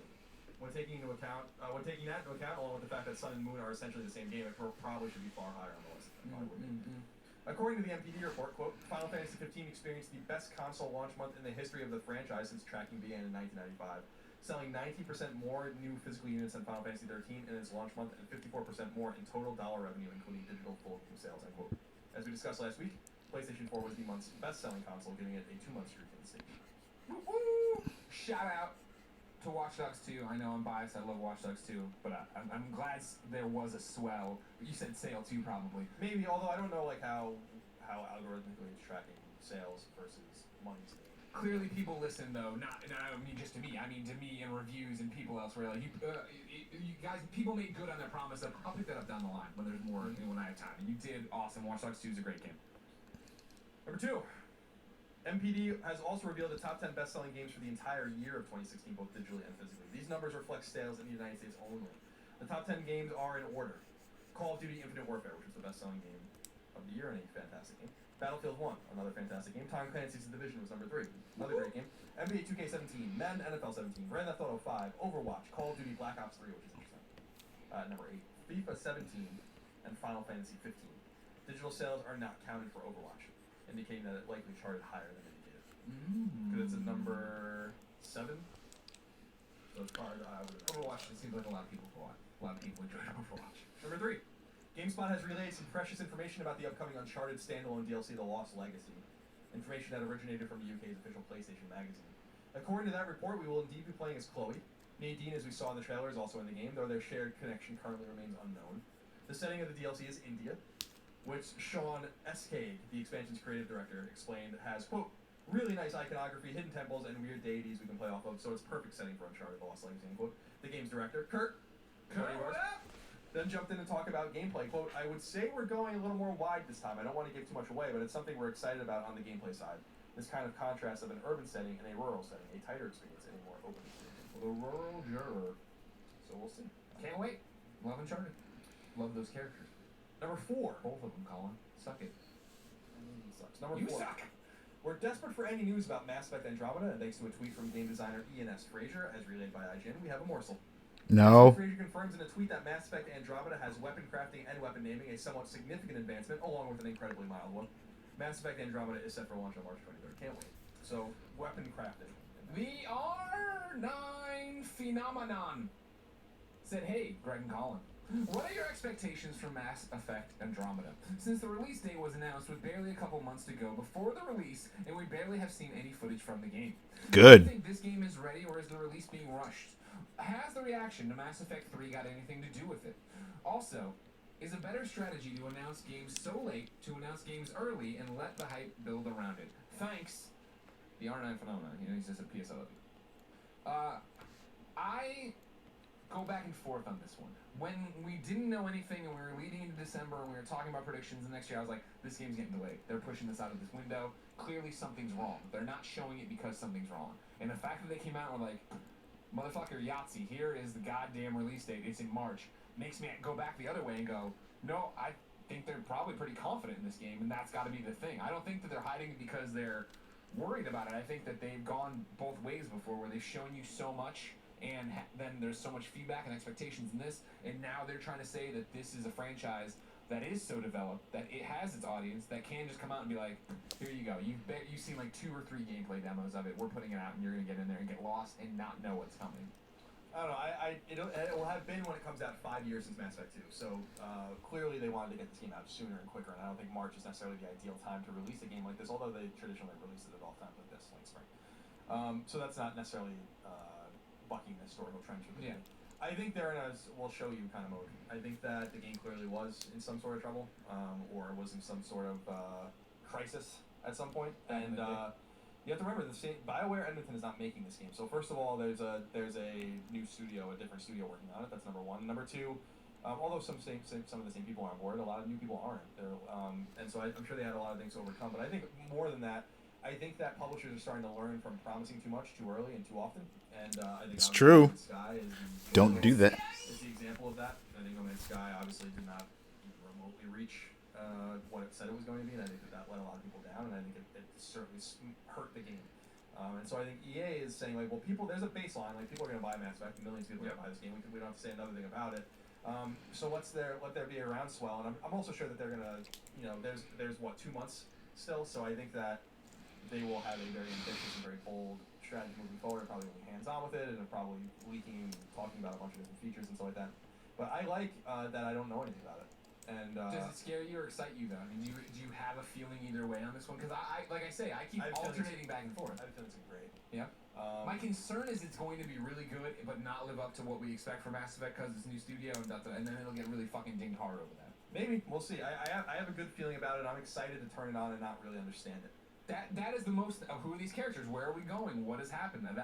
The exciting thing about Mass Effect is discovery, and I think it's that reason of why I love Mass Effect 2 so much around all the other games, is the fact that it's a suicide mission, we're putting together your crew, here's your crew, go off on their missions and figure out who they are, and learn who Jacob is, and learn who Jack is, and that mattered so much to me. So the excitement around doing that again, and it's a brand new universe, what is this planet like, what are these aliens like, how is this all going to work out, and that's exciting. Yeah, I'm super stoked to see what it's all about. I think now that we have a release date and some confirmation that the game's coming out, my worry has turned to intrigue. Ooh, intrigue. Number 5, Danish developer Playdead, the studio behind the smash hit Limbo and the more recent critical darling Inside, has revealed that it's already working on its next game. News comes by way of a tweet from the studio, which says, quote, thanks for your warm reception of Inside. Since release, Playdead founder Art Jensen and... Well, not everyone. Sorry you can't stay, but bet up. Okay, sounds good, man. It's 1 a.m. Enjoy the rest of the stream. Absolutely. Thank you so much for stopping by and for supporting and for following. I believe you did follow, right? I'm looking at my list. Thank you so much for stopping by. You are much appreciated. And sorry I went quiet. I went like really concentrated mode. That quote, after nearly 10 years of partnering at Playdead, Patty and Jensen. This is misspelled. I want to fix this. Do it, Colin. Patty and Jensen split because of a disagreement over how and when to release their video games. Patty would not elaborate on the nature of the disagreement, but told Kotaku, and this is Kotaku's quote within the quote, the supposed timeline for the next project and where I am in my life now prompted his departure. The two partners are barely speaking by the time he left, according to Pornson and Kotaku. Kotaku says the root of their disagreement perhaps comes from a letter Jensen wrote to Patty that may have been seen as a resignation letter. So it was a complicated kind of ordeal. Nonetheless, he left a millionaire, so and rightfully so over limbo and inside. So we'll continue to see how that all develops. Number 6. Popular developer Obsidian is teasing its next game with a lone image being circulated, an image that crosses images of wheat and a smoking pipe on a green background with the text, quote, I used to dream that when my God came back, he would forgive us. That's the trouble with dreams. Sooner or later, we all have to wake up, end quote. So unsubstantiated but tantalizing conjecture suggests that this could be Fallout New Orleans. Or New Orleans. Do you think it is? No. A spin-off of Fallout 4 similar to Obsidian's Fallout New Vegas, which was built using the structure and tools of Fallout 3. New Orleans was spoke about in 2014 as a location Obsidian's Josh Scheuer discussed wanting to explore in the franchise if given the opportunity. Others, however, think it points to a sequel for Pillars of Eternity, an Obsidian game with a sequel reportedly already in development. We'll have to wait for more information to know for sure. I doubt it's Fallout. I wish it would be Fallout, but I can't imagine it is. No, I don't think so. But piece of news nonetheless. Number 7. Pizza news? Pizza news. Number 7. In a conversation with US Gamer, upcoming Team Ninja / Tecmo Koei game Neo and this team behind it confirmed that its Ninja game franchise will be returning. Creative director Tom Lee said, quote, maybe I can say that Neo is a gateway into the next chapter of Ninja Gaiden. Okay, Ninja Gaiden is a very important, if not the most important franchise for us. But at this point, I think the franchise needs to be in the shadows for a while until we bring it back. There will be a time, and when the time is right, we will bring it back, end quote. While speaking about the last game in the Ninja Gaiden franchise, Yaiba Ninja Agency, Lee said, quote, Hayabusa, zombies cel-shaded, just throwing a bunch of different things into that. We don't want to backpedal on our decisions, but it wasn't the right move, I think. But we learned a lot. Just like with the Neo experience, you only learn things by failure. And I don't think that we could have made this game if we hadn't made the Yaiba experience, end quote. Neo has officially gone gold, meaning it's done and ready for launch. It will be released on February 9th. Can't wait. What do you think? I really appreciated, I don't think you're on Calling Greg Live, I'm not sure. I really appreciated them doing the beta again, or the demo again. I thought that was cool. Smart. And it was a great way to, I mean, people were talking about that all weekend long on Twitter, and like I was saying, that's where I watched, I found it was like, oh shit, yeah, this is out. Went and watched somebody's Twitch stream or whatever, and I was like, yeah, this game actually looks really fucking cool. It gives me Onimusha vibes, which makes me excited. Mm-hmm. Number 8, a random piece of industry news. Freestyle Games, the developer best known for DJ Hero, has been purchased by Ubisoft. So weird. And is officially joining the publisher's family of dedicated developers. It will be renamed Ubisoft Leamington. Freestyle Games, a British studio, was founded in 2002 and released its first game, a PS2 and PSP title, in B-Boy. The studio has since created games in the Buzz franchise and helped out with Skylanders, Guitar Hero, and Call of Duty in various capacities, in addition to the DJ Hero series of its design. So we'll see what they do. Good for them. It's so weird. Activision and Ubisoft trading studios. Yeah. Number 9. This is a wrap-up. Danganronpa, another episode, Ultra Despair Girls, which was released in September of 2015 on PlayStation Vita, is coming to PlayStation 4. And Look for DJ it Mutton on Chops. June 27th, months after the 2 other ones, exclusive Vita games, Danganronpa and sequel, also come to PS4. So in other words, all 3 PS4 games, or Vita Danganronpa games will be on PS4 by this June. DJ Mutton Chops writes in to kindoffunny.com/PSQ just like you can. It says, hey Greg and Colin, this one is for my big mama Kuma Bear Colin. With the recent announcement of Danganronpa Ultra Despair Girls coming to PS4, now all the Danganronpa titles will be on PS4. Colin, will this give you motivation to finish Danganronpa 2 and or Ultra Despair Girls? Also, not sure if you know this, but the Danganronpa series actually wrapped up in anime last year. The Danganronpa title coming out later this year is a completely new story. Keep up the good work, DJ motherfucking Mutton Chops. No. But I'm excited for Aaron to play Danganronpa. Here's what's happening with me, Colin. Is that I'm beginning to groom the Vita for the games to play on this Australian flight. I think this might be the moment. This is Danganronpa's moment with Greg Miller, where I finally take your advice to heart and play it. Because the other one on there, so far, Saturday Morning RPG, another game I never got around to. But this is, I feel like, Danganronpa's moment to get in there, me to finally be this average student, figure out who's killing these people. Mm-hmm. Can I do it? You can do it. How long is this game? 15 hours maybe? Okay, that's good for a flight. That's a bit long. Okay. Good luck. Thank you, buddy. The Deep End is bringing its horror game Perception to PS4, in which you play as a blind woman. The game doesn't yet have a release window or year. Horror game The Town of Light is coming to PS4 sometime in 2017. Survival horror game Uncanny Valley is coming to both PS4 and Vita on February 7th and supports cross-buy. Shovel Knight Spectre of Torment DLC comes to PS4, PS3, and Vita in April. Strategy RPG God Wars is coming to PS4 and Vita on March 28th. Two SRPG/visual novels in the Utawara Numano series, butcher that, are coming to PS4 and Vita in 2017. One is called Mask of Deception, and the other is called Mask of Truth. Action RPG Tokyo Xanadu is coming to both PlayStation 4 and PS Vita in the summer of 2017. Tokyo Xanadu Plus then comes out in the fall of 2017. Puzzle game Darknet is coming to PSVR sometime in 2017. And finally, Tekken 7 has a release date and will come to the PlayStation 4 on June 2nd. And that's all for news. Colin, you know I've been down with the sickness. Wow. That is Perception since it got announced. I'm very excited it's coming to PlayStation 4, but it's still so far away. If I wanted to know what came to the mom and pop digital shops, where would I go? Go to the official list of upcoming PlayStation 4, PlayStation 3, PlayStation Vita, PlayStation VR, and sometimes PSP. Software by the Kind of Fun co-founders. Arcade Archives Neo Geo World Heroes comes to PlayStation 4 Digital. This is out on the 26th, so it is a Thursday release. I used to love World Heroes. World Heroes is a fighting game that was originally released by SNK in 1992. 8 characters based on historical figures such as Hattori Hanzo and Rasputin will fight each other to become the world's strongest champion. In addition to the normal mode, a deathmatch mode featuring various stages full of traps await you for merciless battles. I love merciless battles. Earthlock Festival of Magic comes to PlayStation 4 Digital. It's out on the 27th. That is a Friday release. Embark on a journey to save the beautiful world of Umbra, a harsh planet that stopped spinning thousands of cycles ago. What started as a mission to rescue Ammon's uncle from the clutches of an ancient cult soon spirals into an adventure centuries in the making. You must bring together this group of unlikely heroes to stop the ruinous past from repeating itself. I don't know if I will you? No. Enigmatis, the Ghost of Maple Creek, comes to PlayStation 4 Digital. Yes! Imagine waking up after a powerful storm as the sun goes down. You find yourself just outside a small town on the side of the road. A shiver runs down your spine as your body remembers the recent dramatic events that your mind cannot or will not recall. Will you dare to solve the age-old mystery of Maple Creek? Yes. Yes, Maple Creek, I will. Firefighter 2017, The Simulation, comes to PlayStation 4 Digital. This is out on Wednesday. Buildings ablaze, people screaming and flames shooting several feet high. Welcome to the Professional Fire Brigade.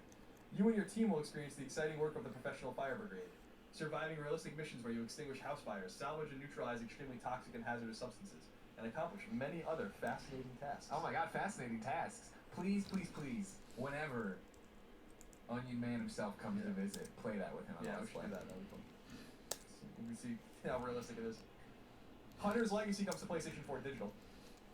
Hunter's Legacy is an old-school 2D single-player Metroidvania platformer where you control Iki, a fierce kitty skilled with twin swords and a bow, better known as the Great Huntress of Unamak. Iki will use different mechanics like wall climbing, gliding through the air, and changing her body temperature to traverse puzzles and complete her quest. Kingdom Hearts HD 2.8 Final Chapter Prologue comes to PlayStation 4 Digital and Retail.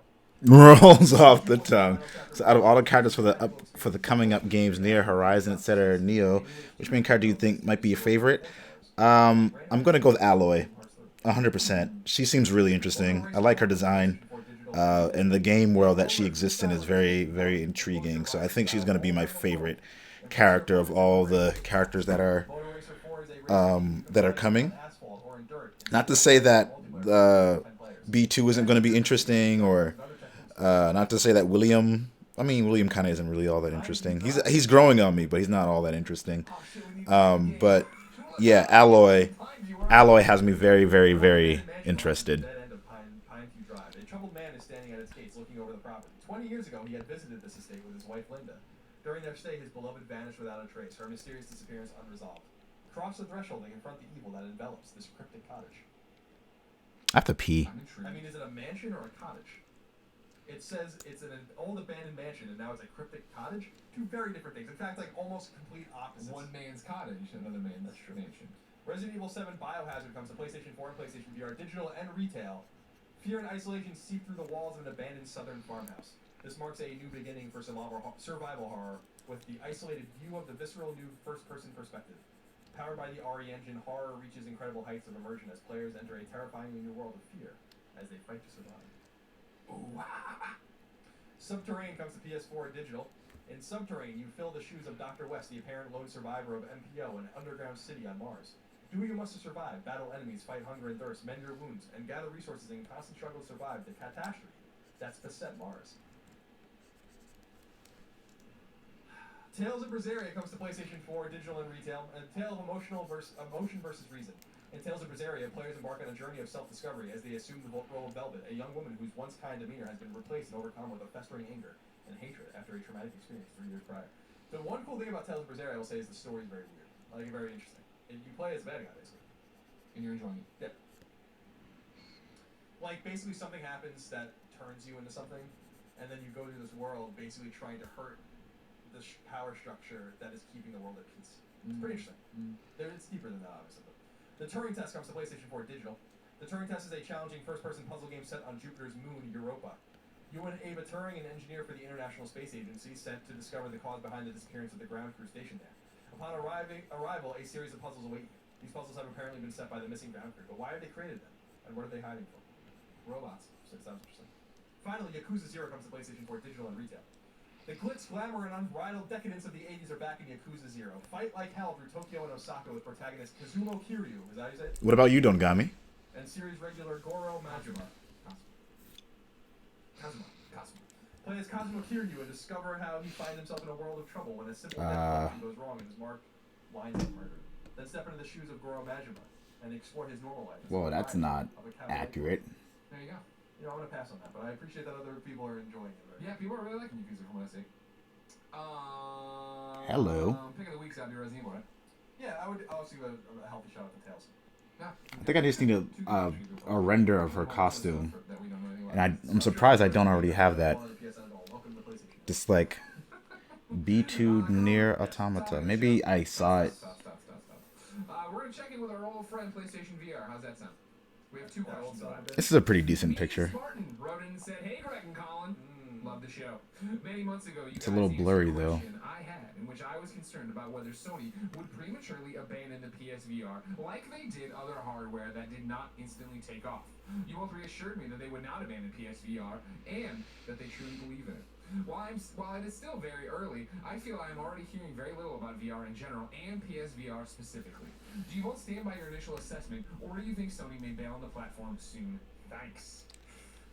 Here's the thing that I think is interesting about PlayStation VR. That even we've been not down on it, but we've been, what's going on with this? Why aren't there more things? Are you guys happy with it? So on and so forth, week after week here. The thing I find interesting about PlayStation VR is that every time we go through the drop, every week, there's 1 or 2 new games there.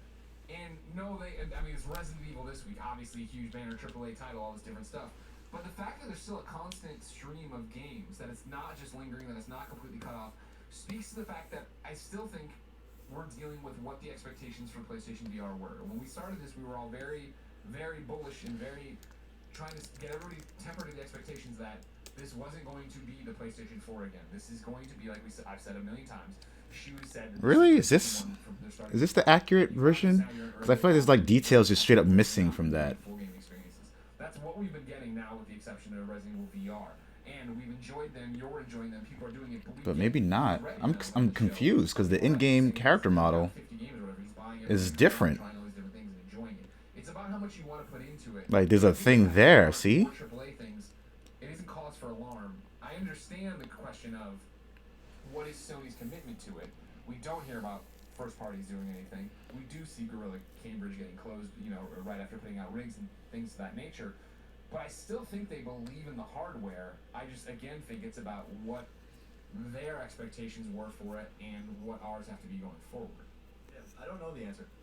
I think that my suspicion is that it takes a lot of capital to R&D and put out a device like this, and I don't think they're just going to cut and run on it, especially because it seems, at least partially, that there's actually a stagnation in production and that people want to buy when we can, which is a good sign. Whether that's everyone or not, there are certainly people out there that cannot or have not been able to find one and would buy one otherwise, and so that's a positive sign. You see a lot of conjecture. I mean, I see it certainly in reading the websites I read every day that, in just outside of the gaming world, outside of the tech world, but just in normal news, that people might have overstated VR, and that CS particularly a week or 2 ago was kind of a, it didn't show the next step of the promise of VR, that there's kind of like a stagnation, or we're kind of just where we are right now with it until the next big jump happens. All I can tell you is how I feel about it. I think virtual reality is essential and important technology, both in and out of games. I think PSVR is great, and I think it's a nice first step. Whether or not what they're seeing, what the bean counters they're seeing, I don't know. It's the same thing with PS4 Pro, where I'm like, I still don't believe PS4 Pro is selling. Like, I don't care what anyone says. If it was selling, they would say it. So they break the numbers out of the right, exactly. Yeah. So I think, or at least say like PS4 Pro is doing, like, you don't hear anything, nothing about it. And so it could go one way or the other. I don't really know, but I feel like it's probably where they want it to be, and I think that they expected that there was going to be a lull and there was going to be a lot of naysayers, and maybe it does fail, but I still think that they were somewhat ingenious and smart to get in early, even if it ends up being a technology that doesn't. You're somewhat interested in seeing what more 2B has to her, but I also think Alloy might be a favorite too. Yeah, Alloy looks really, really cool. B2 looks cool too, though. I'm interested in B2. I'd like to see if there's any more to her character than what we initially might think. But two signposts we're coming up on. GDC's the next one. Everyone has been so hyped about VR leading into PlayStation VR's launch and Oculus and everything that happened last year. Now that we have them out to the general public, what does GDC look like? And I know GDC does their own GDC VR, stuff like that, but what are we seeing in terms of developers talking about their developers sharing figures, developers talking about how their games have been supported based on, hey, we made this VR game, here's what we're finding, here's how this works, and how does that energize the community? Then, yeah, when we get to E3, because E3 last year was, hey, we have AAA games and they are involved with VR, and here you go. Are they going to be able to come out at E3 this year and be like, are they going to be able to say what they did at the last time, right? Where it was Batman, and it was Star Wars, and it was things you fucking cared about. And I think we still have things coming down the line. We talk about Resident Evil, but Ace Combat is still a very interesting idea, established genre that I think most people at least have played it once or twice and been like, oh, that was cool. I used to love Ace Combat, but I don't play it religiously. But putting me into VR, sure, why not? I'll try that out. Yeah, I agree that it's met my expectations, and yet there's this mysterious something about it that makes me not want to play it at the same time sometimes. Well, see, and I didn't anticipate that. I anticipate, like, I guess what I'm saying is that if there was one thing I was wrong about, or one thing that I didn't anticipate, is that I didn't think that I would have this yearning to play games the traditional way.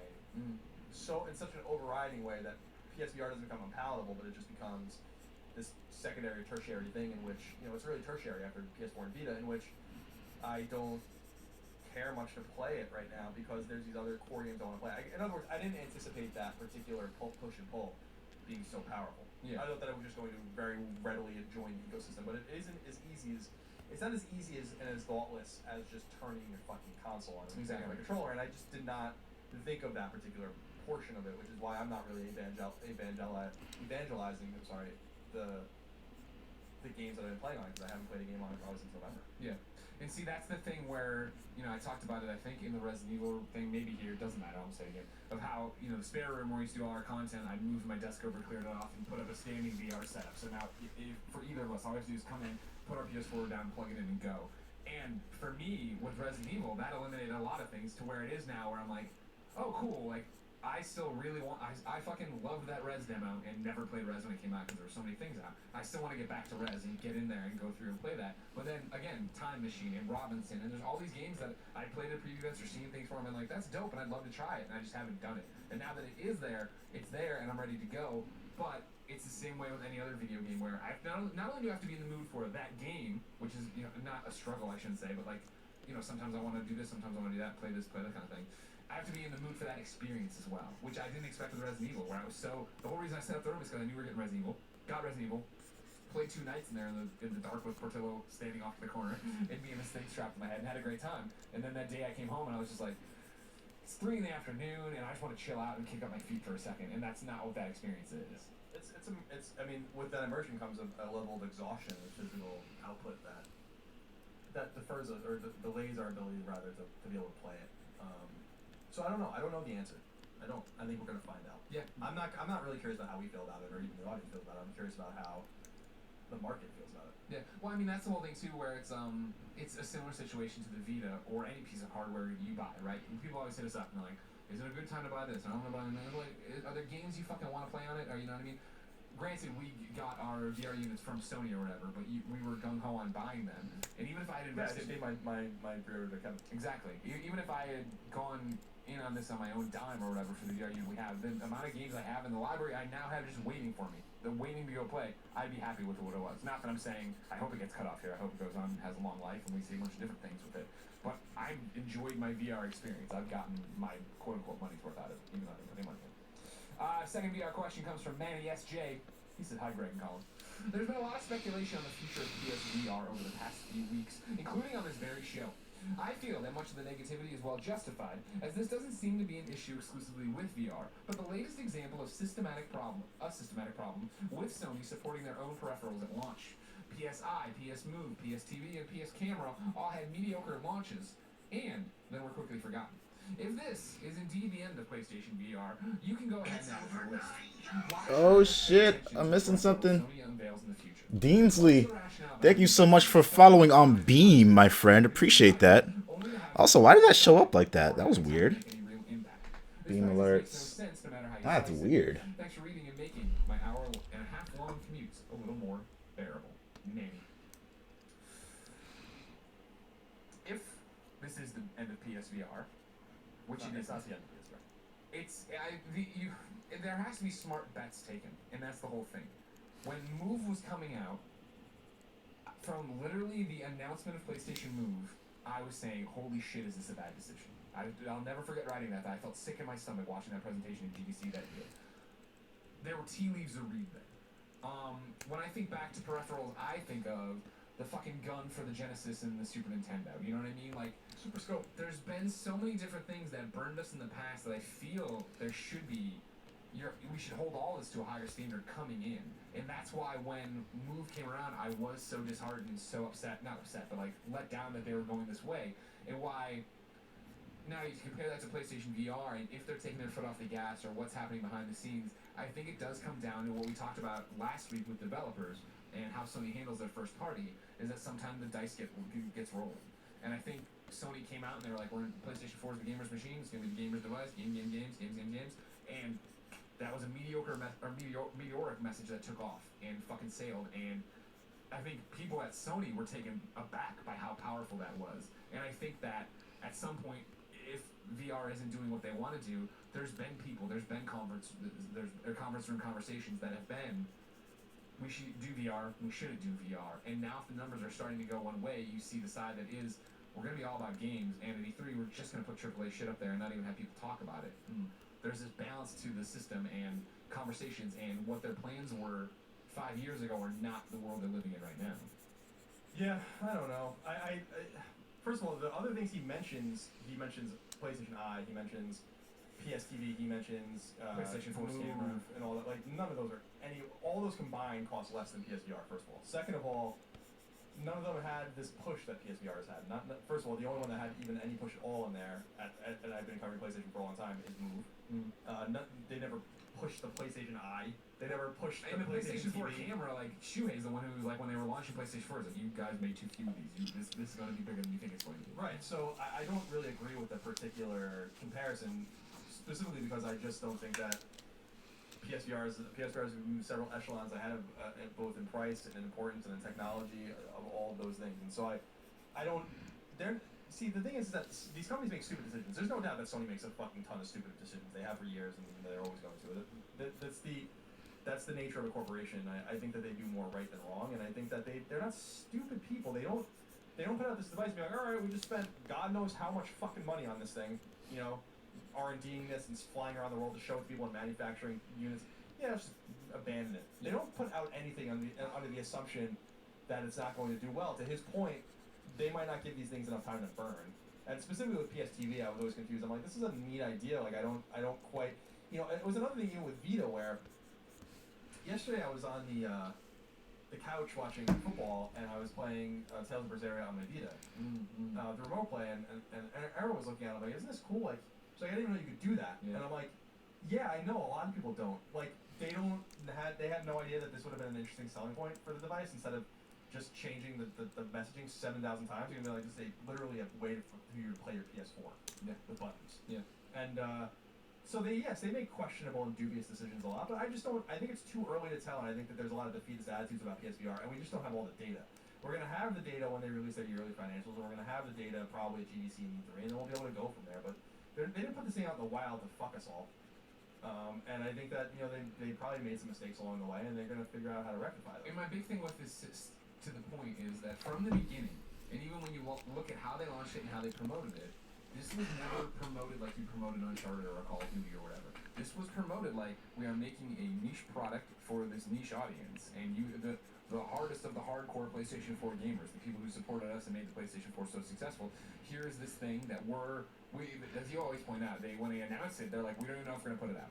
We're showing it to you right now. We're not sure if we're gonna put this out. And there was a demand to put it out, and there was this conversation of if the future of I still feel like I knew what I was signing up for when I was like, yeah, give me a PlayStation 4. You know what I mean? Like I got, and I think that for not the first time in forever, but for the first time on a really big scale, it seems like everybody who got it knew that too. As I point out all the time, like I really expected that there was a great chance that PlayStation VR drops, you guys go and buy it, you buy some games, and a week later, everyone's on Twitter or writing into the show being like, I can't fucking believe I wasted my money on this. I played a few things and they were cool, but they were done in an hour, and now it sits over there. And that's a couple weeks ago when I was like, hey, what does everybody think of their PlayStation VR? Overwhelmingly, people are like, totally not getting a lot of use right now, but I enjoy it. And then there's people who are, I'm playing it once a week and doing all those different things. Like, it seems like people went in with the right expectation of it. And now it's just, we've been burned before, whether it be Vita, whether it be Move, whether it be whatever. We've seen Sony move away from things, and I'm not sure that's what's happening here. I still feel like the fact that there are games coming out, and the fact that we are still talking about it, and the fact that people are still excited about it, I don't think it was ever going to be that Sony was going to be like, all right, cool, yeah, fucking Naughty Dogs, everybody's working on a VR game, and that's where we're at. I think it is like, we're working with smaller people and smaller titles and our third-party partners to try to figure out what's cool about this. And not to mention that a lot of progress and step forwards are going to come from indies doing stuff that is on Oculus and also getting ported to PSVR. It takes time. Yeah. These things, is the adoption as rapid as a smartphone adoption or something? No, but it's just that people don't quite believe yet, and they have to try, and they will. I think VR seems soft all around. It's not just exclusive to PSVR, but I think it's just an adoption problem. We'll see. I don't believe for a second that this technology is going away. If that's what the overarching question is that this is a fad or a gimmick. I'm like, no, like it's definitely not. Yeah. So we'll see how it all turns out. Colin? Yes. Tell me about them trophies in Trophy Time. Well, there are 3 games that I wanted to point out. A Trophy Time Baker's does. Resident Evil 7 Biohazard trophies are up. We know them. I looked at them before the game came out, obviously. And there are 24 bronzes, 14 silvers, 4 golds, and a platinum. The important thing to notice here is that there are quite a few trophies you can avoid getting. There are story-related trophies, but there are multiple endings, multiple difficulty levels, one of which you cannot unlock until you beat the game on normal. And some certain things that you kind of have to do at certain times. And there are collectibles, including Mr. Everywhere statuettes, which are basically these bobbleheads, and then these coins, these antique coins. And documents too. And documents as well. So just expect to play it multiple times if you want the platinum. Even clever saving is not going to help you there. The one major one that you guys want to keep in mind here is that there's a gold for beating the game in 4 hours. Yeah. There's a game for a gold for. Oh, it's on one side. Box more than 3 times, which is really hard. Wait. And there is a game or a trophy rather Yeah. for beating the game It's only on one side. Shit. And it should be or fewer.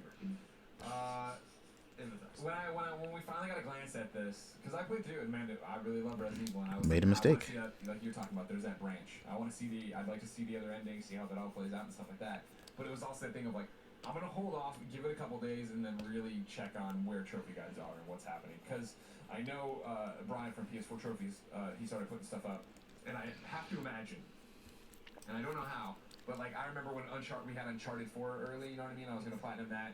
And I went through and did the whole, speed run for it. And then, like, a couple days after it came out, there was some exploit, right? Where if you skip this and then loaded that, you could beat it in an hour. I was like, fuck. And I have to hope someone's going to crack the Resident Evil code in the exact same way. I'm like, well, you do this, you do that, and then there you go. I'm like, oh, I'll just wait and do that. Because honestly, that would be the one. I just hate that kind of thing because I worry about it. You know what I mean? Oh, I paused here, I did this, porting need to go outside, did that count, da-da-da. I'd rather have it polish off and take care of, like, the difficulty, whatever. And the same thing I'm assuming for like item box or the item box one and the health kit one, I can dial it down to easy, I would assume, and like savings generous in there, the checkpoints are generous in there. I'm not too worried about it. Yeah. But I want to do it with the fewest playthroughs because I got things to do. Division, New York ain't gonna save itself in Division. Yakuza 0 trophies are live. 46 bronze, 6 silver, 2 gold, and a platinum. It seems like, and I think this is kind of common with Yakuza games, there's just lots of really tedious and random shit to do, along with, obviously, story stuff, ones as well. So, for instance, there are sub-stories to complete, yen, obviously, to accumulate, fans to acquire. I want to snack on something, but I feel like it's a little late to do that. I don't know. And then they usually are. And then finally, Operation 7's trophies are live. Operation 7 Revolution. 62 bronze, 1 silver, 1 gold, and a platinum. This is the one with just, that doesn't make any sense. Lay it on me. Or very little sense. I mean, you can kind of understand what it says.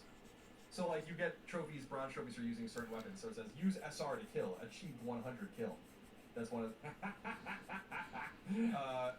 kill without taking aim. Achieve 100 kill. Headshot kill. Achieve 100 kill. That's so... Then you have, let's see. There was like some, there's, I mean, some of them are funny. Kill by shooting right forearm. Achieved 100 kill. So I have to do it 100 times? I shoot him in the forearm? First kill, achieved 30 kill. Like that, what does that mean? Kill the enemy defusing a bomb. Achieved 30 kill. Use grenade launcher to kill. Achieve 50 kill. And then, hold on, where was the one? Yeah, it's like, get killed while crawling, achieved 50 death. Get killed in sedentary position, achieved 100 death. Get killed while standing up, achieved 100 death. Lucky Day, the trophy called Lucky Day, bronze trophy. Survive to be hit by hand grenade, achieved 50 times. Survive to be hit by hand grenade. Jesus Christ, are you kidding me? Bomb specialist, planting bomb all the round in demolition mode, achieved 10 times. This is like, yes, the QA and the rigorous certification process strikes again at PlayStation. Shining Sun, get hit by the Flash. It's not possible. These are just poorly translated from the Japanese list. I don't think these are Japanese. I think these are probably Eastern European. I'm just trying to throw out possible scenarios. It's so stupid.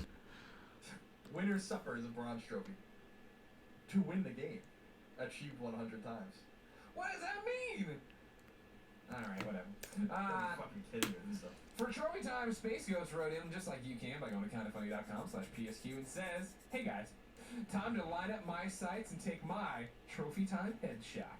Last week, Denny Bears gave a self-congratulatory statement about his platinum for Ni no Kuni, and you two granted his wish for internet validation. Well, I hope you grant my wish for the classic internet one-upsmanship. Denny Bears, I see your 87 hours and raise you 162 hours for my Witcher 3 The Wild Hunt Platinum. So take your fake Pokemon baby-ass character and Studio Ghibli art style and get the hell out of Dodge. And you know what? I also submit the Witcher 3 Platinum Trophy, parentheses, the limits of possible, for the recently minted This Trophy Can Go Fuck Itself segment. Cheers, Space Ghost. You sound kind of angry, Space Ghost, but... Coast to coast. Did I remember that show? Rest in peace, Space Ghost. And congratulations to you, Space Ghost, on your platinum in The Witcher 3. I mean, I want to congratulate you. You didn't have to talk about Ni no Kuni like that. He's fucking... Ni no Kuni's better than The Witcher 3. I just want to let everyone know that. Just saying. No big deal. Wrath of the White Witch, of course. Correct. Colin's checking with the got his own witch to worry about. Readers, thank you, of course, for writing in to kindoffunny.com/PSQ, just like everybody did and can. Thanks to Jericho, of course, for compiling the questions. We're going to start with David. David wrote in and said, ahoy there, Colin and Greg! Has Colin gotten back into Far Cry Primal? A big fan of the series myself, I didn't jump into Primal because it didn't seem to speak to what I love the most about Far Cry games, i.e. sniping and blowing stuff up, and the tribal/hallucinatory elements of 3 and 4 were definitely not at my out. But I've been itching to get back into the Far Cry world. Am I wrong about Primal, or should I wait for Far Cry 5, whenever that may come and whatever that may be? Parentheses, would love to hear you guys speculate on 5 if you choose to. Thanks for all you do and keep fucking that chicken, David. I want to speculate about 5 because who the hell knows, but It's gonna feel a lot like 3 and 4. I know, which is great. I hope it does. Primal, I think, was a huge surprise for a lot of people, including me. Yeah. And I think it was a very wise kind of turnaround that Ubisoft did to kind of buy a little time between 4 and inevitably 5. You're late. Yes, Soulja, you are late, but that's okay. 15 hours. I do want to get back to it, but who the hell knows if or when that's going to happen. The thing that I remember thinking about most on a negative slant was, like, I wish I had a gun. but because it's just a little more tedious. Yeah. But I thought the game was the structure is exactly the same. It is a Far Cry game in the fucking Stone Age. I have to And pee. I think it's cool. I like it a lot. I think a lot of people really like it. I mean, if you're itching for a Far Cry game, I would say do it, because I mean, I jumped in and played it, and that was my thing. I'm like, oh, this is Far Cry. This feels like Far Cry. I wish I had guns, and I wish I was doing the crazy cool shit, so I'm gonna back off. But it is open world. It is a Ubisoft game of running and checking that and doing this and taking that down and building this up. I love sniping motherfuckers from afar. You understand what I'm Who saying? doesn't, brother? Come on, man. So I couldn't do that in the Stone Age. Young Anonymous wrote in and says, "Hi, Colin and Greg. Why is Sony seemingly okay with writing a blank check and giving an open deadline to its Japanese studios like Team Ico and Polyphony, but quick to close smaller studios that have quicker turnaround on their games? It just doesn't seem like a sound business. It just doesn't seem like sound business to fund a game for 10 years that was never going to be anything more than a niche title. And I can't imagine the profit margin on Gran Turismo to be high enough to justify such a long stretch between games. Love the show. Odie from Chicago. P.S. I love Lola and Portillo. You guys are all right." All right. Well, so temper yourself a little bit there, because you're talking about two different things. Polyphony Digital makes an exorbitant amount of money, and the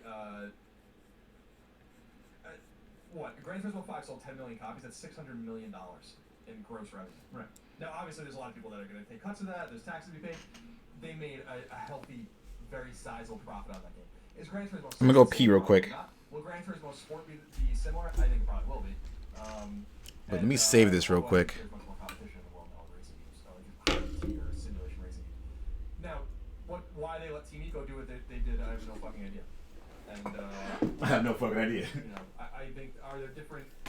It seems sometimes that Japan studio in particular, because it is so big. I mean, anyone who's been there knows it's a big ass building. There's a lot of fucking people there, and a lot of different studios working on a lot of different things. I think that there's just a mixture of people there, and I think that they're just kind of, I don't want to say immune because I don't necessarily know that, but their expectations are a little different. Some games come out that are really cool that they work on, like, or they help with, like Tokyo Jungle.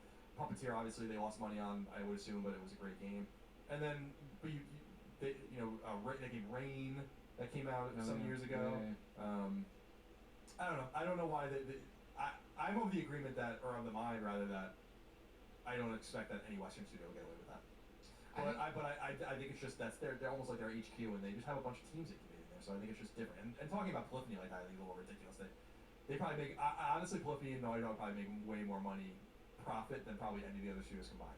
So I think you have to be kind of careful about that. I think, especially with the Sony we're seeing now, who's closing first parties and doing things differently, I think that these are relics of the past in a lot of ways, right? I think if Gran Turismo was to start to come out on its schedule here and numbers are going down, and they're not, then you'd see things get tighter. All right, we're going to pull you back. We're going to do this. As long as they're delivering, nobody cares. And I think The Last Guardian was this weird shifting sand lose-lose scenario of they understood, I mean, especially the Sony of the PlayStation 3 era, art, you know what I mean? We're making something special here. It doesn't need to be a game that's going to sell 10 million units. It's something we believe in and we really think is special. And coming off of Ico, coming off of Shadow of the Colossus, there's so much behind that and there's so much goodwill. And I think a lot of what a PlayStation fan's, how you define a PlayStation fan would be, I'm talking about the core person who would go to a PSX and will buy this and buy shirts and do all this crazy stuff for PlayStation, is someone who cares about that kind of game and cares about the Team Ico. And so I think you give them enough rope, you're like, all right, cool, let's go. All right, it's not coming along, okay, change it. And then by the time you're like, this is a fucking really bad situation, we're in so deep, it's already become a punchline, we want to show we're not that. I think now, if that was to start now and go forward, or even if it was we're only 3 years in now, you'd see a different thing in a plug pulled, and that's not who we are. But I think, again, with what we're talking about, these corporations that, Sony, PlayStation, these brands, they're a huge ship that takes so much time to turn, and it's not, you can do it in a heartbeat. And I think that as leadership comes in and leaves, as financials start playing out differently, you see them start to make choices that, I think even right now, we see them turning away from who they were. Not necessarily a bad way, but we're PlayStation and we're going AAA games, and this is what we're going to make right now. What that means for VR, who knows? What it means when people are like, oh, what about Vita 2? I'm like, that is not the PlayStation you have. They would not do a Vita 2. The old PlayStation we always talk about being crazy enough to do it, sure. But this is a company that's super successful, and they know what they're doing, what's successful, and they're going to keep doubling down on that. And so, yeah, I think it's a little bit of a time flux in there, too. And like how nobody would get away with it now, I don't think. But we'd have to see. Colin, Philippe MGM writes in, and this is mainly directed at you. He says, "Hello, Colin and Greg. A couple episodes ago on PS I Love You XOXO, you talked about the resurrection of Rhyme. Colin said that Sony dropping games was extremely rare. Well, in this gen, at least, it's not really the truth. Sony has dropped its support of 4 exclusive games for the PlayStation 4 this year. Besides Rhyme, 3 Sony Santa Monica external development games have been dropped by Sony. What Remains of Edith Finch is not published by Sony anymore, and Annapurna is how I pronounce it, thank you. There's no I in this one. Interactive is handling that game, which will come out on PC as well. Wadham? Which is Robin. Yeah, well, I don't know. That was a cute game with the hats and all that. Yeah, is now not owned by Sony anymore. Robin, one of the people who made it here, confirmed it will come out for multiple platforms, and the game has vanished from the Sony Santa Monica page, and the trademark, which has been abandoned by Sony, is now owned by Phenomena, parentheses. There is some indication that Annapurna will publish this one too. Lastly, and actually least, is the Modern Zombie Taxi Co., a PSVR game by Vati Backroom, announced at PSX 2015, which has also vanished from Sony's pages. So at the moment, the only upcoming game listed on the Santa Monica website is God of War, an unusual situation for the studio in this decade.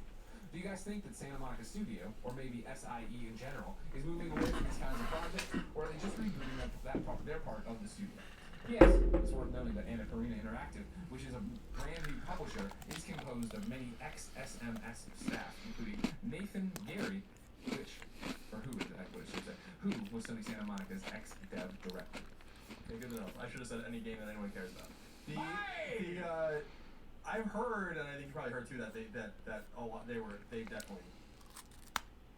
I think they like pruned the shit out of XF over at Santa Monica. And I don't know that they've necessarily talked publicly about that, but I've certainly heard that.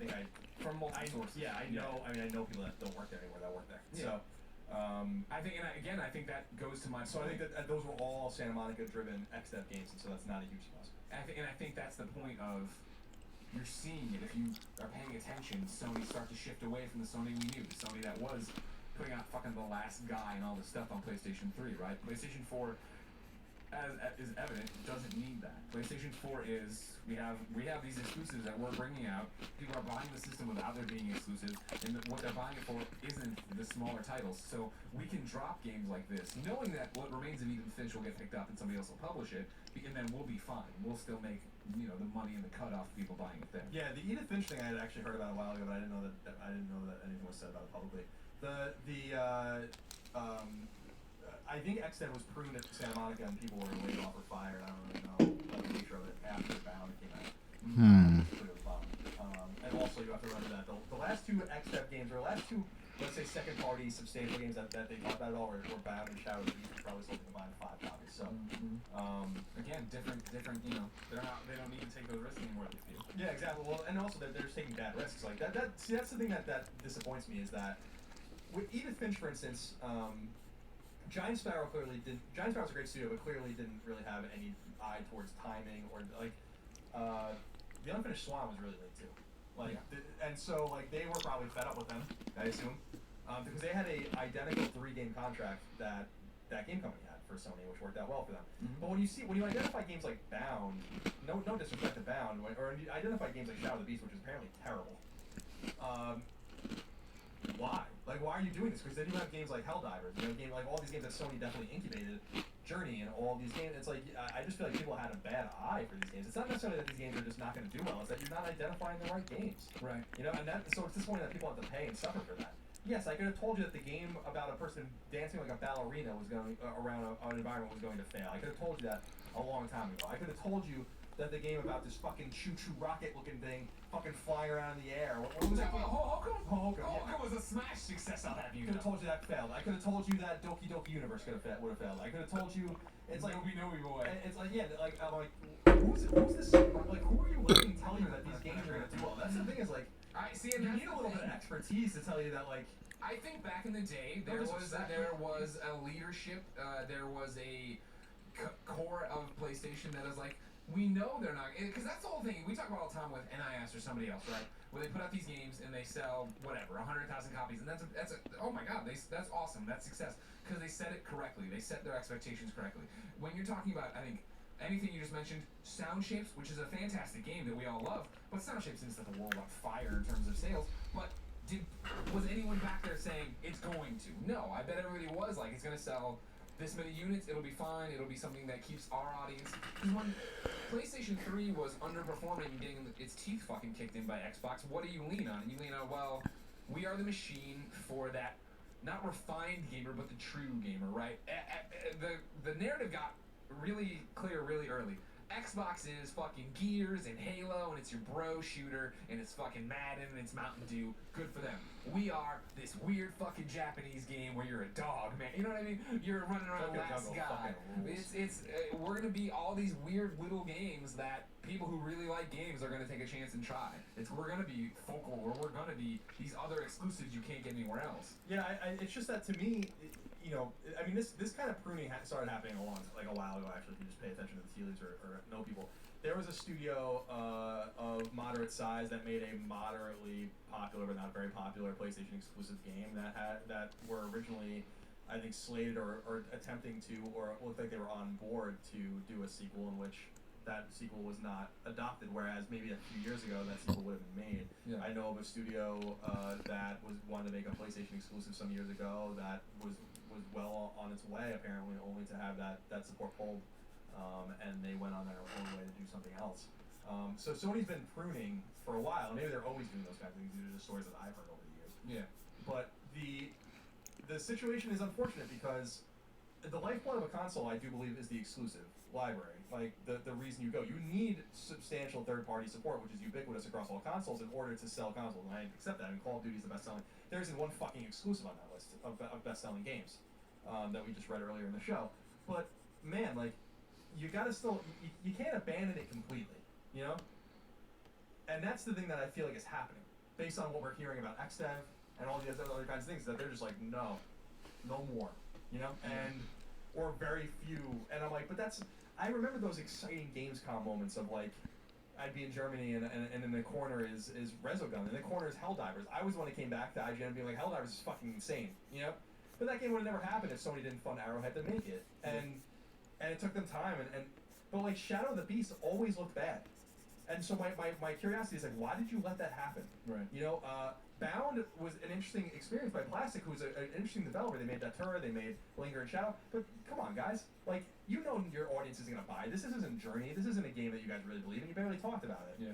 And so, they need to not abandon, but recalibrate the way that they develop these games. Because I still think they're important, and I still think there's money to be made. I just don't think they're just very smart.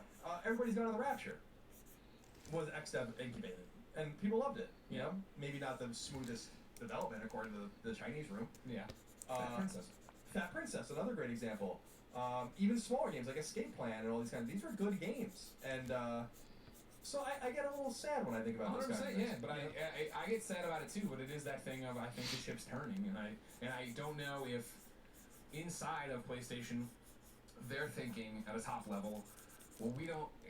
for a while there, we needed to help, you know, we're like running behind the kids on their bikes while they wobble, trying to get up on two wheels. And now the indie scene, the place to go do that, like, Helldivers is such a great idea, and yeah, it needed them back then. Would that need them now? Could they have come out and found venture capital, Kickstarter, whatever, a partnership deal? Because more and more, you know, 505 Games and all these people are bringing in different people to make, okay, Virginia looks great, yeah, let's pick that up and put it out, and that kind of thing. Yeah, I mean, maybe they're not needed in that space. I just don't think...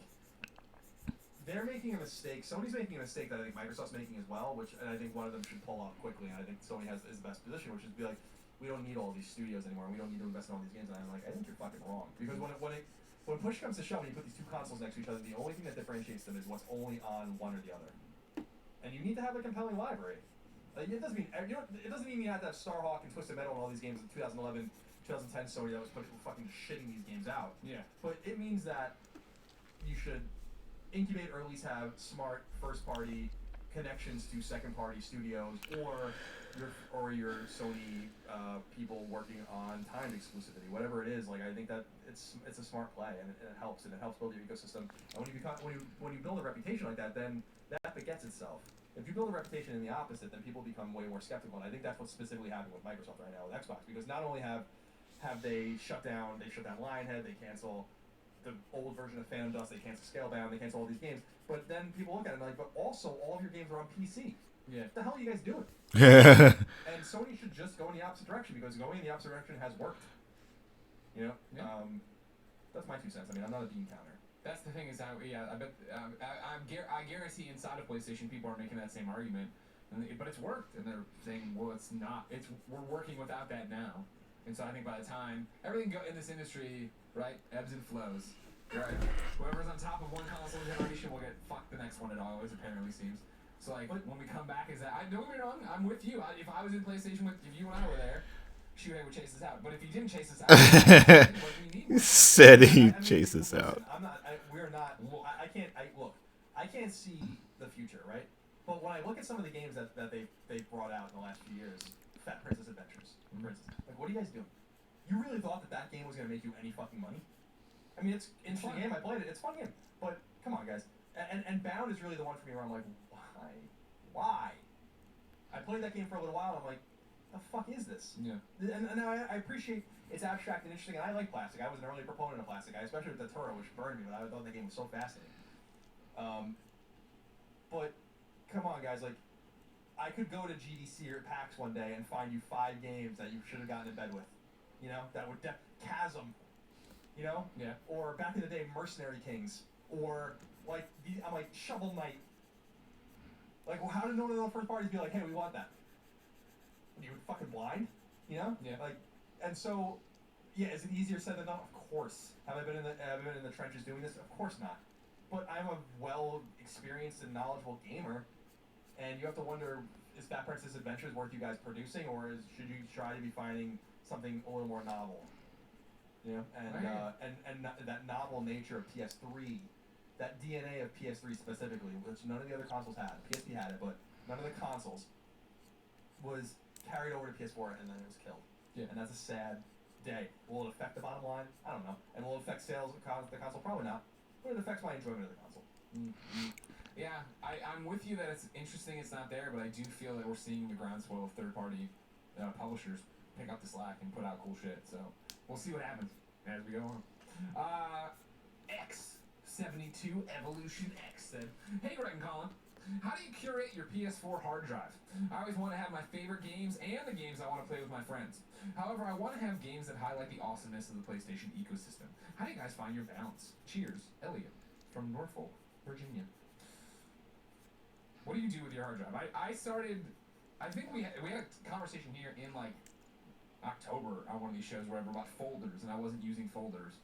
And when VR hit, I started using folders, and I can't get enough folders. No, I don't use folders. I don't organize. I just delete things and then add things. I'm always deleting shit. The thing with my folders is it's one of those things where I want to eventually try you, play you, beat you, like Virginia. As soon as I platinum Virginia yesterday, deleted it. It was like, it's like that's my own list of like things I need to do, and then I cross them out and get them off.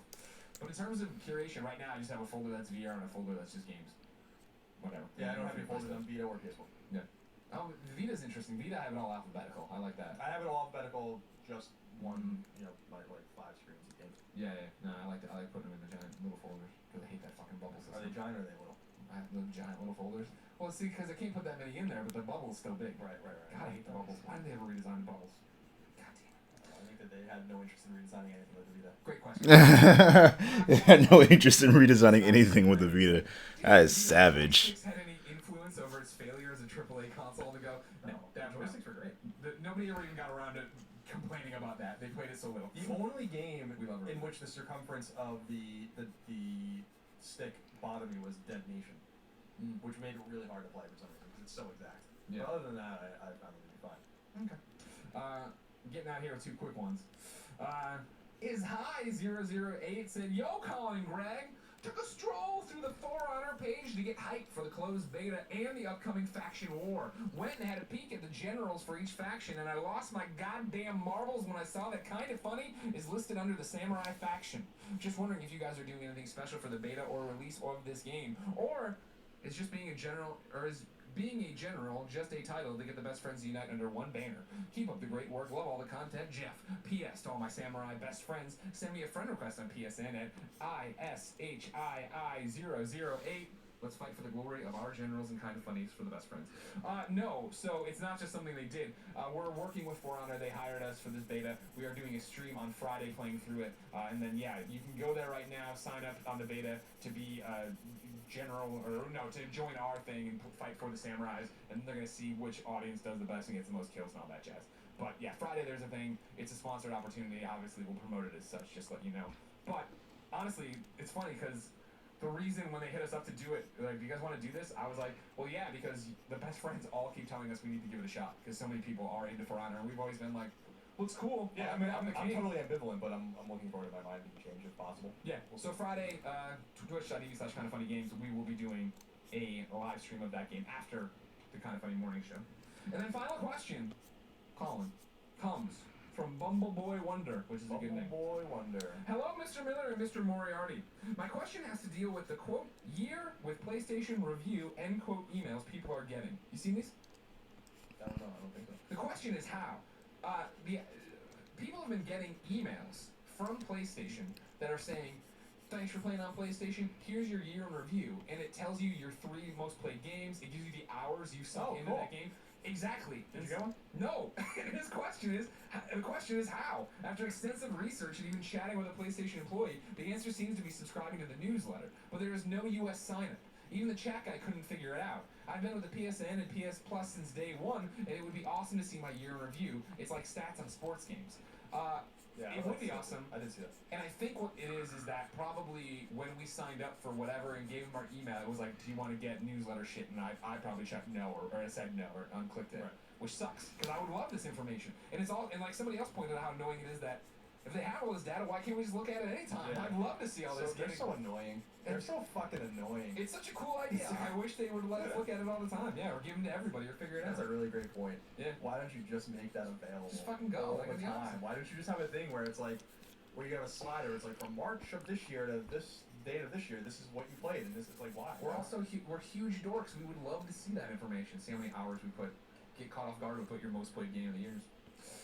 Time calling for you to meet your new best friend. This is, of course, P.S. I love this best friend. XOXO. This is where one of you writes in over at kindoffunny.com/forums explaining why you need PSN friends. We read your name and message. Then all the other best friends send you loving messages and friend requests. This one comes from Chris Rojo. And he puts in parentheses, like the color. So not Rojo, Rojo. Hello. My name is Chris Rojo, like the color. I finally made the switch. No, not that shitty 6-inch Android tablet Nintendo is trying to pawn off on us as the future of gaming. My girlfriend bought me a PlayStation 4 Pro this Christmas, and I love it. I already have 5 platinum trophies in the bank, and I'm working my way through the Order 1886 for my 6th. Lucky you. I was a huge achievement whore, 83,760, but I must admit, unlocking trophies is much more rewarding. Achievements never really motivated me to 100% any game.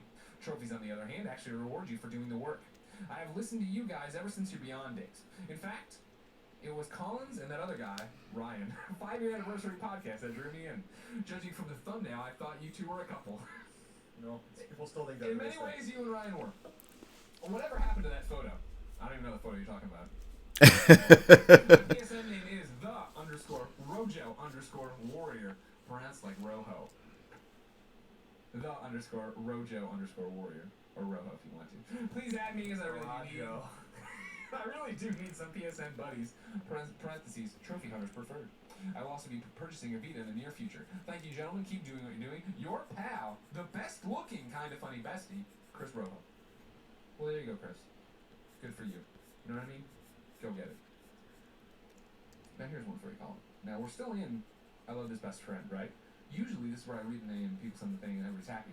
This is a real life person-to-person connection. You okay? Getting tired? No, You're squinting real hard like you're trying to stay awake at the wheel. You can go to sleep, Colin. It's fine. Don't crash the car.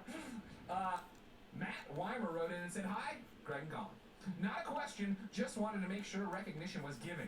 I needed an extension cord for my PS4 camera for my PSVR setup to make the whole thing work. This cable does not exist in Canada.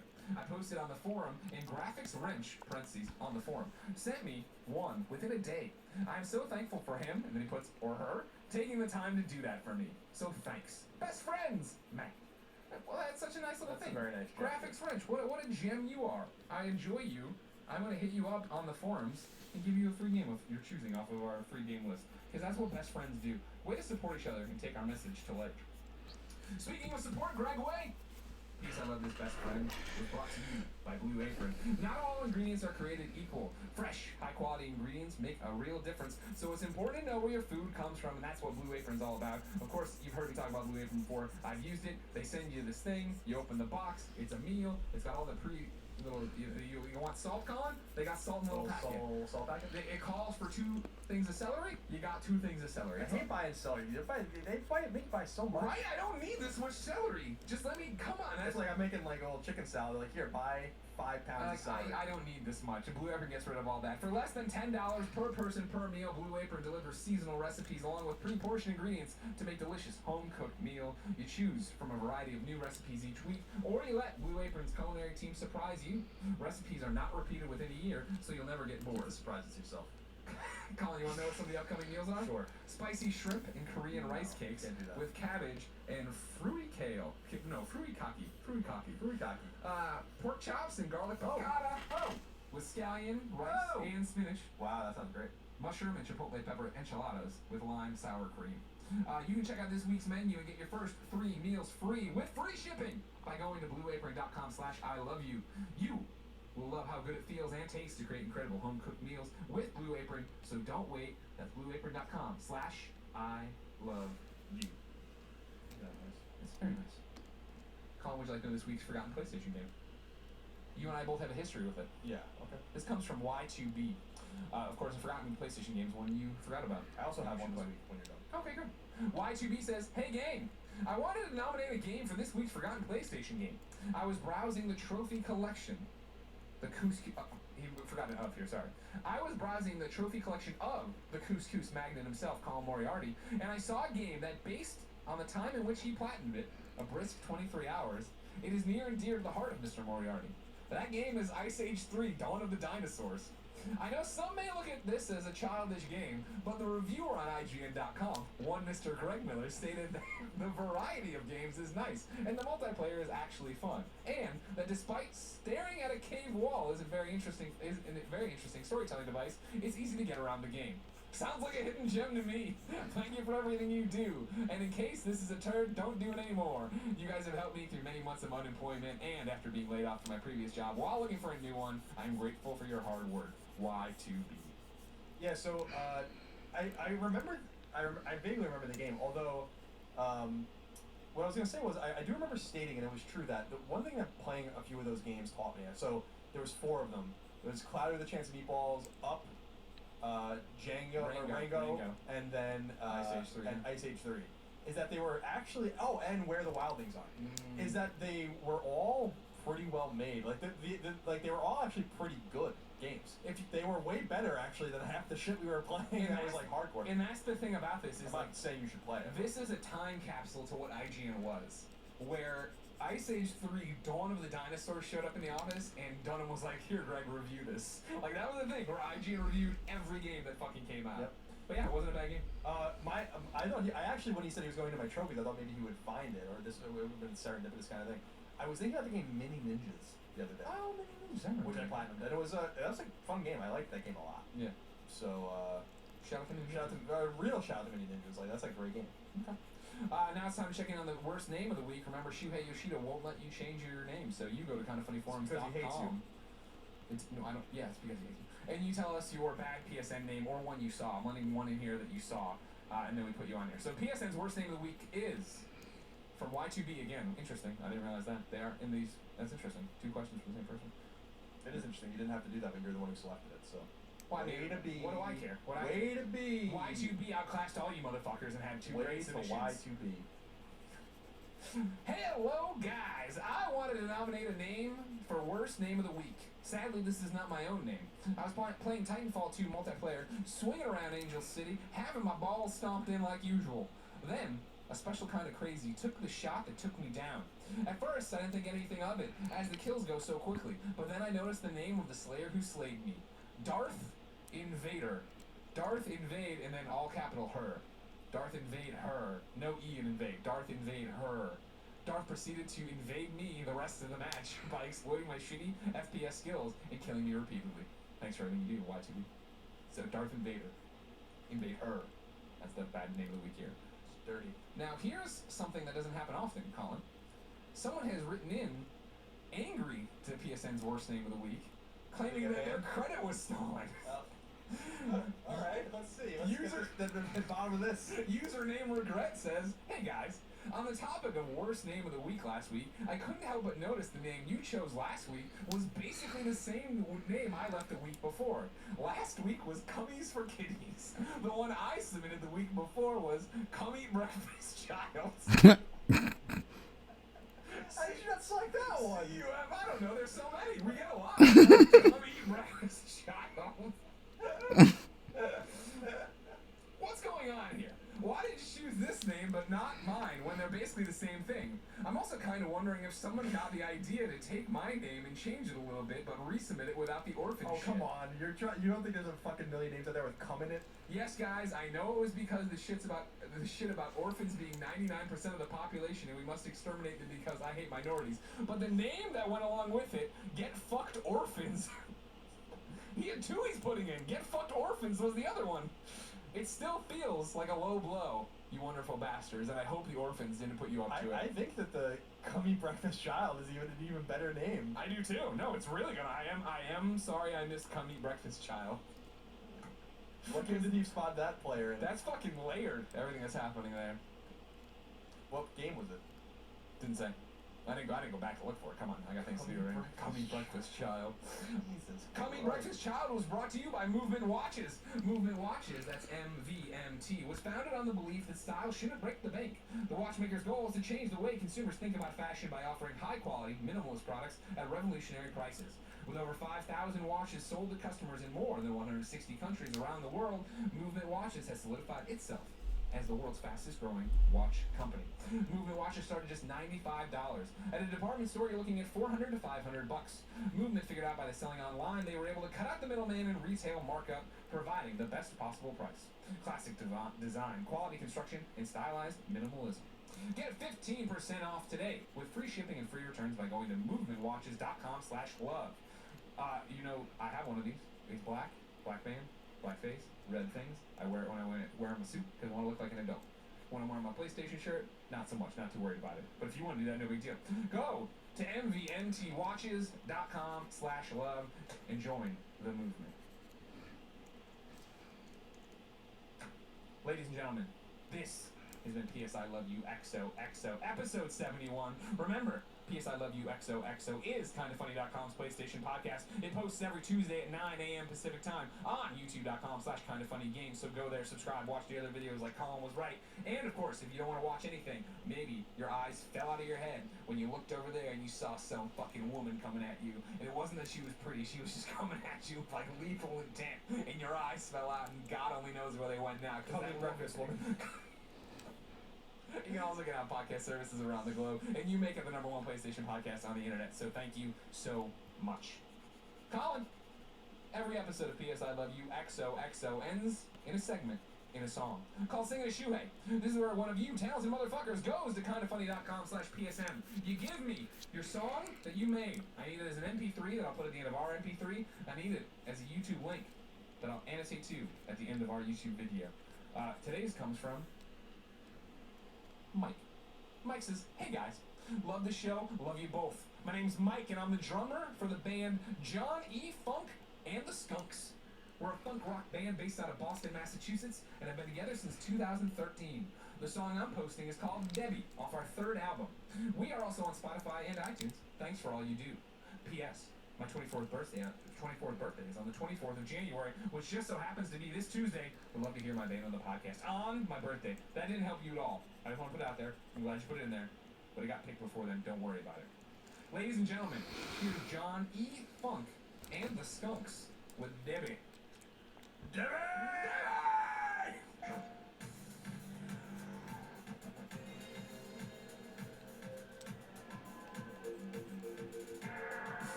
This episode of Kind of Funny Gamescast is brought to you by Blue Apron. Blue Apron is the #1 fresh ingredient and recipe delivery service in the country. Their mission is to make incredible home cooking accessible to everyone.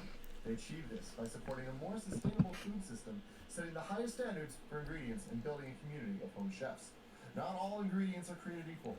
Fresh, high-quality ingredients make a real difference, so it's important to know where your food comes from. Greg Miller is all about it, as you might have seen from his hashtag Cooking with Greggy series. To this day, he swears by that buffalo chicken sando. Here's a little taste, see what I did there, of upcoming meals. Spicy shrimp, pork chops, and garlic piccata mushroom and chipotle pepper enchiladas with lime sour cream. Check out this week's menu and get your first 3 meals free with free shipping by going to blueapron.com/gamecast. You will love how good it feels and tastes to create incredible home-cooked meals with Blue Apron, so don't wait. That's blueapron.com/gamecast. Blue Apron, a better way to cook. All right, let's listen to some music now.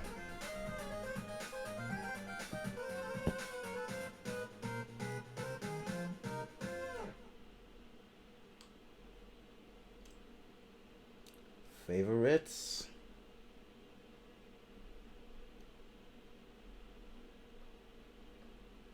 Favorites. Favorites. Where are you? Am I just too dumb to see it right now, or what's going on here? I swear I've like looked at it like 2 times. There it is. Really not that smart right now.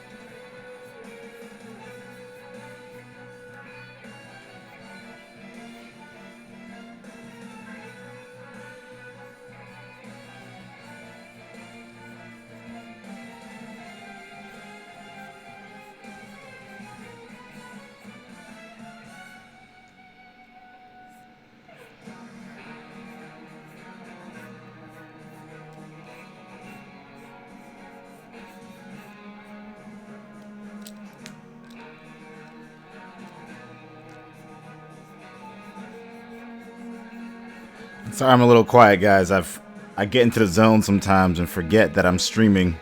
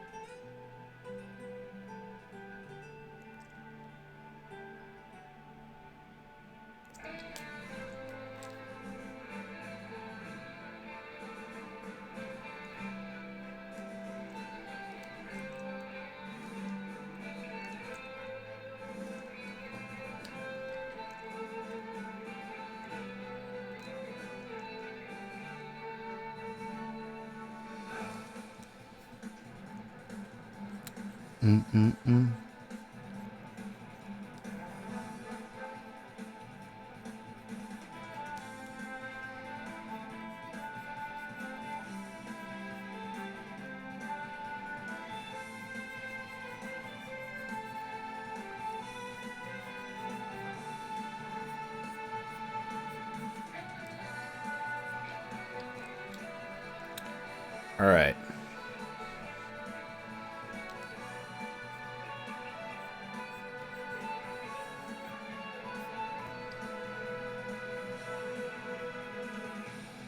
I might need to sit on this one to really know if this is exactly the way I want it to be, or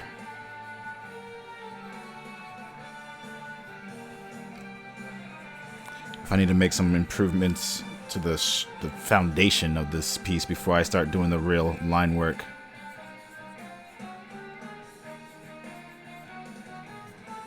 If I'm missing something really obvious, or Thank you for watching my video. If you enjoyed watching, do press the like button, share it to all your friends, and leave a comment. I hope blah blah blah blah blah blah blah.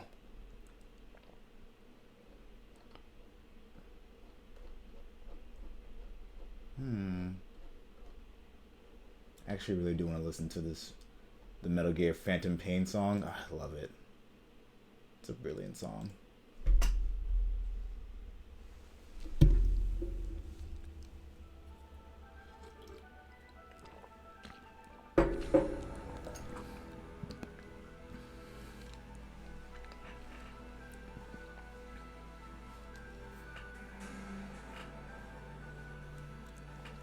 I wonder.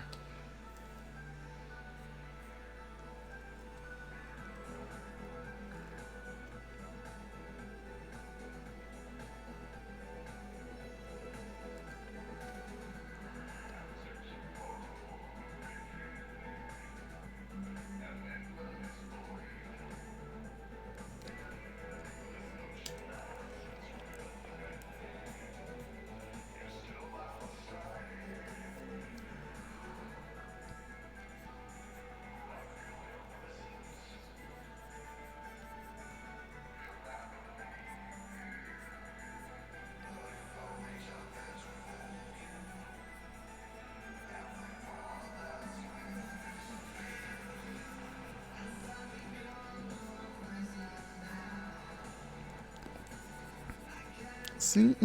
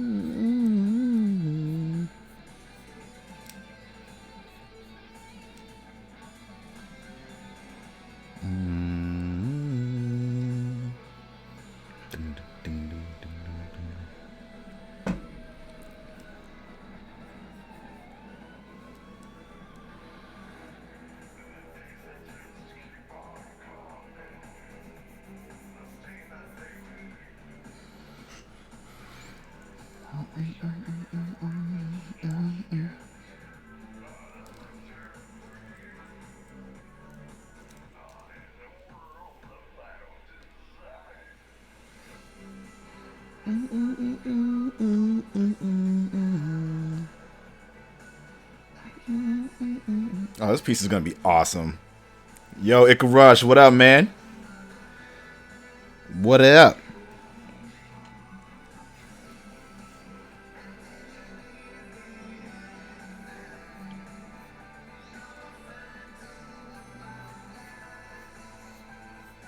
Why are you still awake?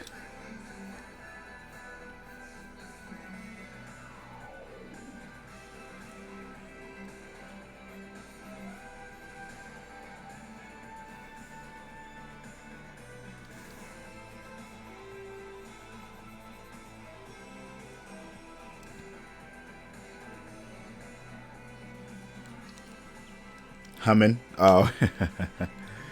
Yeah, man.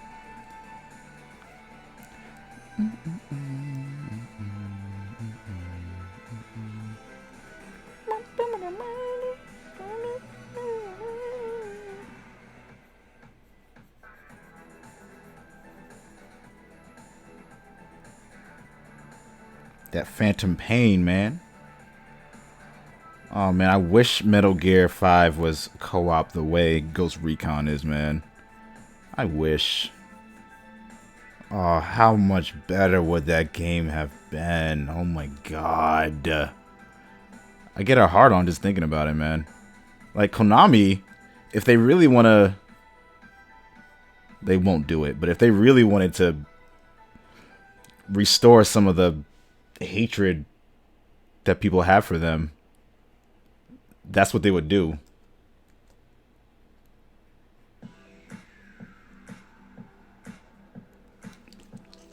You're always up this late? Passed out 4:30 though? Woke up at... Oh, damn, you're wide awake. You decide on PC or PS4? PC. I actually requested a code from Ubisoft for PC, so hopefully they follow through with that. If so, I'm gonna cancel the pre-order that I have for it on G2A. If not, then I'm just gonna have it on PC. But yeah, I'm gonna get it on PC. I might as well.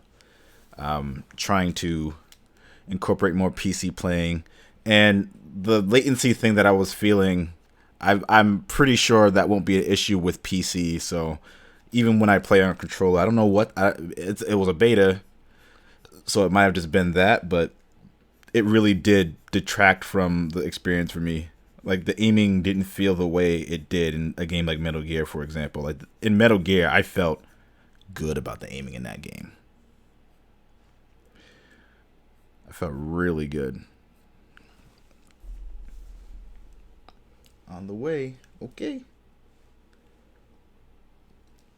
But yeah, we are going to go to the next song. Sorry that took so long to do.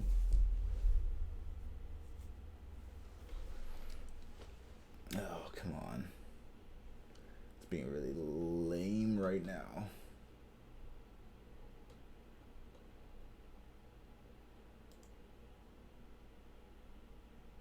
There we go.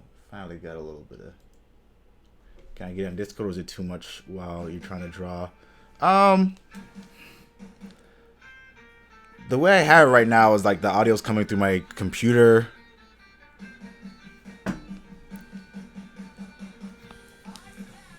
Waiting for you to bang the gong. And I'm like listening to music.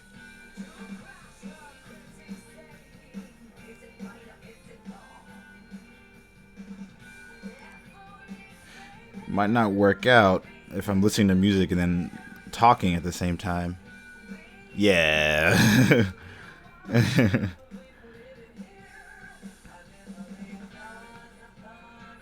Because the way, it's fucking Max, man. The way it works is that usually I have headphones on. And that's mainly because I want the audio to come through on... I want the audio to come through on the stream and so that I can hear it, but right now I just have the audio only coming through the speakers, and so I don't know why Apple does this, but they don't allow people to freely access the sound card on their computer, which is just kind of absurd.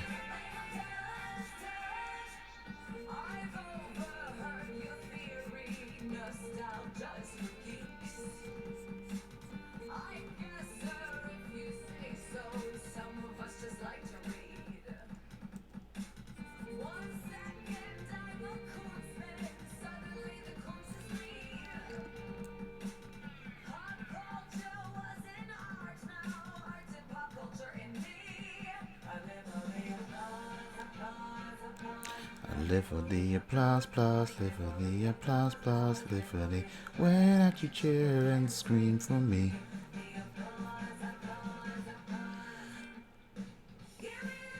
Fuck Apple, yeah, seriously, dude.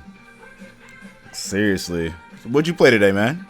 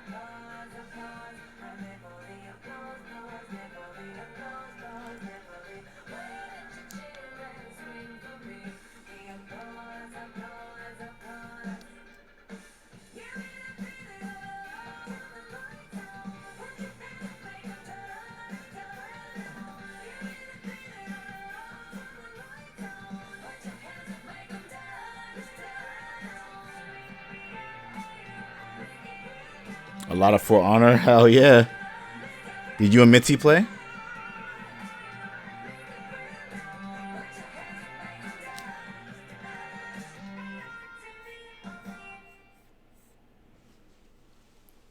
Oh, my toe.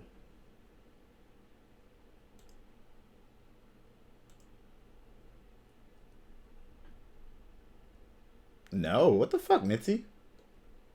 Thought I saw y'all saying in the chat. See, you should hit her up. Yeah, you should, absolutely. She said she wanted to play that.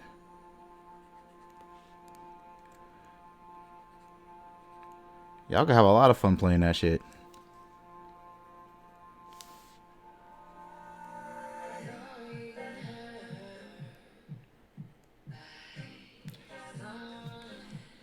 Ooh, that might be too big.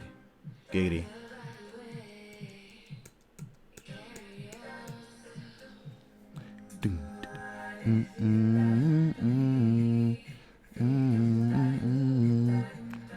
I'll take care of you. I'll take care of you. Ooh, ooh, ooh, ooh.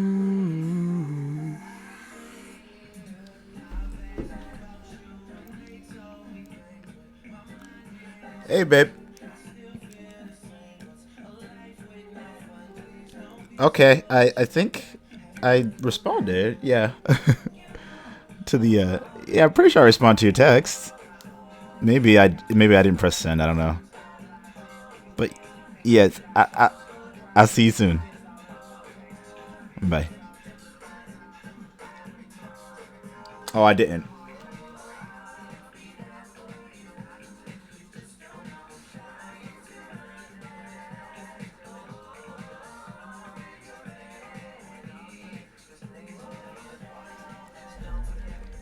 Oh, she's on Facebook right now? There you go. There you go.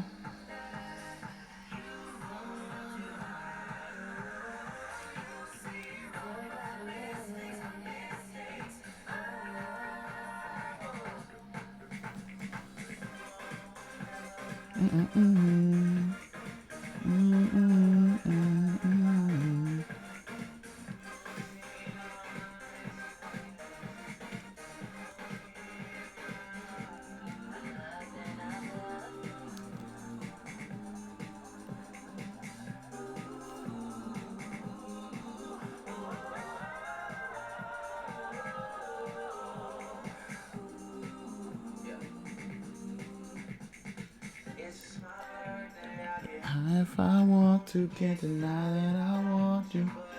If I have to. Your friends when they ask you that you do.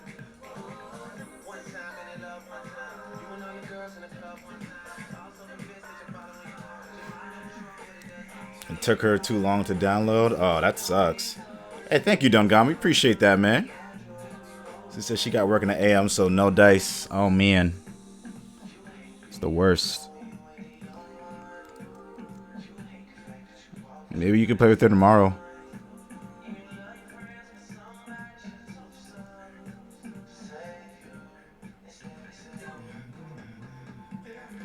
I worked on this shit all night, as opposed to working on the concept art that I was going to work on. But I guess it's for the better, because this is coming out pretty good. This is probably the last fan art thing I'm going to do for the next couple of months.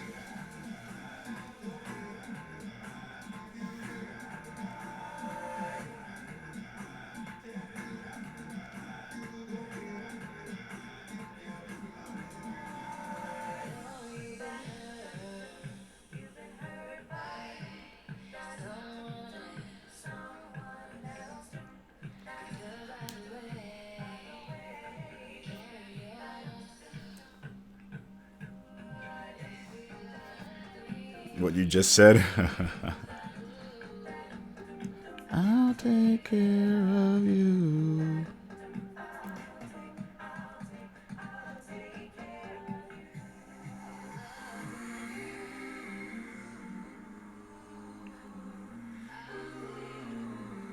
You know what I should do is save this before some bullshit happens. Because we all know that bullshit likes to happen. In games and in real life.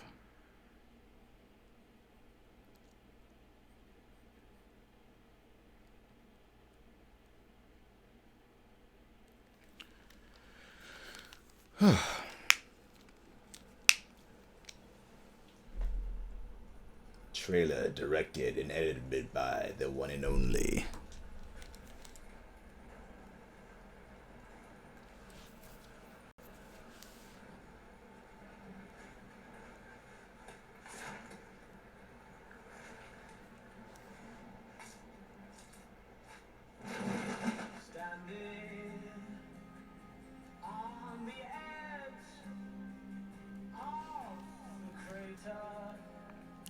What the prophets once said, and my ashes are all cold now. No more bullets, and the embers are dead. In the air,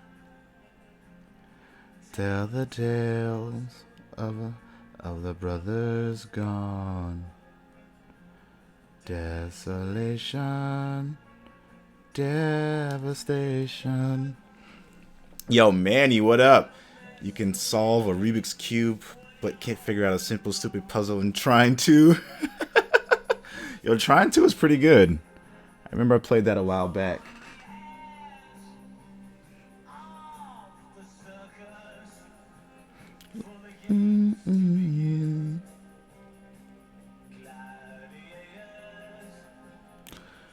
Their swords for the ranks.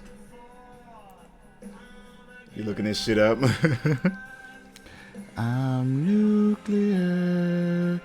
I'm wild. I'm breaking up.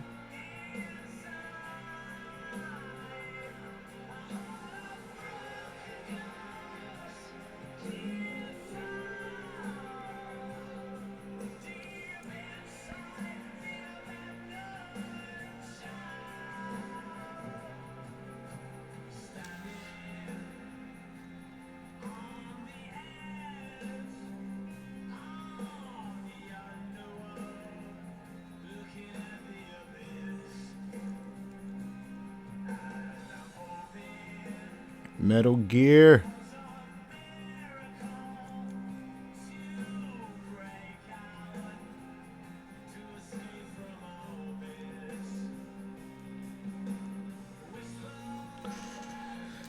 Ugh. Oh. Ooh.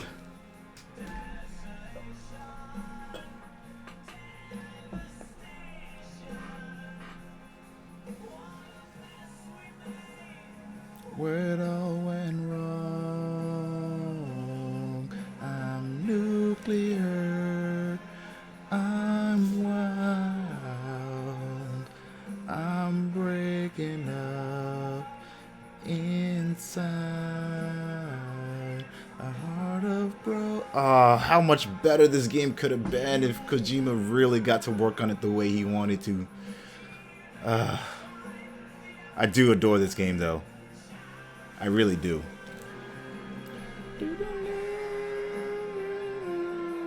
There are a bunch of pipes and a lever at the bottom. You pull the lever, it shows the pipes. Okay.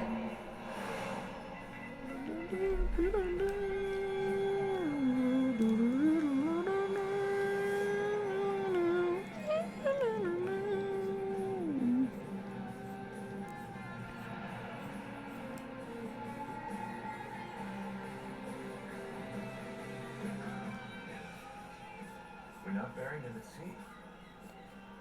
What then? We'll make diamonds from their ashes. We'll take them into battle with us. A shining light to our brothers in arms. Even in death. Even in death. We are diamond dogs.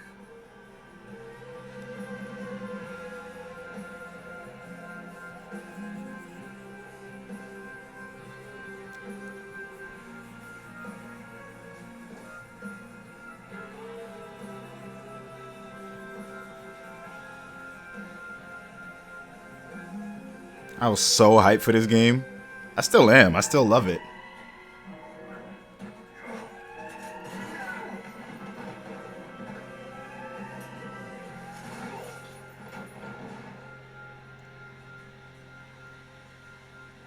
Yeah, that scene was ridiculous. I won't scatter your sorrow to the heartless sea. I will always be with you. I won't scatter your sorrows to the heartless sea. I will always be with you.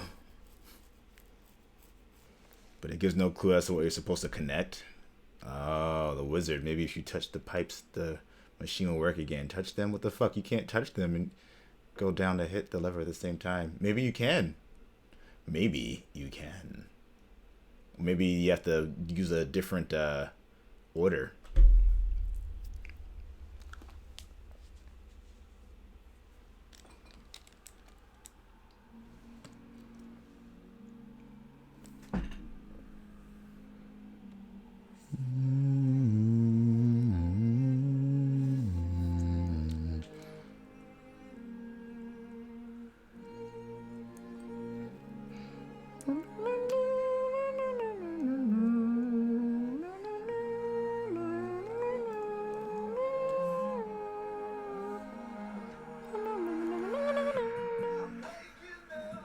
The ash and dust wipe my brow and I sweat my rust.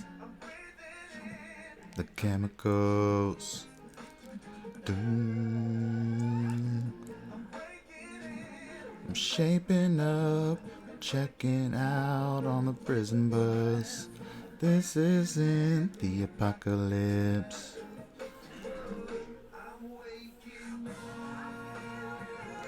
Actually,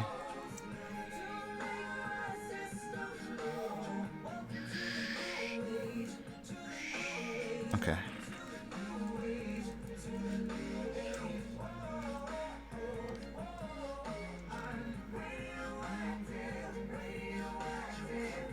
I know I'm going through this motion a lot, but I'm trying to get the angle just right.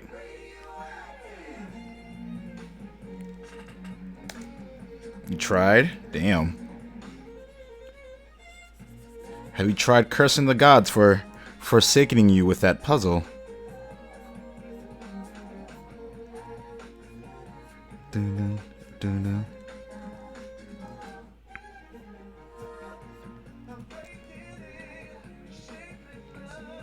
Checking out on the prison bus. This isn't the apocalypse.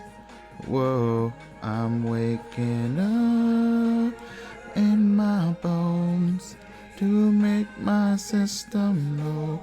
Welcome to the new age, to the new age, to the new age. You got it? See, all you gotta do is just talk to me. You got it. You get it. You figured it out.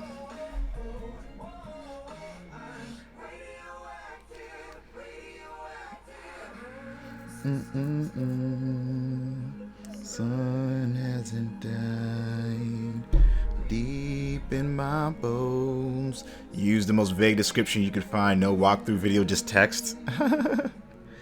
Oh man, that's brutal.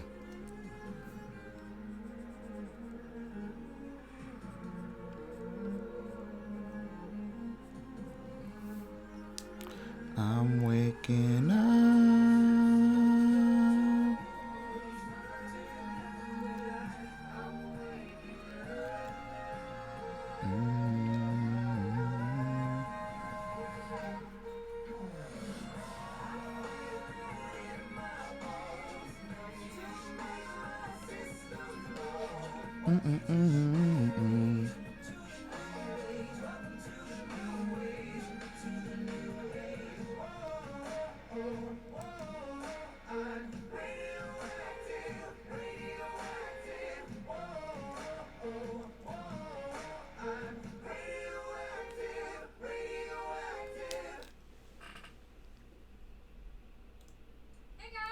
Shut up. Shut up. One is about his mental ability. Everyone panic! The agents are attacking! Humanity is in danger! Your death waiting for you! And the prom tomorrow! Oh my god, it's an angel! Oh my god, it's Godzilla! Oh my god, it's Godzilla! It's Godzilla! As usual, we, the Japanese military, are useless. Fucking ducks! Don't worry, everyone. Shinji Ikari is here to save the day. Shinji, you are the manliest hero I've ever seen, and I'm absolutely attracted to you. Also, you are definitely not a pussy. I know. I know. The particle space continuum. That makes perfect sense. Alan, this was my finishing move. Shinji, as your loving father who is always proud of you, I have one last thing to say. Yes, Daddy dearest. Whoa! What just happened? What just happened? Shinji. So let me get this straight. Just how much damage did we cause in the last battle? $70 billion worth of collateral damage. You're shitting me. Nope. That's what we get for protecting millions of people living here. The bright idea wasn't to build a city with millions of people on top of the world's most dangerous and secretive military base. I'm a fucking genius! I'm a fucking genius. Fucking idiots. Well, wouldn't be so bad if the pilot did a better job. You mean humanity's last hope who passed out and peed his pants? You mean humanity's last hope who just woke up? Shinji's awake? Is he alright? This arm is stalking me! He's perfectly fine. Well, he's still a kid. Someone's gonna have to take care of him. Not it. Not it. Damn it! So I sorted it out with the higher ups. Shinji's gonna be staying with you. Ritsuko, are you seriously making me babysit a 14-year-old boy? I thought you'd like it. Just don't go seducing him or anything. Haha, very funny. It was a joke, Misato. Where's your sense of humor? Oh, so you don't think I have a sense of humor, do you? All right then. Here's a joke for you. Come on. Knock knock. Who's there? Go fuck yourself! Seducing young boys. That woman doesn't know what she's talking about. Shinji, you're coming in me tonight. You mean I'm coming with you, right? I know what I said. That wasn't a very nice joke you told Dr. Akagi. It's just a joke between friends, Shinji. Tell it to your friends. I bet they will find it really funny. So you and Dr. Akagi are friends? Bitch! Should watch the DBZA in the background. I've been wondering Maybe I will. what nerve actually stand for. Idea? Oh, well, pretty sure it stands for... Nervous erection reaches vagina! I'm sorry, sir. And that's how I lost my virginity! Nervous erection reaches vagina. We are home sweet home. Welcome to your new house.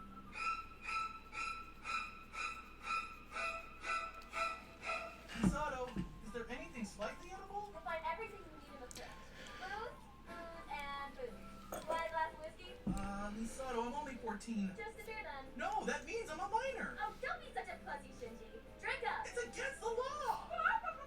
Misato! I'll have a beer. So as you can see, Unit 0 is currently suspended. Holy fuck, it's a blonde! Does that mean you're dumb and shit? Sir, I'm head scientist here at NERV. What kind of idiot hired a blonde as head scientist? You did. I what? Sir, it's me. I what? Ritsuko Akagi. Oh, my bad, my bad. All you blondes look the same. You really are an asshole, you know that, sir. Are you asking me out on a date? What? Great, I'll pick you up at 7. Wait, hold on, I never We can said... flirt later, Dr. Akagi. Right now we have important work to do. Ugh. As I was saying, sir, Unit 0 is currently suspended. Holy fuck, it's a blonde! Does mean you're dumb and shit? I'm really hoping Misato's having better luck than you're saying. Can you please stop bitching about your ex-boyfriend already? Oh, I'm sorry, Mr. Sun. Let's hear about your great relationship history. Well, That doesn't count. damn it! Well, at least I don't have a drinking problem. Your face has a drinking problem. Misato, you're drunk. Your face is drunk. Misato, What? you're an ignoramus. Your face isn't aided. That's not what I even... Stop, Shinji, get the goddamn bat. Shut up, Shinji. You get in the goddamn bed. Jeez, how often does that kid jerk off?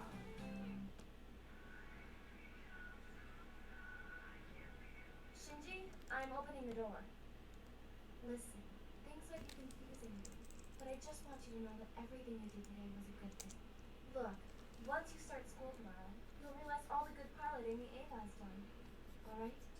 And that's for piloting a stupid robot. What did I do? Destroyed half my neighborhood. And put his sister in the hospital. That's right. And wait, what? And that's for destroying half my neighborhood and putting my sister in the hospital. I'm pretty sure he called your mom fat, too. What? No, I didn't. Ow! Sorry about Toji. He can be a little cranky sometimes. Why do I always end up as everyone's punching bag? What did he just say? He said your haircut looks unbelievably homo. Oh, so we have a smart ass here. All right, new kid, you got anything else smart to say to me? Tell it to your friends. I bet they will find it really funny. Hey, Toji? Yeah. Knock, knock. Knock, knock. The Ava, huh? Did you know that the Ava's equipped with a giant M34 minigun as its main? Said shut up. No, Toji, you gotta hear this. Hey, Kensuke, remember when I said that I was pretty desperate for the toilet? I told you once that I get pee shy around people? So why the hell are you standing right next to me when I'm trying to take a piss? Because it's easier to talk? Don't look at me. Don't speak to me. Don't breathe my air. Not a fucking word. I can see your wiener. Oh my god! So I heard Shinji. Oh my god. And you're telling me this because... You didn't tell him anything that could provoke other people, did you? Why would you think that? Hey, Ray! Knock, knock. Oh, come on. It was a joke. And I thought Shinji was the child. Speaking of which, how'd your date with the commander go? Do you really have to ask? Have sex with me. No. Have sex with me. No. Have sex with me. No. Have sex with me, please. Fine. Oops. Luckily, the bullet just grazed my arm. Tough break. Sometimes I wonder how this organization is run. Don't worry. Even the commander takes orders from the top brass in the UN. I'm sure they're coming up with a plan we can't even begin to imagine. You have a giant robot. Giant robot, good. I like giant robots. Oh my god! My hands are glued to my face again! Gentlemen, if we could get back on track, please. As I was saying, Mr. Nakari, can you explain your thinking behind giving a multi-billion-dollar robot to your son only to have him destroy half the city? Oyatsuki did it. Irrelevant. Just remember for now that the true objective I'd say, is the completion of the Human Instrumentality Project. The human instrument, what now? The Human Instrumentality Project. You've lost me. This document, we've been discussing for the past hour. Oh, this thing. You have no idea what you're looking at. No, I do not. Enough. No, I do not. Angel has arrived. Mr. Nakari, you know. Oh shit. I got a follow from... I don't know how to say that. Object detected in zone 5. Thank you for the follow. I'm sorry I don't know how to say your name. Someone get him back now! Analysis pattern confirmed blue. It's an angel. It's an angel! It's an angel. It's an angel. It's an angel. It's a Gundam! It's a Gundam. That is my favorite. It's a Gundam. You should draw... Oh, sorry. I thought that said I should draw DBZ in the background. I was like, how does that work? Fine. Fine! If they'll get you all to shut up, I'll do it! It's Angel's Patrol Green! Alpha team is currently engaging the enemy. Colonel, we need orders now. You motherfucker! Misato, we don't have time for this. Alright, what's the status of the missing pilot? Please, don't make me go back in there. No. Pilot secured. Okay. Alright, let me go get my girl real quick. Prep the system for an Ava launch. Got it. Contact Delta to be on standby. Roger. Alpha team, I need a status report. What the hell was that? I believe there was a status report. I fucking know what it was! That was a rhetorical question! You know what? Forget it. Shinji, are you ready to launch? No. Brilliant. Launch!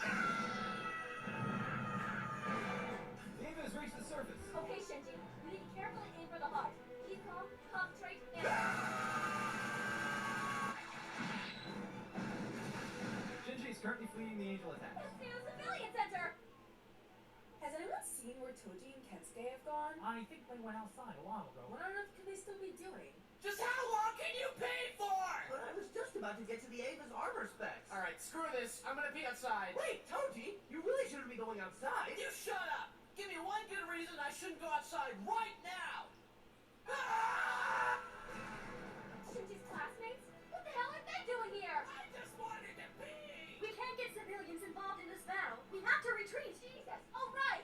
Get it down. Is she talking to us? No, I'm talking to those trees right beside you. Who do you think I'm talking to? I recommend we go with evacuation plan B. Agreed. Delta team, I need you to provide covering fire. Can you make it in time? Through the Shigeru. What's the ETA for reinforcements? What the hell is going on here? We have to get them out of there now. Run away! Shut up! Shinji, I know I told you you don't have to run away anymore, but we need to...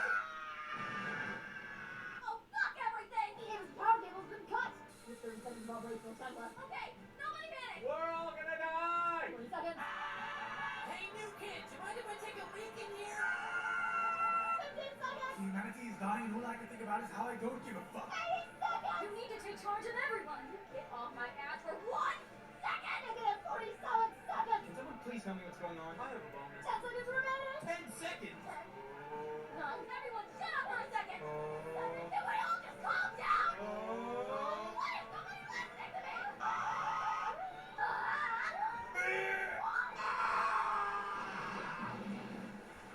Angel. Destroyed. Everyone ready your battle stations! Oyatsuki, fetch me my victory sandwich. I finally know what an angel is.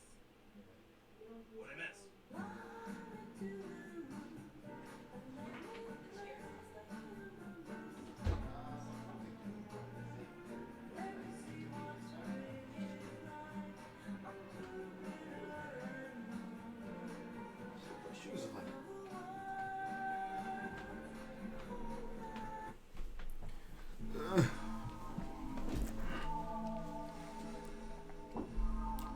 Somebody tell me what game this is from. Whew. Actually, no. We're gonna listen to this. Uh-huh. You ever see this? That's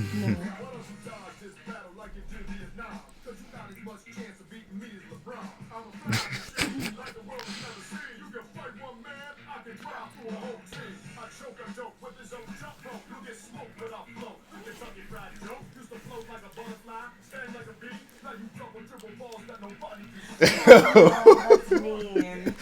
They're mad mean. They're mad mean.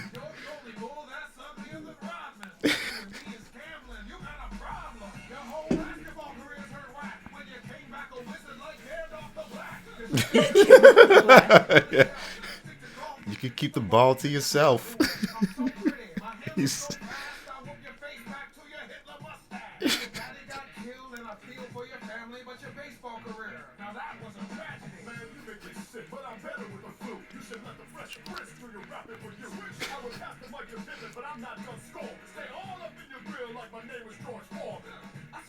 Reggie Miller, boy, what's wrong with you? You fight like the little girls who make Nike shoes.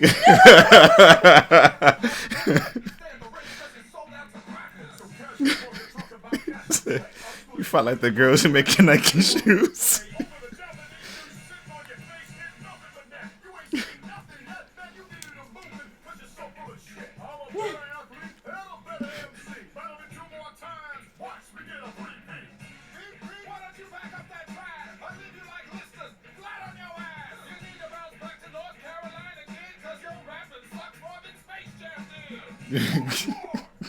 They talk the most shit.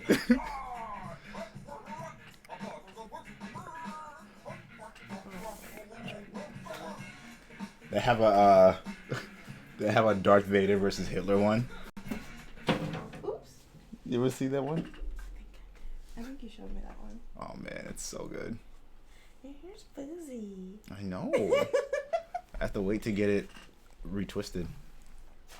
Retwisted. Mm-hmm. Well, seeing as it's 2 o'clock in the morning. Mm-hmm. It's that time. Yes. Let me For young Wills to go see. yes. But this is what I've been working on today. You hear this? So this is what I've been working on today. Oh, that's good. Thanks.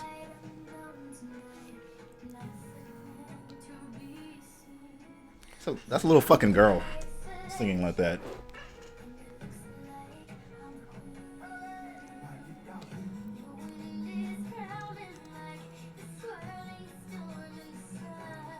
Just let it go. Yeah.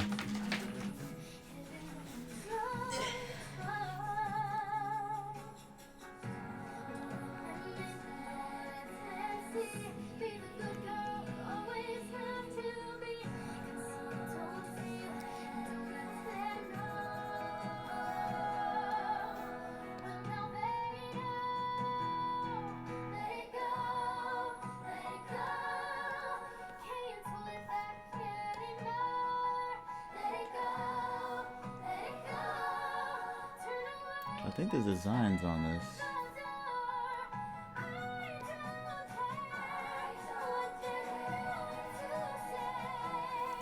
I guess I'll put the designs in tomorrow.